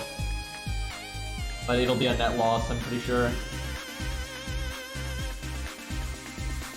How many times do you fight these guys? Jeez. So I guess it's Lancer now. That is Gambler. We gotta talk about this City Master, man. You've been watching my streams for a long time. You know, we talk in Discord all the time. You know, how is this still a thing, by the way? I'm pretty sure you main in A, which is why you're 135, right? But like, god damn, my guy, so you got really good Charlotte, right? Unfortunately, it's Charlotte. Let's see, anything else though that's 10, 10, 10. Okay, Ushi's 10, 10, 10, Castoria's 10, 10, 10. Everything else though, I'm pretty sure it's got proofs. I mean, you know, you got the proof boost CE now. What's the problem? How could anyone have problems with proofs now? You can like increase its drop rate by like 10%. Like, oh man. Actually, it might only be 5%. I'm not sure we got 2 of that one yet. Mev is scuffed. Caesar is scuffed. Burger Fest is scuffed. Even Bedivere is a little scuffed. Not super scuffed though, but okay, there we go. That's only one. No, we got 2 burn command codes, which is not as good when you're in a team, because you won't get to apply the burn all the time, but we will make it work regardless. Really sucks that I don't have my own Bedivere, but one of these days.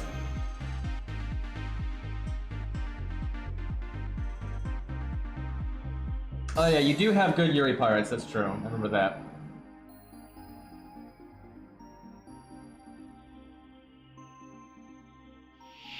Greening is 10, 10, 10 bias. Okay, here's my thing, right? Now, I give people a pass on ult accounts. I totally get it. You know, a lot of my ult accounts don't have, you know, 10, 10, 10. Although my main ult account does, actually, but, you know, my other ult accounts, so yeah, I just don't farm. But on my main account, it's like, you know, you make sure whatever are your favorites, you get to 10, 10, 10. And that doesn't take that long. That's the thing. Yeah, you're not doing it in a week, of course not. But if you've been playing the game for a year, you know, getting like, you know, 10 units to 10, 10, 10 is actually pretty easy, right? That's not hard to do. Chat, you should just have Golden Sumo. Gosh, I can't believe you guys don't just work hard enough to get Golden Sumo. How could you? But no, I actually, you know, Golden Sumo I'm memeing, but no, I stand by that. If you only play one account for a year, it is extremely easy to get like a basic roster to 10, 10, 10. Like that's not hard at all. And like in 1 year, it's actually quite doable. Now, if it's an ult account, then, you know, not so much. But, you know, you really just need to kind of, you know, do the events, you know, clear the events that come by, and then do the lottery when it comes by, and there you go. Like, you're done. But like on an ult account, you're probably not going to clear the events, like at all a lot of the time. And, you know, you're probably only going to do like, you know, 15 boxes on an ult account or something like that. For your main, you can, you know, do a lot better than that.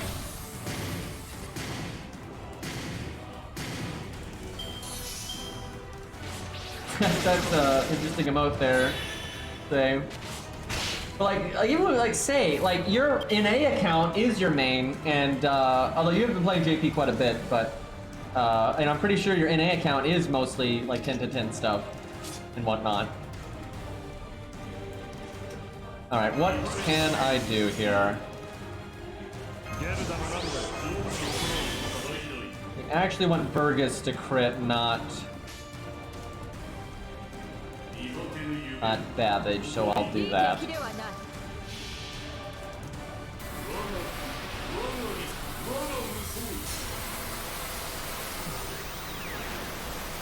Yeah, really, like, I wouldn't play my ult accounts as much as I do if my main account wasn't already so established. I mean, my main has been, like, done for years. I only work on, like, new things, or now, I guess, passive skills now, but that's a whole other thing. Like, I've had all my top favorites, and even just, like, useful units and stuff at 10-10-10 for ages. Aside for, like, maybe a few units that, like, don't really benefit from 10-10-10, like, if I'm using them for farming and they don't need to be 10-10-10, some of them are still not. Don't really need to do my second skill here.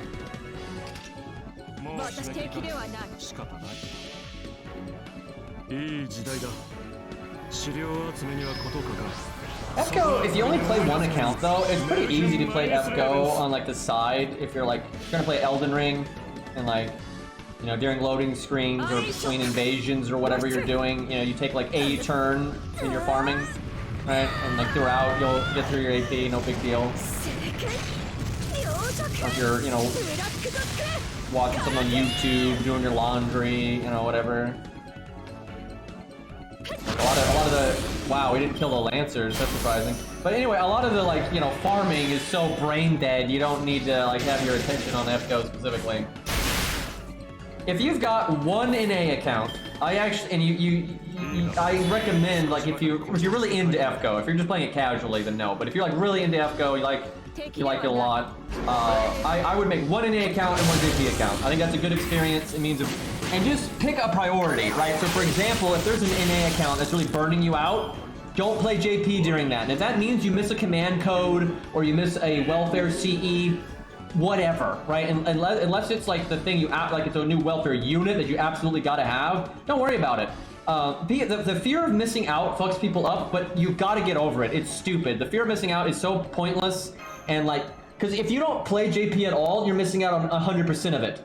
So who cares if you miss out on a random event or a random CE, or you miss a login? Like, basically, if you're like, NA's my home, that's what I care about, then yeah, play NA, and if NA's burning you out, then don't play JP. But then if NA's slow, it's a dead week, or, you know, you've used your AP, like, for example, let's say there's an event on NA, and the first few days of the event are really slow, and it's like really suboptimal to use apples in those first few days because the free quests are so bad, then just use your AP. And if you're just like, but man, I want to play, you know, more FGO, I want to, you know, play more video games here, then go play JP some, right?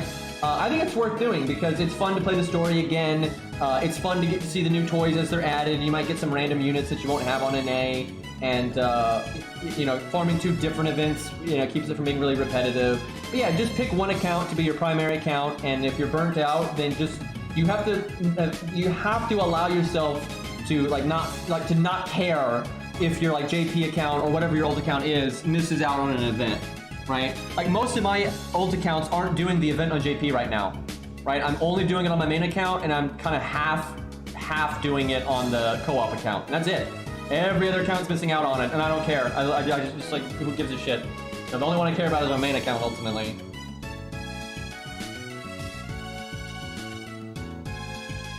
And yeah, like what Rice said, it's actually a really good way to not roll, because you'll have more SQ total throughout all your accounts, so it gives you, like, you know, more ability to get random stuff. But I think 2 accounts is the magic number, honestly. The only reason I have more than 2, if I didn't stream and stuff, I would have 3. I would have 2 JP and 1 NA. Although at this point, I probably wouldn't play NA much. I really liked NA in the early days because I got to do the few events that I missed on JP. And, you know, I would play NA every once in a while for the main story, but that's all I would do. I would, after I'd done those early events that I had missed out on, I would only log into NA like once every 6 months to just do the new main story. Because I've already gotten my NA account to the point where it doesn't need to level anything. And like playing with the new fancy toys, I just do on JP. So I don't give a shit, right? So if I wasn't streaming and stuff, I would only play NA when they add new main story. And maybe occasionally when they add an abnormally good event that I want to play again from like the past. And maybe I'd log in every once in a while just to collect login rewards. But I would barely touch NA at this point if I didn't stream and stuff. And I would just have 2 JP accounts. Because having 2 JP accounts is easy, because, again, the secondary one, I don't care. I skipped almost every other event on my old account on JP. Like, I skipped so much stuff. It's just there so I can summon my own Hans for, you know, not wanting to do, you know, Castoria or whatever. or if I just want to summon a George for solo, or if I want to, you know, it's just for that, really. And you know, occasionally grabbing a unit that I don't have the SQ for in my main. So I'd have my old account on JP that I always log into to make sure I get the login rewards and stuff. And occasionally I would do stuff on it, but it would mostly be there just to fuel my main account and just to grab some units.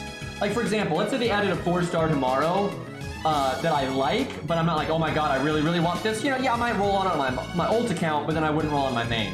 Now, it's been the other way around recently, but that's just because I've been looking for excuses to roll as of late because I'm trying to get coup coins. But as soon as coup is done, I won't be doing that anymore.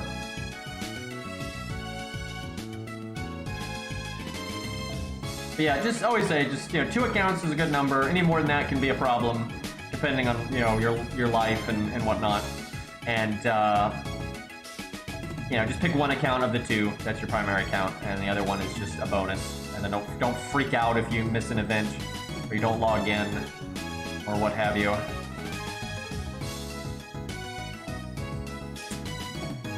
I really need to sort out my support list though. There's so little I actually want to summon over here. And like, it's not even just that, a lot of it's just useless. So like, I don't think I have my main account on this one.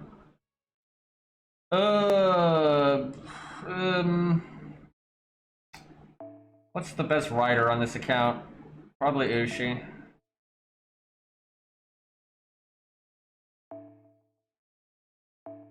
Alright, that seems pretty reasonable.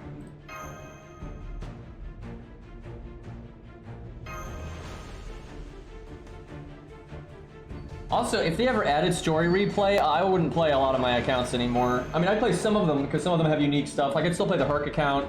I'd still play my main account and my regular ult, but that's about it, really. Like even the Steno account, I could just, you know, upgrade my Steno on my main account to do that. Like, the Steno account doesn't have much that's unique, so if I want to just go back and challenge myself or, you know, play with weird restrictions or whatever, I could just do that. So the lack of story replay, man, it really is ridiculous. I don't know what the deal is. When you look at Arc Knights, and it has such a similar UI, like with the arrows on the map, you know, and the nodes on the map, and how they found like an elegant way of allowing you to progress with the story, but still be able to play the old stages. And what it really boils down to is just when you click the stage, they just bring up that little UI that has all this stuff on it. Like, you can watch the cutscene again, you can, you know, just play the stage, you know, it has all that stuff. That's what makes it work, right? That's how, and that's what FGO needs to do. FGO just needs to redo what happens when you click on a node on the map. They need to change that. And basically they just need to copy Arc Knights. Straight up, FGO just needs to copy Arc Knights. Like, their UI is just so much better. And if they would do that, it would make, I think, FGO significantly better, and it would allow them to, you know, make story replay and things like it so much simpler to do.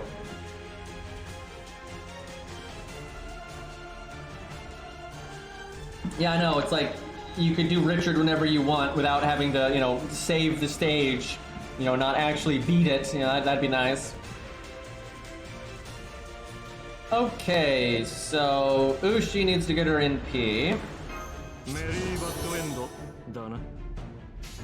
But it's pretty nice to NP right now with Rice Man. Although I don't know if we actually needed that bus drop when I think about it.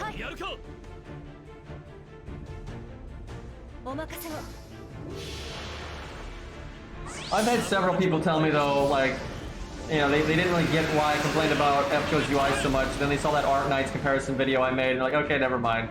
It's like, it's so it's like night and day, right? It's so night and day, like how much better Arc Knights is, and just how similar they are, right? It'd be so easy for FGO to implement all of this stuff Arc Knights does.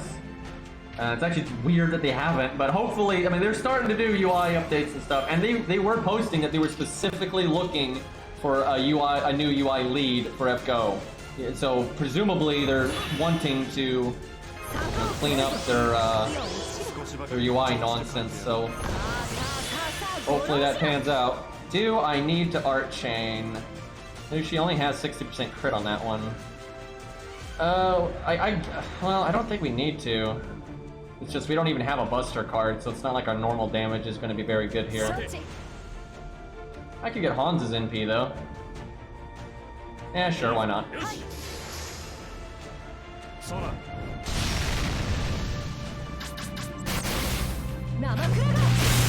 Man, I wouldn't even know where to start though if they had a story replay, because not only could I have more fun streaming, I could just, there's so many videos I could make, and I could do both, you know, fun stuff and like, you know, useful and practical stuff, but I could do like lots of memey stuff and like really sit down and take my time with the editing and whatnot. I really hope it happens, because I'd like to, you know, do some new stuff like that. Okay, please land the attack up pawns. Yeah, we could do Tesla versus Zeus. That'd be pretty high on the to-do list. Hans just missed every single buff on himself, by the way. Now he needs the buffs the least, I suppose, although the defense up would have been nice, but 160, that's alright. I was hoping for a little bit more than that. But we didn't have a Mystic Code to give us a boost. Damn though, she refunded 64%.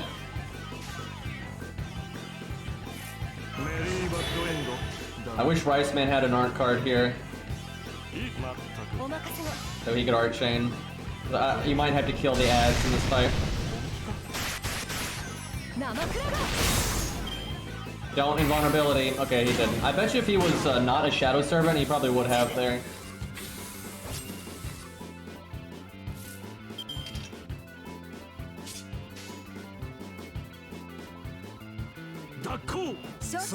Surely Ushi can do 8k. She could potentially have double attack up. Although we're not going to have a Buster card bonus. Hans missed the attack buff. Okay, 5k though. Yeah, we got that.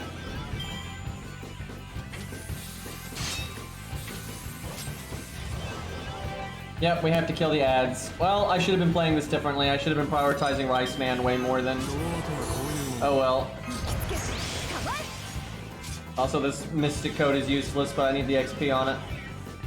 Can I do 35k damage before this one dies? So a new one comes in and I AoE that one. Not looking likely. Yeah, I might wait a turn then though.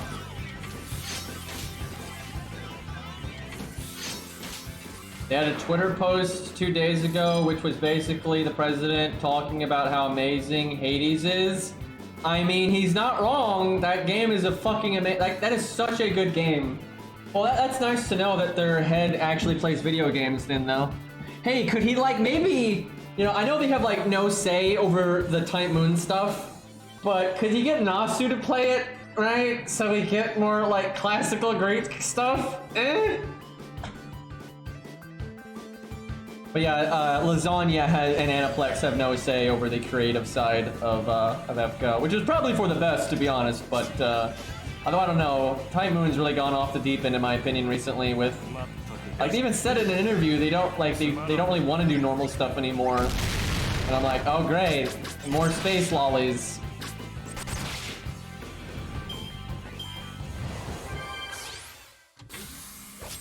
Hades is like exactly what I want out of like Greek fantasy designs.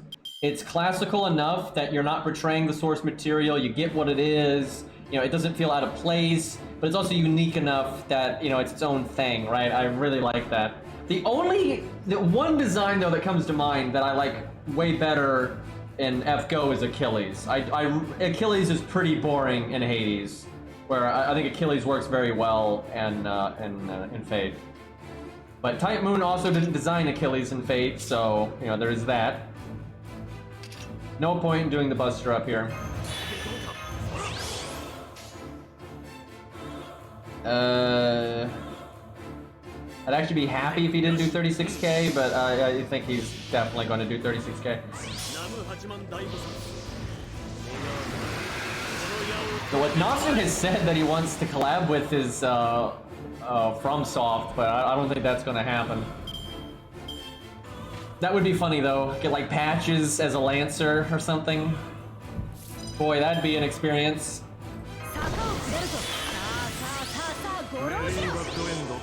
Let's see what Ushi can pull off here. Give her the Buster up, why not? 37k. I have faith.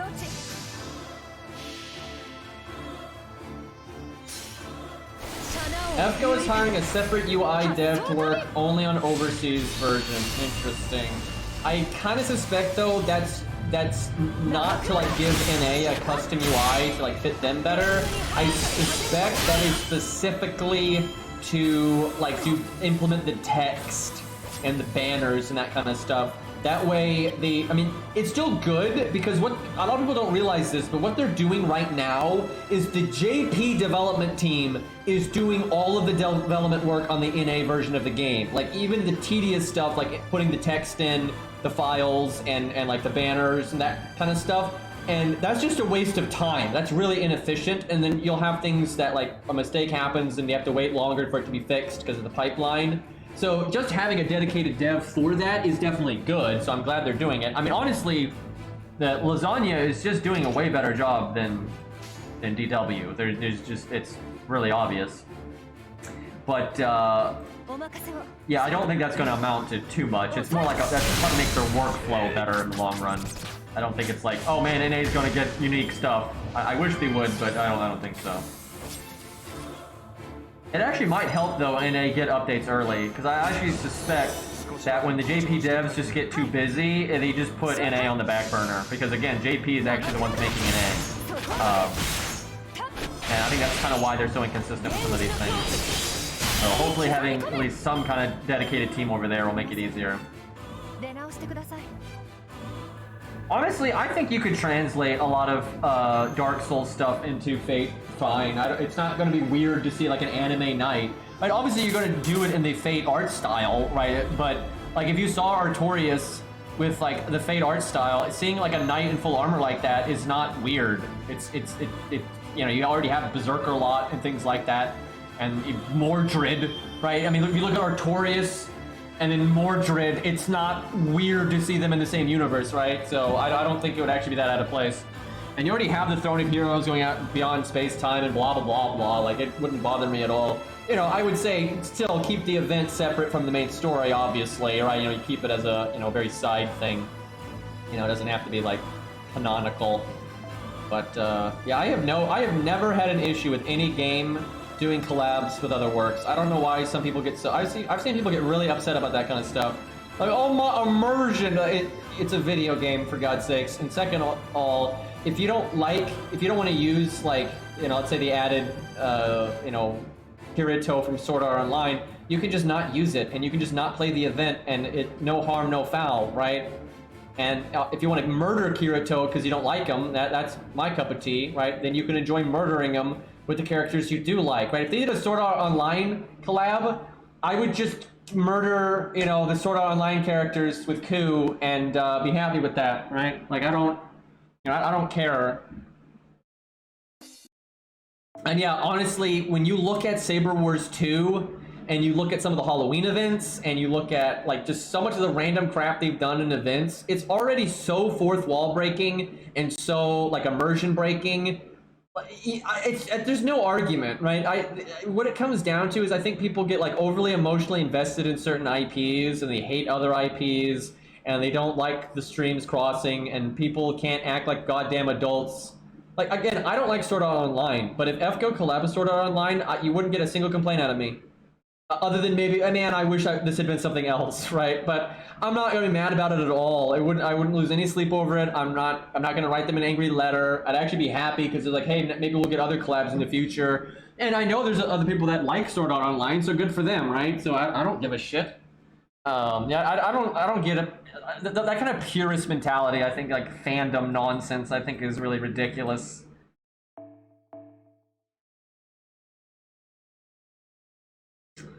Okay, just straight Saber this time. You know what? We'll do Sith just to do something different. I don't really like Sith that much, but she's definitely my least favorite of that crew. I mean, there's worse, right? She's not like the worst character on the planet or anything, but no love for her. Also, her fashion sense is terrible. I just said it. Sue me, chat. At least this is what, stage 1? Her stage 1's alright, it's okay, but the other 2 stages are just terrible. And like I gotta take a shot at my boy VC Braun here, right? I like a VC Braun, and for the most part he looks pretty cool. And at least like the artificial limbs thing makes sense considering what he's based on and everything, right? I get that. But the whole stilts thing is not cool, okay? Like, it's never gonna be cool. Everyone just needs to stop doing it. It looks stupid on Sith. It looks stupid on a VC Braun. It looks stupid on Melt. Like, don't even get me started on whatever the fuck Van Gogh is. Right? Just stop doing that. Nobody pulls it off. Just quit it. Oh my god. Like, that's so fucking tacky. Like, as much as I like a VC Braun, you know, he still gets, you know, a knock for that. And he does, I think he pulls it off the best, though. I might be biased, but I really do think a VC Braun pulls the stilts off better. But it's still not great. And Melt's pretty bad, actually. Like, you know, Melt's an okay character and fun gameplay, yada yada, but I think the shoes are stupid. Like, like, look, you could have Melt doing the whole, like, ice skater kind of thing, you know, on ground without it looking that preposterous, right? Like, you could still have, like, big, sharp blades, you know, on shoes and not have it be that dumb looking, right? Like, cut the size in half and you still get the same idea and you look significantly less dorky now, right? Like, god damn. Alright, I guess starting in P's fine. I'm making chat, I'm making some people mad, I think. I mean, some people I know agree with me, though. It's like, I think a lot of people think the stealth spam is just kind of stupid. And see, here's the thing about Ushi, okay? Ushi can get a pass. It still looks kind of dumb, but the thing is, this is actually, like, it makes sense because Tengu, right? That's literally part of the legend, right? So it does still look stupid, though. Like, there's no world this is good fashion, right? This is bottom tier fashion right here. I mean, we've got red, black, gold, gray, or like off-white, purple, a different gold on the socks there, whatever the fucking tail orange, right? I mean, this is ridiculous. Then it looks like her clothes went through a blender. You know, there's no cohesion, right? It's just totally random the way it's like cut up. And then she's got baggy pants, and that just looks stupid. And then you have the weird shoes. But again, it is at least based on Tengu, and that's actually part of like the legends and stuff. So like I can give that a pass. But really, the shoes are the least of Ushi's problems here.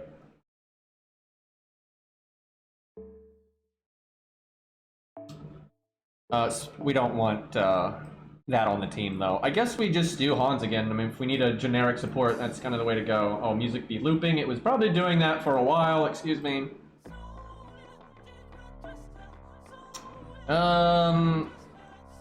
The whole not having 2030 thing, man, it kinda sucks. Arash is not ideal here, but it could be worse.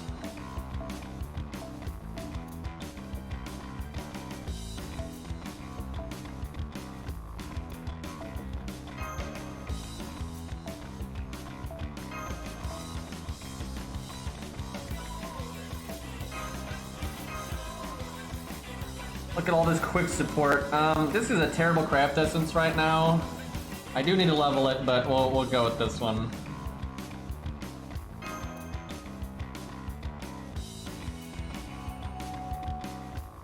It's not like, you know, I'm not one of those guys that I don't need FGO to be like realistic, right? It's fine. It's fantasy.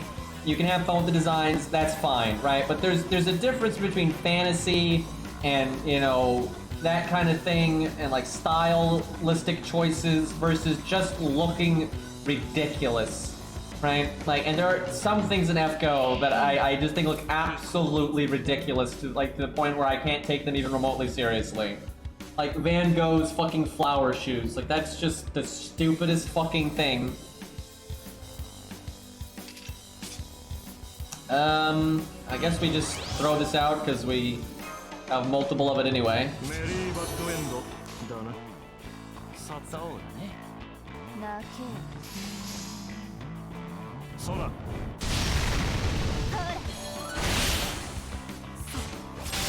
I was kind of hoping she would kill and then David would hit the other one, but I guess I'll just NP it, that's fine.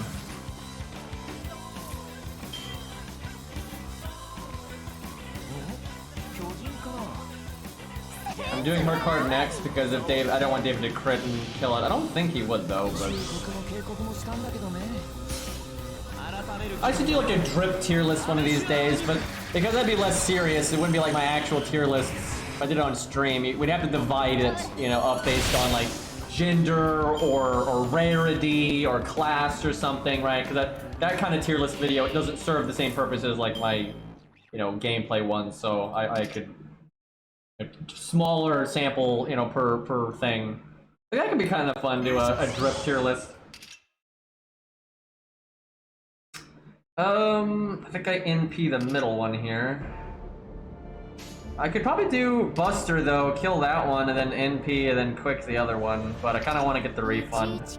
This sucks doing a quick extra into a 9k enemy.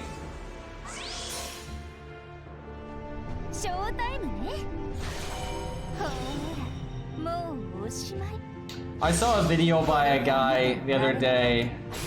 He did for not the playable characters in Arc Knights, but for the reunion, like the baddies. He did a drip tier list for the baddies, and he made it like super memey. It was quite good.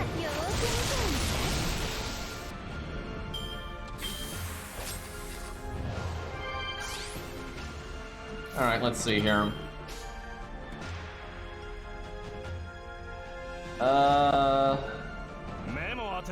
Guess that. Don't really need Hans's NP, but can get the attack up or whatever. Man, has anyone done a team that's Sif, David, and Tristan? Because they're all archers, so they're all counterclassing a saber at the same time, and now you have 3 team-wide evades. And they're all single target, and they all have good utility and whatnot. I mean, Tristan's utility is just insanely good. Like, that would be so nutty. Like, it'd be, like, you're fighting a saber boss, it'd be very difficult to die at that point. And you'll be throwing out big damage, and you crit down, and all that nonsense, you have buff removal. And then Sith has got NP seal. Okay, I'm pretty sure we can handle 200k.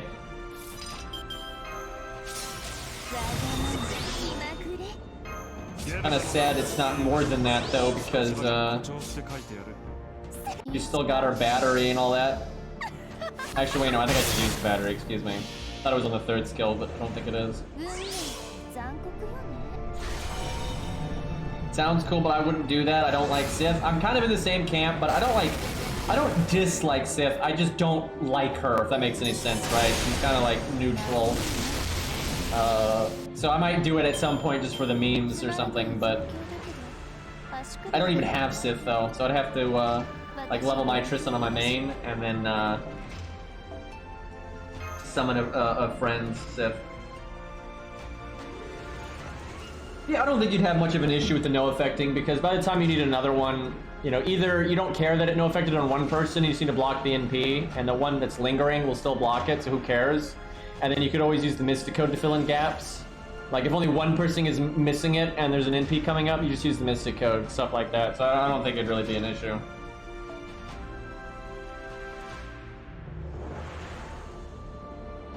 I mean, Castoria doesn't do triple invul, though. She only does 1 invulnerability unless you've got the Craft Essence or you're overcharging. But that's why that is why that Craft Essence is so broken on her, because it makes every NP she does a triple hit, which is just insanity. And what a lot of people will do is, if they've got that Craft Essence and they're using Castoria, then the only problem with it is obviously there's no starting NP for Castoria, but then they just bring another OP support, and then between that and her own skills, she can NP whenever she wants. So if Castoria was the only 5-star on the team though with that CE, it wouldn't be as busted, because you would be slower to get the ball rolling, but because you can, you know, have other strong supports, then it's super OP.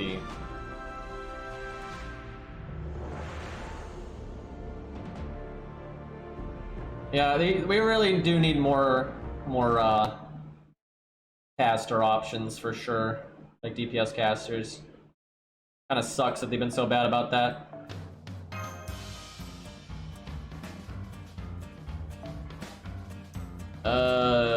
Fuck it.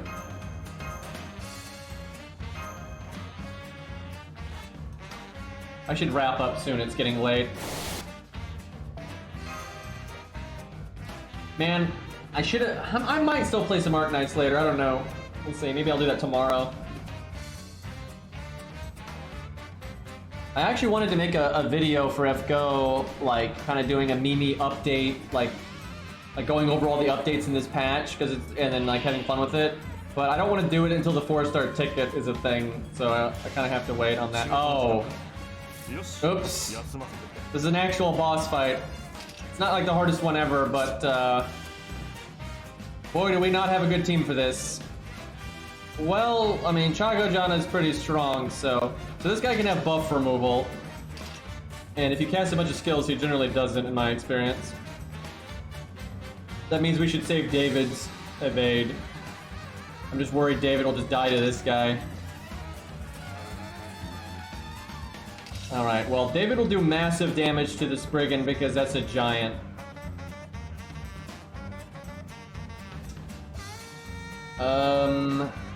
Okay, I'll do that. I'm not gonna cast a whole lot here then. Actually, I think we do so much damage that no, this is fine. He'll still get plenty of NP gain. I was gonna do Art Buster quick, but okay, now I probably should do an Art Buster quick. Hey, look, buff removal. Hey, sir, god damn! Thank you for the 5 gifted subs, man. Jesus, thank you, dude.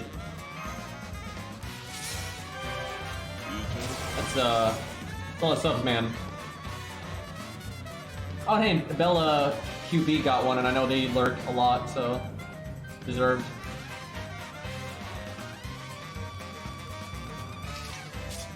I need to get my emotes sorted out, though. I need to have more emotes for people to use and stuff. I just gotta find an artist, because Ari's way too busy these days. Yeah, this song is pretty great. Pakano, man. You know, there's another, it's not the Kiara one, it's the Amakusa one. And it's permanent, it's not a limited one, it's permanent. But yeah, it just gives you forever overcharge and no starting NP though. That's the drawback.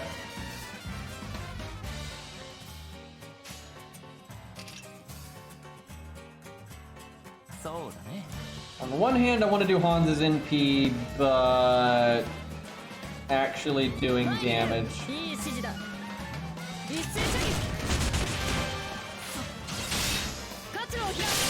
Perfect. Alright. Alright, they have guts though. That's annoying. Forgot about that.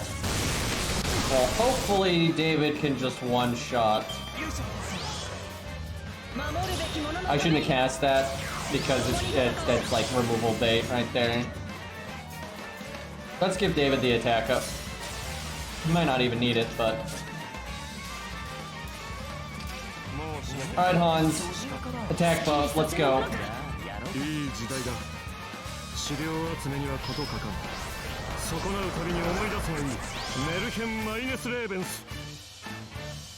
But yeah, if you want to be like you're planning on rolling in Castoria and you're all about that OP life, then absolutely you should try to get that CE.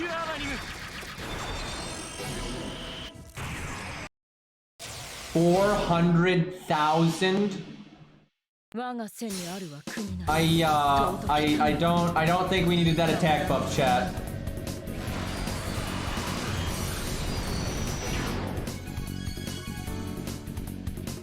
Okay, well that took care of that at least. Alright, we got this. We're alright. Please don't buff for moving right now though. You son of a bitch. Damn it, I didn't get any value out of David there. Oh boy, yeah, Raj not so good here. Also this deck shuffle. Like how you get a Raj and he takes 3 cards and you only get a Buster card, like that's so useless. I guess we can do this though. If Mash crits actually, it'll be pretty good. Look at Sage just standing there like she's doing something.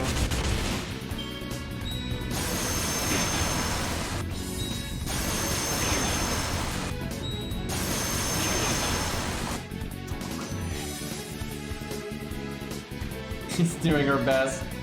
Her best what though?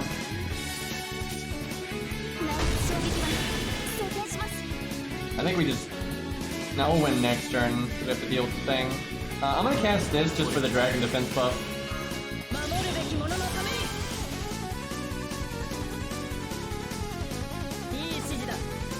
Actually, let's grab our NP. Why not?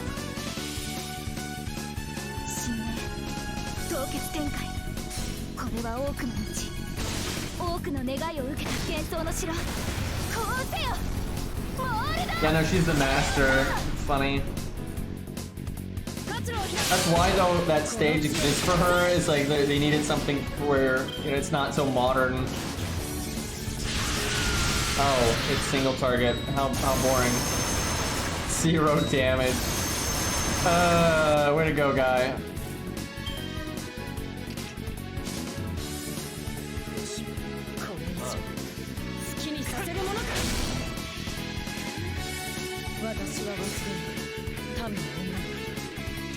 This stage is way more fun to solo.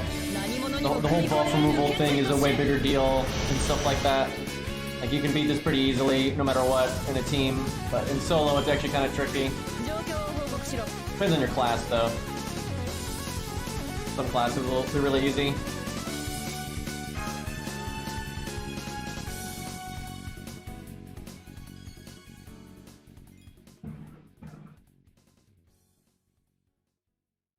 Alright, let's wrap up there, because it's getting late. But that was nice to get some progress in on the Steno account. Oh, look, chat, I got 40 extra AP, and I've got like thousands of these things, so we'll just make an apple.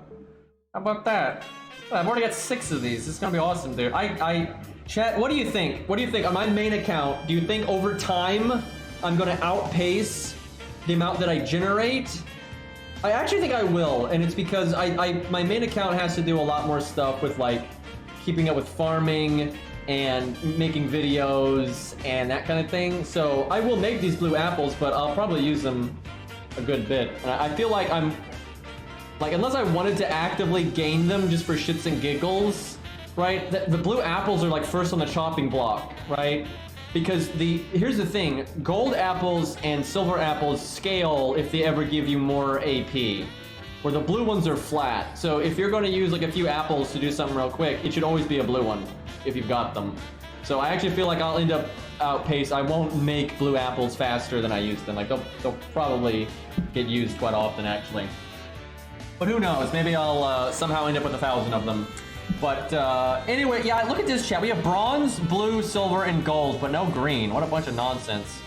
But I guess you have a little bit of green on the gold apple there. Anyways, boys, thank you so much for hanging out. And we don't get the free 4-star, I think, until the day after tomorrow. So what I might do tomorrow is maybe a little bit of the Sinnoh account here just for shits and giggles. But I might just play some Mark Knights, right? Catch up a bit on that. And green is an overrated color. You shut your whore mouth. Anyway, boys, I will see you tomorrow. Take care.